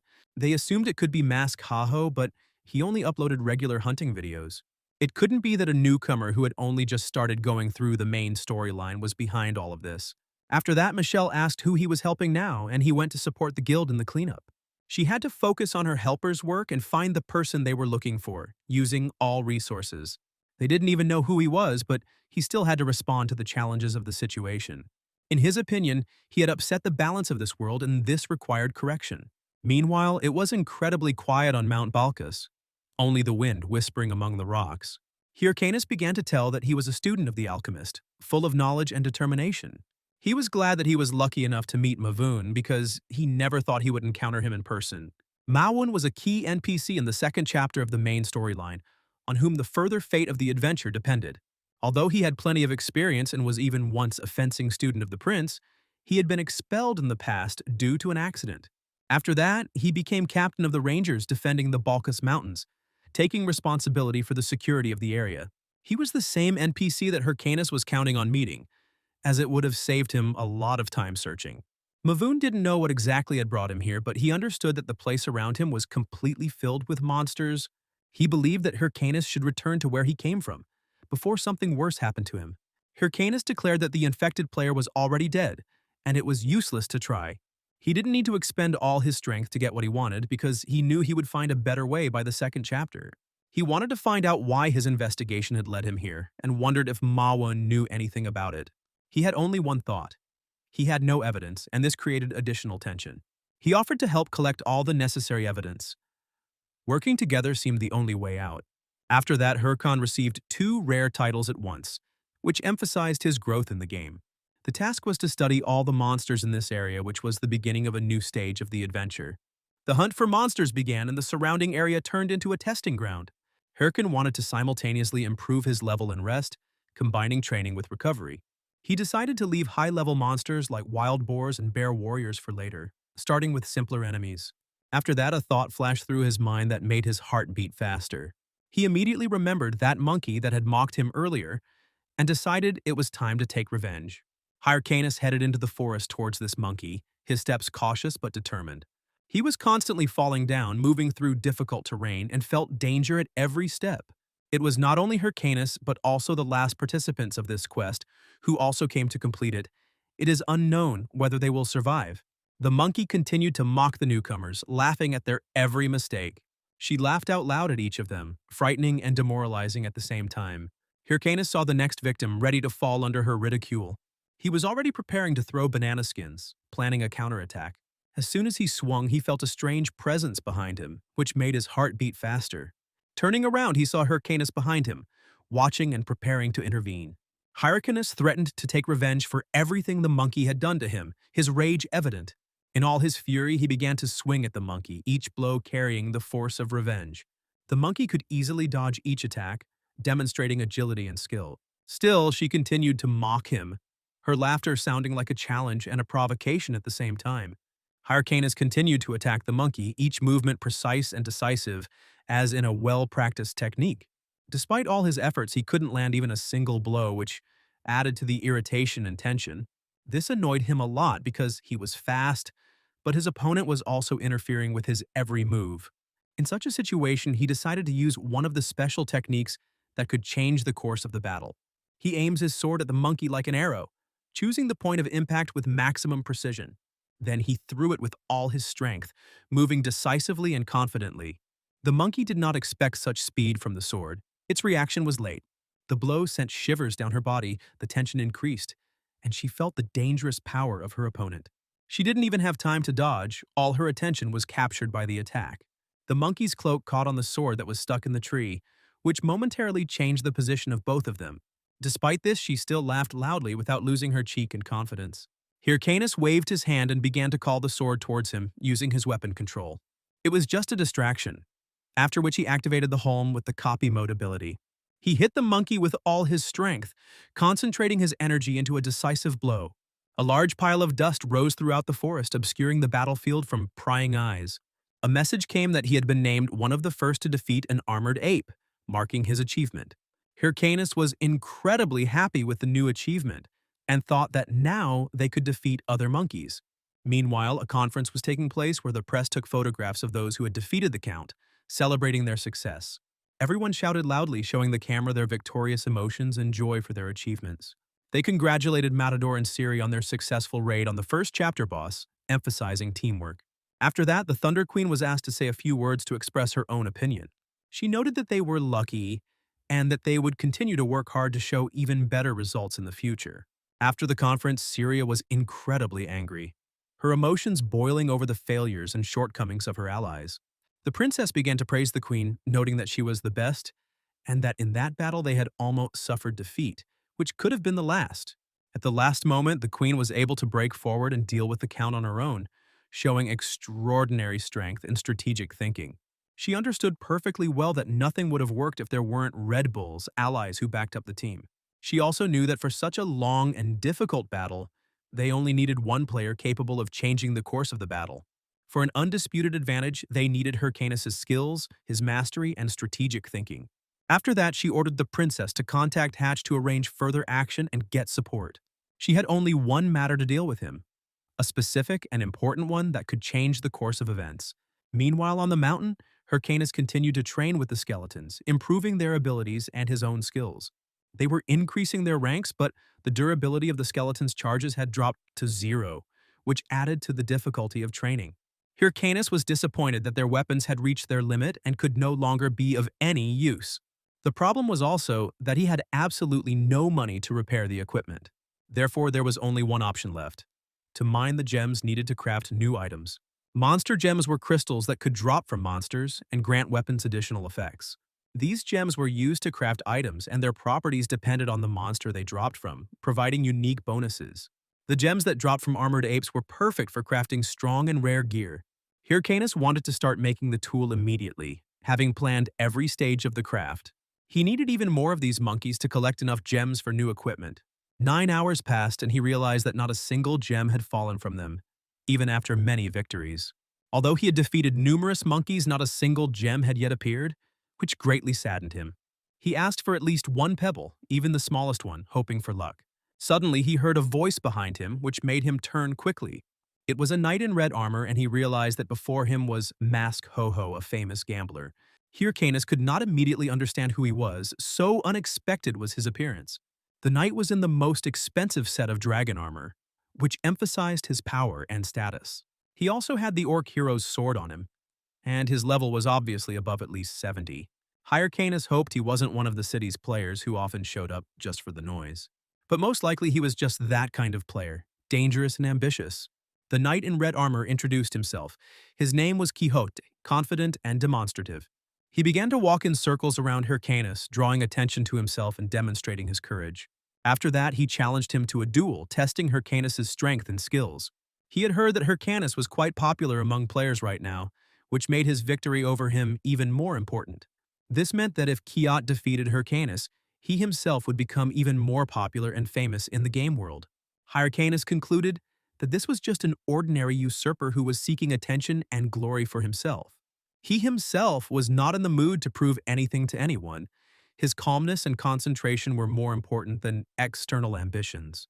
After that, the knight in red armor promised 5,000 gold if Hyrcanus agreed to fight him. Hyrcanus immediately stopped, hesitating for a moment, considering the proposal. Then he walked towards him with a confident, determined gait and agreed to a duel, demonstrating courage and readiness. The knight in red armor was called Quixote, and his name had already earned respect among the players. He was an incredible hero of justice, known for his courage and ability to resolve difficult situations. Thanks to his talent, he won the favor of all the players who watched his actions and victories. He was the same hero who always found himself in the spotlight when it came to big events in the game. But that was the case, at least before. Now the situation was changing, and he felt the competition. He could not win the Lord's favor, even by demonstrating his skills. No one paid attention to him because everyone was discussing the latest videos of Mask Haho. His name wasn't mentioned in all the discussions, as Musk's new videos were constantly the center of attention. Hearing the constant discussions, he decided to use it to his advantage and act strategically. At first, he posted videos at the same time as Musk, trying to get into trends and increase his own popularity. This brought him some effect, but the popularity remained limited and did not match his ambitions. He didn't understand the reason for his lower popularity because his level was much lower and his equipment was worse.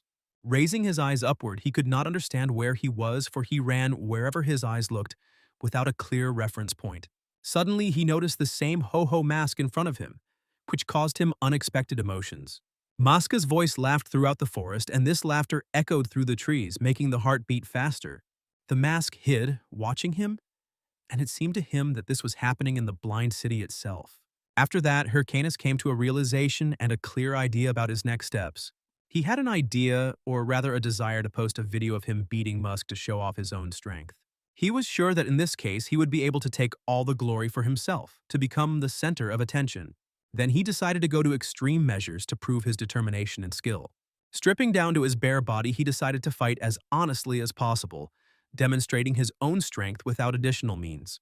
He did it sincerely, but Hyrcanus could not understand why he took such a step, because it was risky and unexpected. He just heard that his weapon was broken, so he couldn't attack at full strength, limiting his actions. He himself cherished justice and wanted to fight honestly, one-on-one, so that no one would say that victory was achieved thanks to equipment. After that, he ordered him to use all his strength without holding back. The knight abruptly began to attack him. His movements, quick and precise, aimed for maximum effect. Hyrcanus was disgusted to even touch him because of his appearance, but at the same time he easily dodged attacks. No matter how much the knight continued to attack, Hyrcanus easily dodged, demonstrating his agility and experience. The knight asked him not to dodge and fight honestly without distracting tricks to show true strength. Hyrcanus believed that fighting in his underpants was normal, and that everything a knight did also fell within the framework of a fair duel. This angered the knight in red armor, and he decided to use his skill. His skill was called Stimulator, which briefly increased the speed and strength of movements. This greatly alarmed Hyrcanus, for the effect was immediate and significant. The knight struck with all his strength, but Hyrcanus was able to defend himself, demonstrating reflexes and control. After such a strong blow, the knight flew several meters away, losing his balance. Hyrcanus couldn't immediately understand what had happened, because the warrior-class stimulator increased his speed and movement power for a second. Although he looked ordinary, the knight's level was much higher, making him a dangerous opponent. Hyrcanus realized that a direct confrontation would leave him no chance of victory.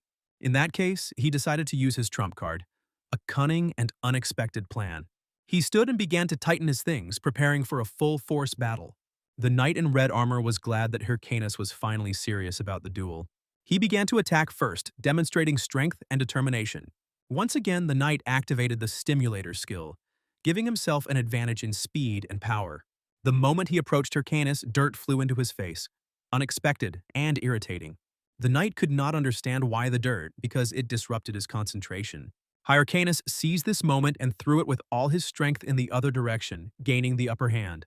He said that if a knight's stats were higher, he should be stronger, but that didn't guarantee victory. After all, Hyrcanus used excellence and mastery, relying on skill, experience, and accuracy, not just level or equipment. He punched the red knight in the face with all his strength, showing complete determination and skill. The knight flew a few meters in the other direction, crashing into the trees and losing his balance.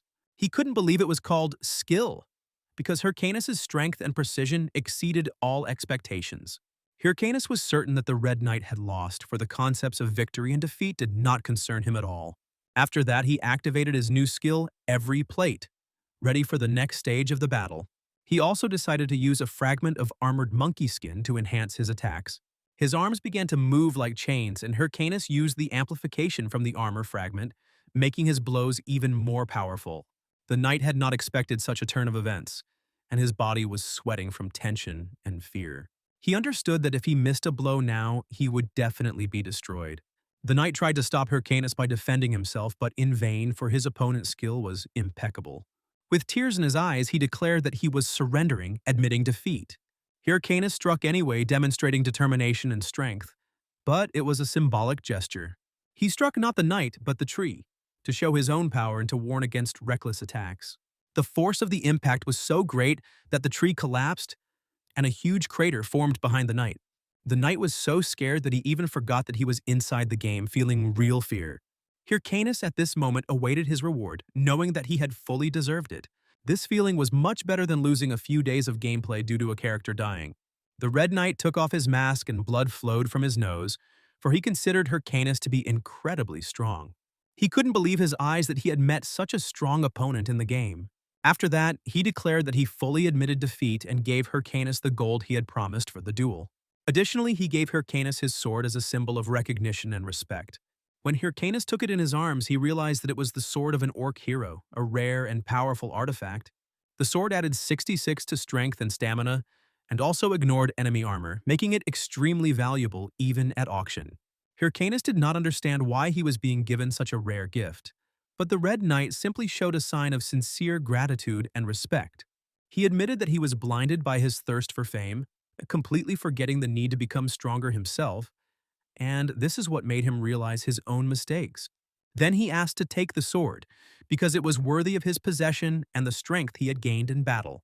He also acknowledged that the knight was worthy of being considered his brother in the game. Hyrcanus thought this reason was somewhat silly, but he understood that there was something more behind it. It didn't change the fact that he thought the knight was a bit stupid, but he sensed potential and strength in him. After that, Hyrcanus punched him in the stomach with all his strength, demonstrating control and precision. He ordered the skeletons to grab the knight and tie him to a tree, showing a symbolic victory. Throughout the forest, only the Red Knight's loud cry could be heard, indicating his defeat and sense of respect. The knight promised that he would return when he was worthy of calling Hyrcanus his brother. He looked forward to the next meeting, promising himself to become stronger and more worthy. Hyrcanus smiled sincerely, observing this moment of mutual recognition. Even though he thought he was a complete jerk, he praised him for his desperate dedication to the game and his courage. Hyrcanus got an awesome sword, which meant he no longer had to hunt armored apes. This sword should have been enough for him to confidently move on to the next task. After that, he stopped abruptly, contemplating the next steps in his development. He suggested that the skeletons finish off a few more armored monkeys, hoping that at least one gem would fall out of them. It was a kind of addiction to excitement, and the skeletons tried to stop it, warning of its futility. But now he had the sword of an orc hero, extremely rare and valuable, which made any risks justified. After that, he returned to the mountain showing cards about completing tasks and his achievements. It listed 950 armored monkeys, 104 saber-toothed wolves, and 76 venomous lizards. It was an excellent job for a first time, a testament to Hyrcanus' efficiency and perseverance. This made the investigation go very smoothly, and he felt he was moving in the right direction. After that, he wondered what happened to Ogurkin and his face, following further events in the game. Hyrcanus simply understood what he would spend his earned money on, planning his next steps. But his next mission was extremely dangerous, and he was aware of the risk. A warrior bear was spotted near a mountain peak. This monster was huge, about 4 meters tall, equipped with armor that resembled human armor. If he can find out where they're getting the ammunition from, it will help the investigation a lot. Hyrcanus realized that, in other words, he needed to kill one of them and bring his belongings as proof. But it was almost impossible to cope on your own because even experienced rangers had a hard time doing it. However, Hyrcanus already knew how to defeat them and developed a plan. He set off and was almost at the place where he would meet the monster. Together with the skeleton, he stopped abruptly, assessing the situation and possible threats. Hyrcanus declared that it was time to have a little fun and test his strength. He opened an auction window where you could compete for slots with other users. At his current level, this was the best option, and he chose the snake skeleton set. He bought a set consisting of bracers, boots, and gloves to improve his equipment. After that, a message came that mana consumption is reduced by 10% when the equipment is fully worn.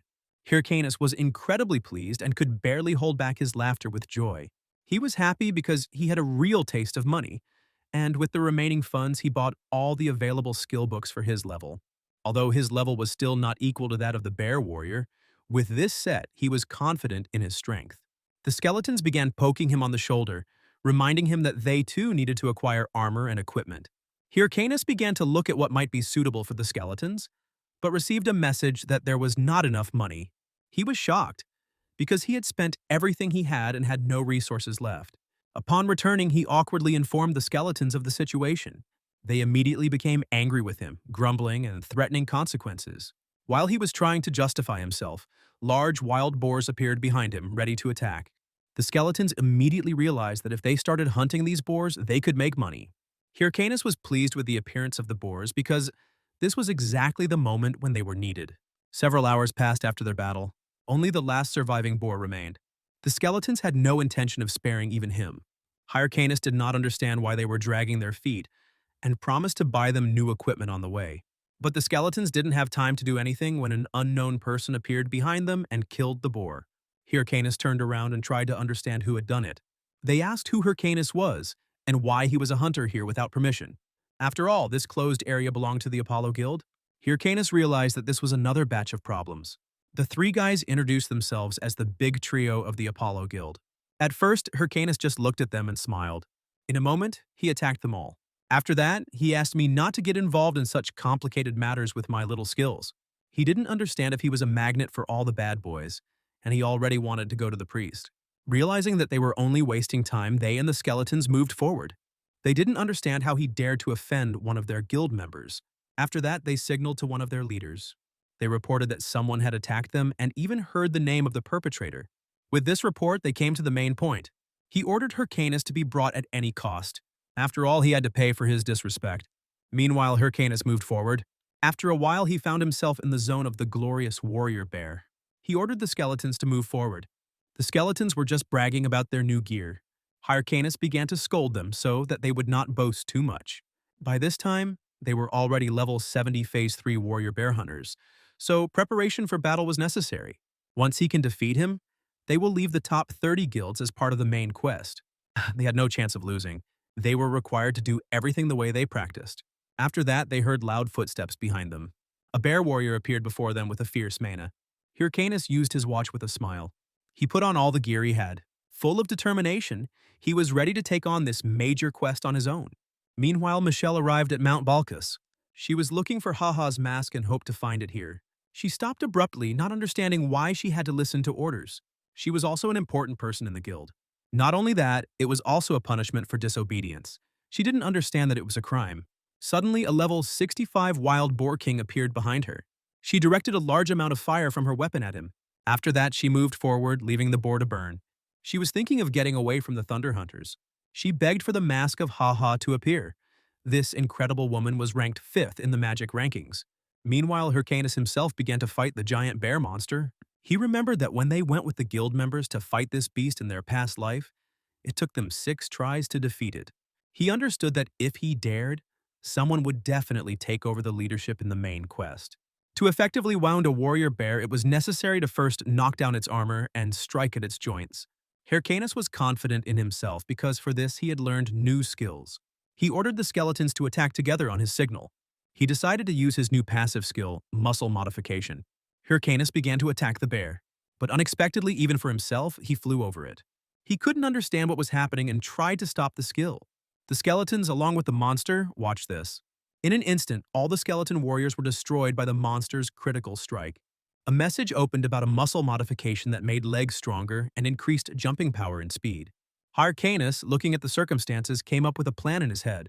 He decided to use his speed to power up his punch. Without calculating the force, he slammed his whole body into the monster. The monster thought he was just mocking him. Bumping into the bear, he felt its soft fur. With all his strength, he pushed away from the bear and crashed into the wall. He realized that this modification was too strong for him and was not yet under control. Hyrcanus took a deep breath.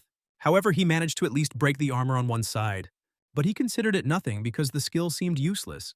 He understood that he would not be able to hit exactly the right spot. While he was thinking, the bear had already begun to attack. Hyrcanus was not confused and jumped at full speed in the other direction, dodging the blow. He decided to use a bone bomb, which causes a magical disruption. He threw it at the bear with all his strength, and there was a big explosion. This had no effect on the bear, and he began to attack the gherkin. Hyrcanus realized that he couldn't be taken by simple damage. He decided to activate his skeleton warriors with mana. I wanted to deal with the bear, as a necromancer would. The skeletons looked at him in disbelief, but Hyrcanus assured them that this time everything would work out. He began to summon his golem. The golem crawled out of the ground. He sharply attacked the bear and began to crush it with his mass. The bear hit the golem with all its strength. Thus he fell into Hyrcanus's trap. Hyrcanus used the golem as a trap and strengthened its body with a fragment of armor. He ordered the skeletons to attack the bear. The skeletons began to attack him all at once. They struck him with their swords with all their might. The bear began to lose his temper, but Hyrcanus ordered him to wait a while. He still had a trump card up his sleeve. He began to fire fireballs at the bear.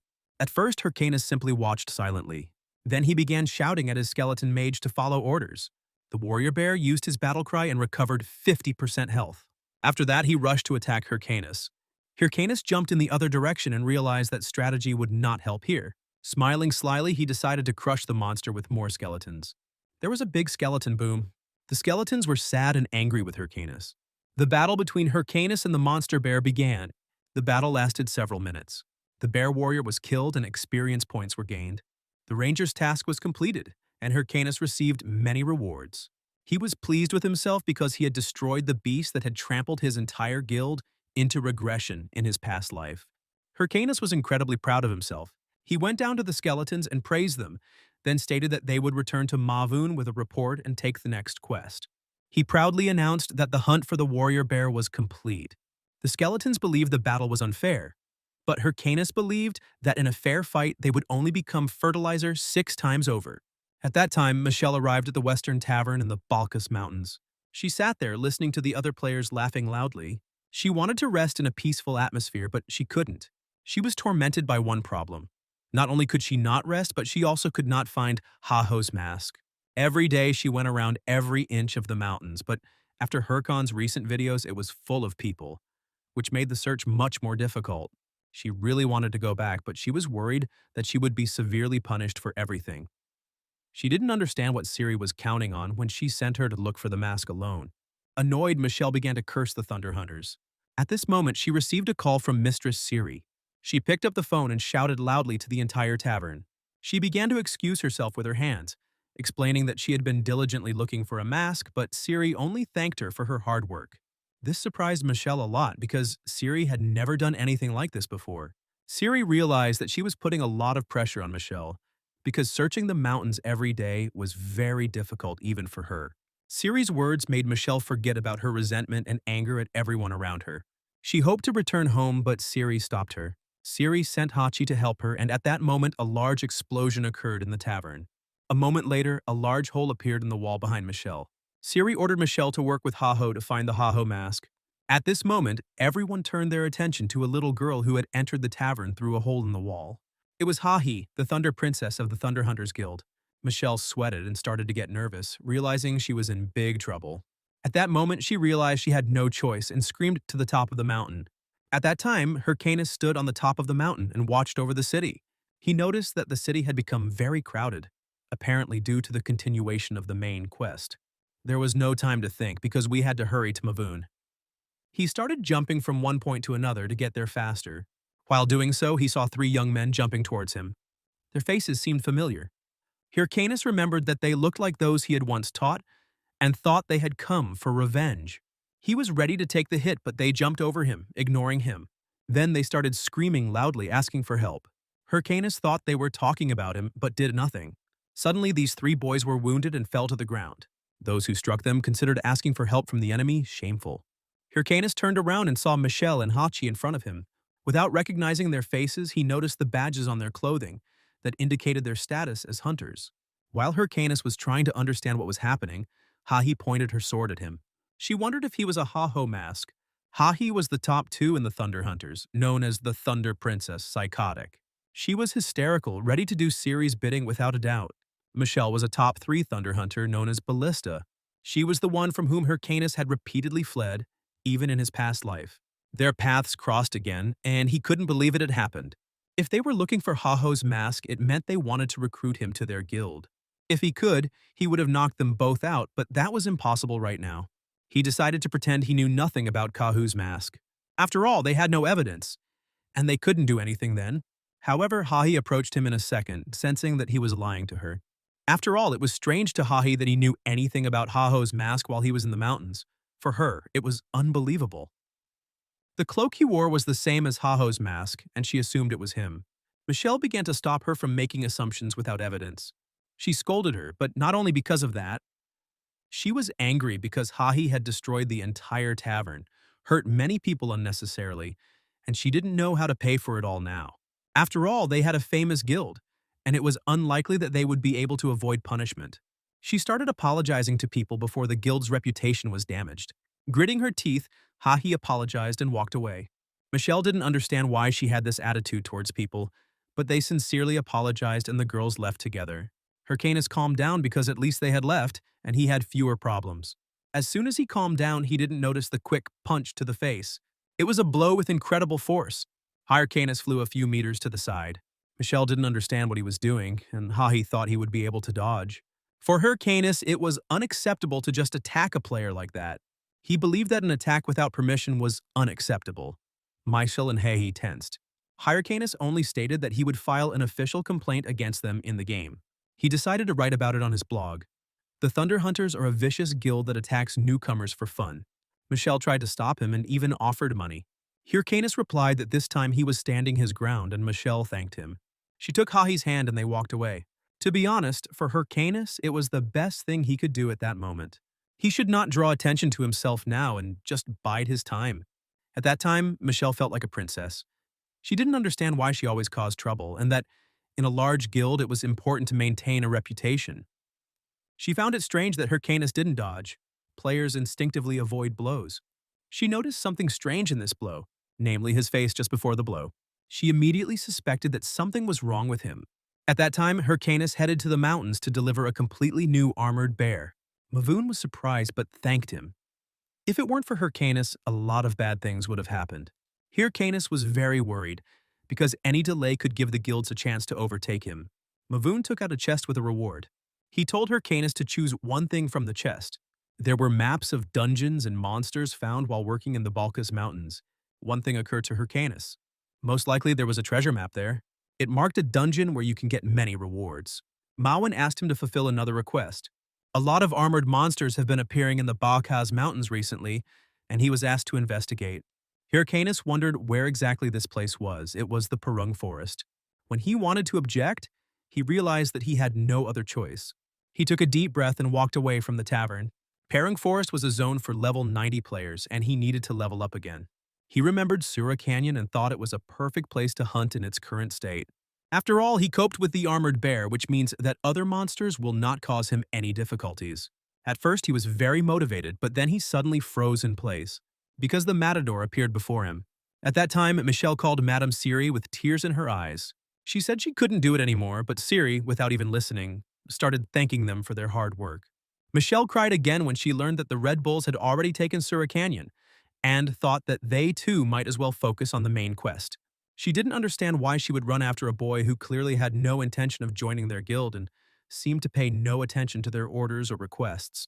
After that, Queensire gave a new, more specific order: to abandon the search for the Haho mask and focus entirely on completing the main quest, because the future position of the guild and its reputation among all other large associations depended on it.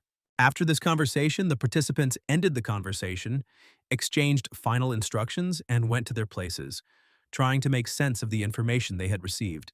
Queensire fell onto the heavy leather sofa and took a deep, heavy breath, feeling tired not only physically but also morally, because she realized that the stronger guild members would sooner or later meet anyway, and conflict was inevitable.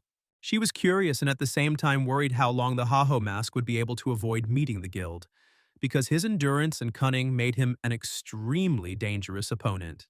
Meanwhile, Hyrcanus continued to actively develop his combat skills, improve his tactics, and test new passive and active abilities, seeking to prepare for the even more difficult battles that lay ahead. A level 75 demonic goat suddenly appeared before him, huge and aggressive, with dark fur streaked with fiery veins glowing with red light from the magic that was embedded in its body. Together with the skeletons, Hyrcanus was able to easily defeat this monster, applying the new skills and tactics he had developed over the past days and nights.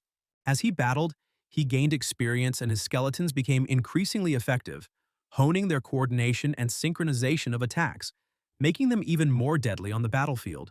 Thanks to this, Hyrcanus not only increased his level but also gained additional rewards that helped him level up his skills faster and prepare for the next quests. After the battle ended, Hyrcanus' level rose to 62, significantly increasing his strength, endurance, and confidence in his own abilities.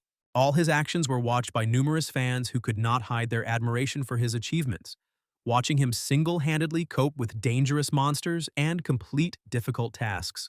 They considered him extremely strong and tried to attract his attention, hoping to receive confirmation of their affection and admiration with at least one glance. But Hyrcanus had no time to consider this. The constant stream of fans and outside observers only irritated him, as it distracted him from his main goal, developing his skills and preparing for the next dangerous task. He sharply accelerated his movement along with the skeletons, trying to move away from the crowd and avoid unnecessary attention, realizing that every second was worth its weight in gold for the implementation of his plans. However, from all sides they shouted at him and tried to stop him, but Hyrcanus did not react, moving on and focusing only on strategy and calculations that could provide him with an advantage in the future. After the video of the fight against the warrior bear, he had many new fans who followed him, trying in any way to attract his attention and achieve interaction. But Hyrcan was focused only on the financial reward and preparation for the next quest. The video with the warrior bear became popular, received a large number of views and comments, but this did not distract Hyrcan from his main goal, because it was important for him to know how much he would receive in reward for his success. With fame came problems. No matter where he went, he was constantly harassed by players, new and old enemies, making it difficult to train and complete tasks. He could not concentrate on training and hunting because of the constant pressure from others and the need to move forward quickly. Then the Haho mask changed tactics. They decided to retreat to Sura Canyon, where there were high-level monsters to avoid persecution by fans and those who could hinder Hyrcanus's development. Raising his head, he saw the matador in front of him. Suddenly, he stopped abruptly along with the skeletons, not expecting his appearance. The matador greeted him with a smile and a calm voice, which further confused Hyrcanus. Hyrcanus could not understand where the matador had appeared before him again, and how he had managed to get to this place so quickly. The matador remembered that Hyrcanus was at the rookie location and noted that he was uncomfortable because Hyrcanus ran away without saying a word about his decision. He noticed that Hyrcan had improved his level very quickly. In a few months, the novice had become strong enough to reach the Sura Canyon on his own. Hyrcanus did not answer the matador's question, who asked what brought him here and why this particular place was suitable for a ranker of this level. The matador noted that the Red Bulls had taken control of Sura Canyon the day before to justify their presence near the main quest location. He had hoped to meet the Haho mask here, as he had seen a video of Hyrcanus participating in the raid on the bear warrior, and assumed he was somewhere in this area, so he often hung out here. The matador asked who could be hiding behind the Haho mask, but Hyrcanus, without listening to the end, abruptly said goodbye and ran on with the skeletons. They ran for several kilometers, trying to outrun all pursuers, staying calm and concealing their whereabouts. Hyrcanus didn't understand why everyone was so against him. First Chisolian, then Matador, and then 2 guilds from the top 30 were already pursuing him. He realized that at this pace he wouldn't even be able to level up to complete the quest, and didn't know where to go next, because there wasn't a suitable location nearby for training and fighting. Then he remembered the map Mawin had given him and decided to check it again. If his memory served him right, there must have been a rare dungeon somewhere nearby. Hyrcanus took a map out of his backpack and began to examine it carefully, trying to find the exact location of this dungeon. He found a mark on the map, a place hidden under a waterfall, difficult to access and rare, but potentially extremely profitable for rewards and resources. He realized that getting to this dungeon would be very difficult, requiring endurance and proper timing, but the risk could fully pay off. Together with the skeletons, Hyrcanus headed deeper into the waterfall, slowly making his way through the streams of water and rocks, carefully assessing each step. If the map was accurate, then it was under the waterfall that the entrance to the hiding place he had been searching for so long was located. Hyrcanus really hoped that he would have enough air, strength, and patience to reach this place and begin exploring the dungeon. Suddenly, he noticed a narrow opening in the wall of the waterfall that looked like a tunnel. This meant he had almost reached his goal. The last 5 seconds of the struggle for air were critical, and Hyrcanus felt tension in every muscle because he needed to concentrate as much as possible. However, he was able to cover the distance and reach the dungeon, ready for the new trials and adventures that awaited within. Together with the skeletons, he cautiously stepped into the darkness of the dungeon, feeling tension and excitement, realizing that every step brought him closer to great discoveries and potentially rare rewards. The dungeon proved to be much more difficult than he had imagined. with narrow passages, traps, and hidden mechanisms, but Hyrcanus was ready for any challenge. He carefully scanned the space around him, checking every corner and wall because a small mistake could be costly. Ahead lay a vast stone hall filled with magical light falling from cracks in the ceiling, and there, perhaps, lay the bulk of the treasure and reward. Hyrcanus took a deep breath, gathered all his strength, and confidently moved deeper into the dungeon, ready for any dangers that awaited him on this path. After that, he was awarded the honorary title of the first explorer and discoverer of dungeons, recognizing his courage, curiosity, and ability to uncover the secrets of places where no one had ever dared to set foot. He found himself in an incredibly beautiful place that seemed like it was made for adventure. He had a clear motivation. If anyone started chasing him, he just had to go where there were no people. He was curious about what monsters might be lurking in this secret dungeon, as he had heard rumors of powerful creatures inhabiting these depths. Suddenly, a strange, incomprehensible sound was heard behind them. They turned around, trying to figure out who it could be. Seeing the creature, Hyrcanus held his breath. He had never seen anything like it before. However, he still could not understand its nature. After all, even in books about fantastic creatures, they didn't write about such things. They looked at each other in silence, exchanging fear and surprise. Hyrcanus began to get nervous. He realized that he was facing a slime, and he couldn't understand why he had come here to fight it. However, he soon noticed that fire had begun to appear inside the slime.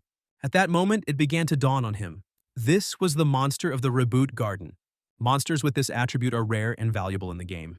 The items they leave behind can be used to enchant items of the same element, which is why they are incredibly popular. In other words, Hyrcanus could have become very rich thanks to this slime. He immediately ordered his skeletons to destroy every single monster. Slime became alert, sensing danger. The entire cave began to shake violently from the tension. Hyrcanus instantly understood what was going on. A huge level 70 salamander appeared before him, a mid-rank fire-type monster. He didn't expect to see her here at all. The salamander began to form a huge sphere of fire in its mouth, and immediately threw it at Hyrcanus and his skeletons. They were shocked. The creature was literally spitting fire, but they had no other choice until she became a serious threat. Hyrcanus decided to use his ace up his sleeve. It was a helmet of madness for one of the skeletons. The set also included a large bone armor. He could finally use the red orc skull to strengthen the skeletons, and in a moment the skeleton was fully equipped, ready for battle. Even the lizard and the slime were scared of that sight. The skeleton looked really scary. In a moment, he was out of their sight. The lizard also disappeared without a trace. The skeleton was extremely strong and incredible in combat. Hyrcanus was pleased with the effectiveness of his skeleton knight. Soon they were attacked by a whole flock of salamanders. The fight was unequal against the crowd. Hyrcanus sighed calmly, not panicking. He chose a skeleton knight who successfully dealt with the enemies. There was no trace of the salamanders left. He dealt with them one by one, gaining experience. The skeletons worked faithfully under his command. Hyrcan was already imagining his vacation in the Maldives. After leveling up the skeletons, they could hunt on their own. Although the salamander essence turned out to be less than he expected, he easily made up for the loss of experience. However, he decided to continue working in the same pattern until he activated all the skeletons. He ordered them to continue in the same vein until they defeated the boss. After that, they would go to the Perung Forest. A few hours later, what he expected happened. They discovered an instant dungeon, the throne room. But you can't just get out of there. If he fails, he won't be able to log into the game for 2 whole days. Enough time for other hunters and bulls to beat him to the main quest. There were also no normal places left to farm in the district, so there was almost no choice. Although he had doubts, he still decided to go inside. He left all his possessions on the surface, relying only on his own strength. And so he entered the throne room. There were many statues of knights there. It seemed to be an abandoned temple. Blade marks were clearly visible on the floor. When he turned his head forward, surprise seized him. Before him stood a creature with an incredible aura of magic. Her look literally screamed, "Don't come any closer!" Hyrcanus immediately understood who this monster was. He ordered the skeleton to take a defensive stance. But the skeletons didn't have time to do anything. They were destroyed in 1 second. The skeleton warriors suffered extremely heavy damage and were completely destroyed. This became a great nuisance for Hyrcanus. No one even guessed that the spirit of a level 80 knight was here. Whether it was a monster or artificial intelligence is unknown. He had already encountered him in a past life. Back then, he was at about the same level as he is now, but without the support of the entire guild. He dealt with all his enemies, leaving them no chance of salvation, and their attempts to resist proved futile and helpless before his relentless power. Then he could have simply stumbled, taken a few steps back and conserved his strength. But now that was a luxury he couldn't afford even for a moment. He was well aware that any pause could be fatal, so even the slightest rest seemed like an unattainable luxury. So he focused all his magical energy and summoned his skeleton warriors again, filling them with mana so they could fight on the front lines and protect him from the enemy's inevitable strike. Then he loudly ordered them to attack with all their might, leaving the enemy no chance to retreat or maneuver, starting the battle from the very beginning with maximum aggression. The spirit of one of the warriors raised a sword wrapped in mana, and the light of magic shimmered along its blade, ready to cut through any defense. But the skeletons again had no time to do anything. The enemy mercilessly destroyed them before they could strike, and this seemed an impossible task for anyone but a true hero. For Hyrcanus, this already seemed like a hopeless situation. No strategy was working, and the enemy constantly outnumbered him in strength and speed. But he did not even think of surrendering. Despair only pushed him to new attacks and continuous maneuvers because retreat was not an option. They used a variety of techniques and tricks, trying to at least slightly hurt the enemy and find a weak spot in his armor or defense. And suddenly, one of the skeletons was able to make his transit. A momentary, unexpected strike that seemed likely to earn Hyrcanus praise for his precision and agility. He expected praise and approval from Hyrcanus for his success, preparing to feel support and approval from his leader. But Hyrcanus only shouted sharply at him, "Get out of here quickly!" Component placement showing that the situation was much more serious than one might have thought. And at this very moment, a huge green sphere suddenly appeared in front of the skeleton, the light of which blinded the eyes, filling the space with terrible energy. The sphere exploded right in front of him, and the impact was so powerful that the skeleton warrior was instantly destroyed before he had time to realize what had happened. Before disappearing, he managed to warn the other skeletons. A blow to the heart is not always critical for this knight, trying to convey important information about the enemy's weaknesses and strengths. Destroying him was not easy at all. The enemy had incredible endurance and strength that ordinary skeletons or golems could not penetrate. Hyrcanus was perplexed. Ordinary magical creatures offered no chance of victory, and it seemed to him that all his efforts were in vain. At that moment, his mind was immersed in memories of the past. When still young and inexperienced, he had tried to fight more powerful monsters. One of his guild members once asked him, "Why are you climbing a monster that's 4 times bigger than you?" And the question seemed absurd to him at the time. But Hyrcanus himself could not answer why he felt the need to fight such a dangerous enemy. It was something deep inside, like an inner calling. He thought of only one thing. Until he was finished with him, he would not receive any reward or food, and this thought kept him in constant tension and battle. This answer surprised his former friend because they had never seen such determination and stubbornness in him. Everyone considered him a bit crazy, but looking for complex strategies was not his style. He always relied on strength and endurance. If simple attacks didn't work, he would simply continue to beat his opponent until he exhausted him to the last drop of strength, even if it was endless. And most importantly, it worked. If a certain method worked, Hyrcanus continued to use it without changing his strategy. Then he noticed that the monster's spirit began to speed up, and its movements became increasingly dangerous, filled with powerful energy. The enemy was charging with great power, his every movement radiating magical energy, ready to destroy everything in its path.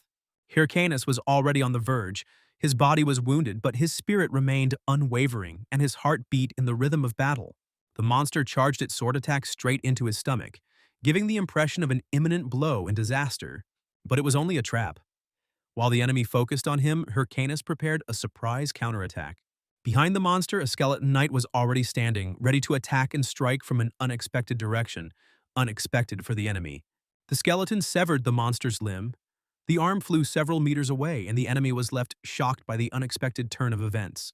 The monster had not expected this development of the battle, and his concentration wavered, opening up an opportunity for Hyrcanus. Hyrcanus still insisted that he would not eat until he had destroyed the enemy, and this determination gave him strength in battle. At this time, the village of Sura Canyon was very bustling, with people going about their business, unaware that a fierce battle was taking place nearby. The matador walked through the narrow streets with the woman, discussing the large number of people in the village and their hustle and bustle. This was understandable.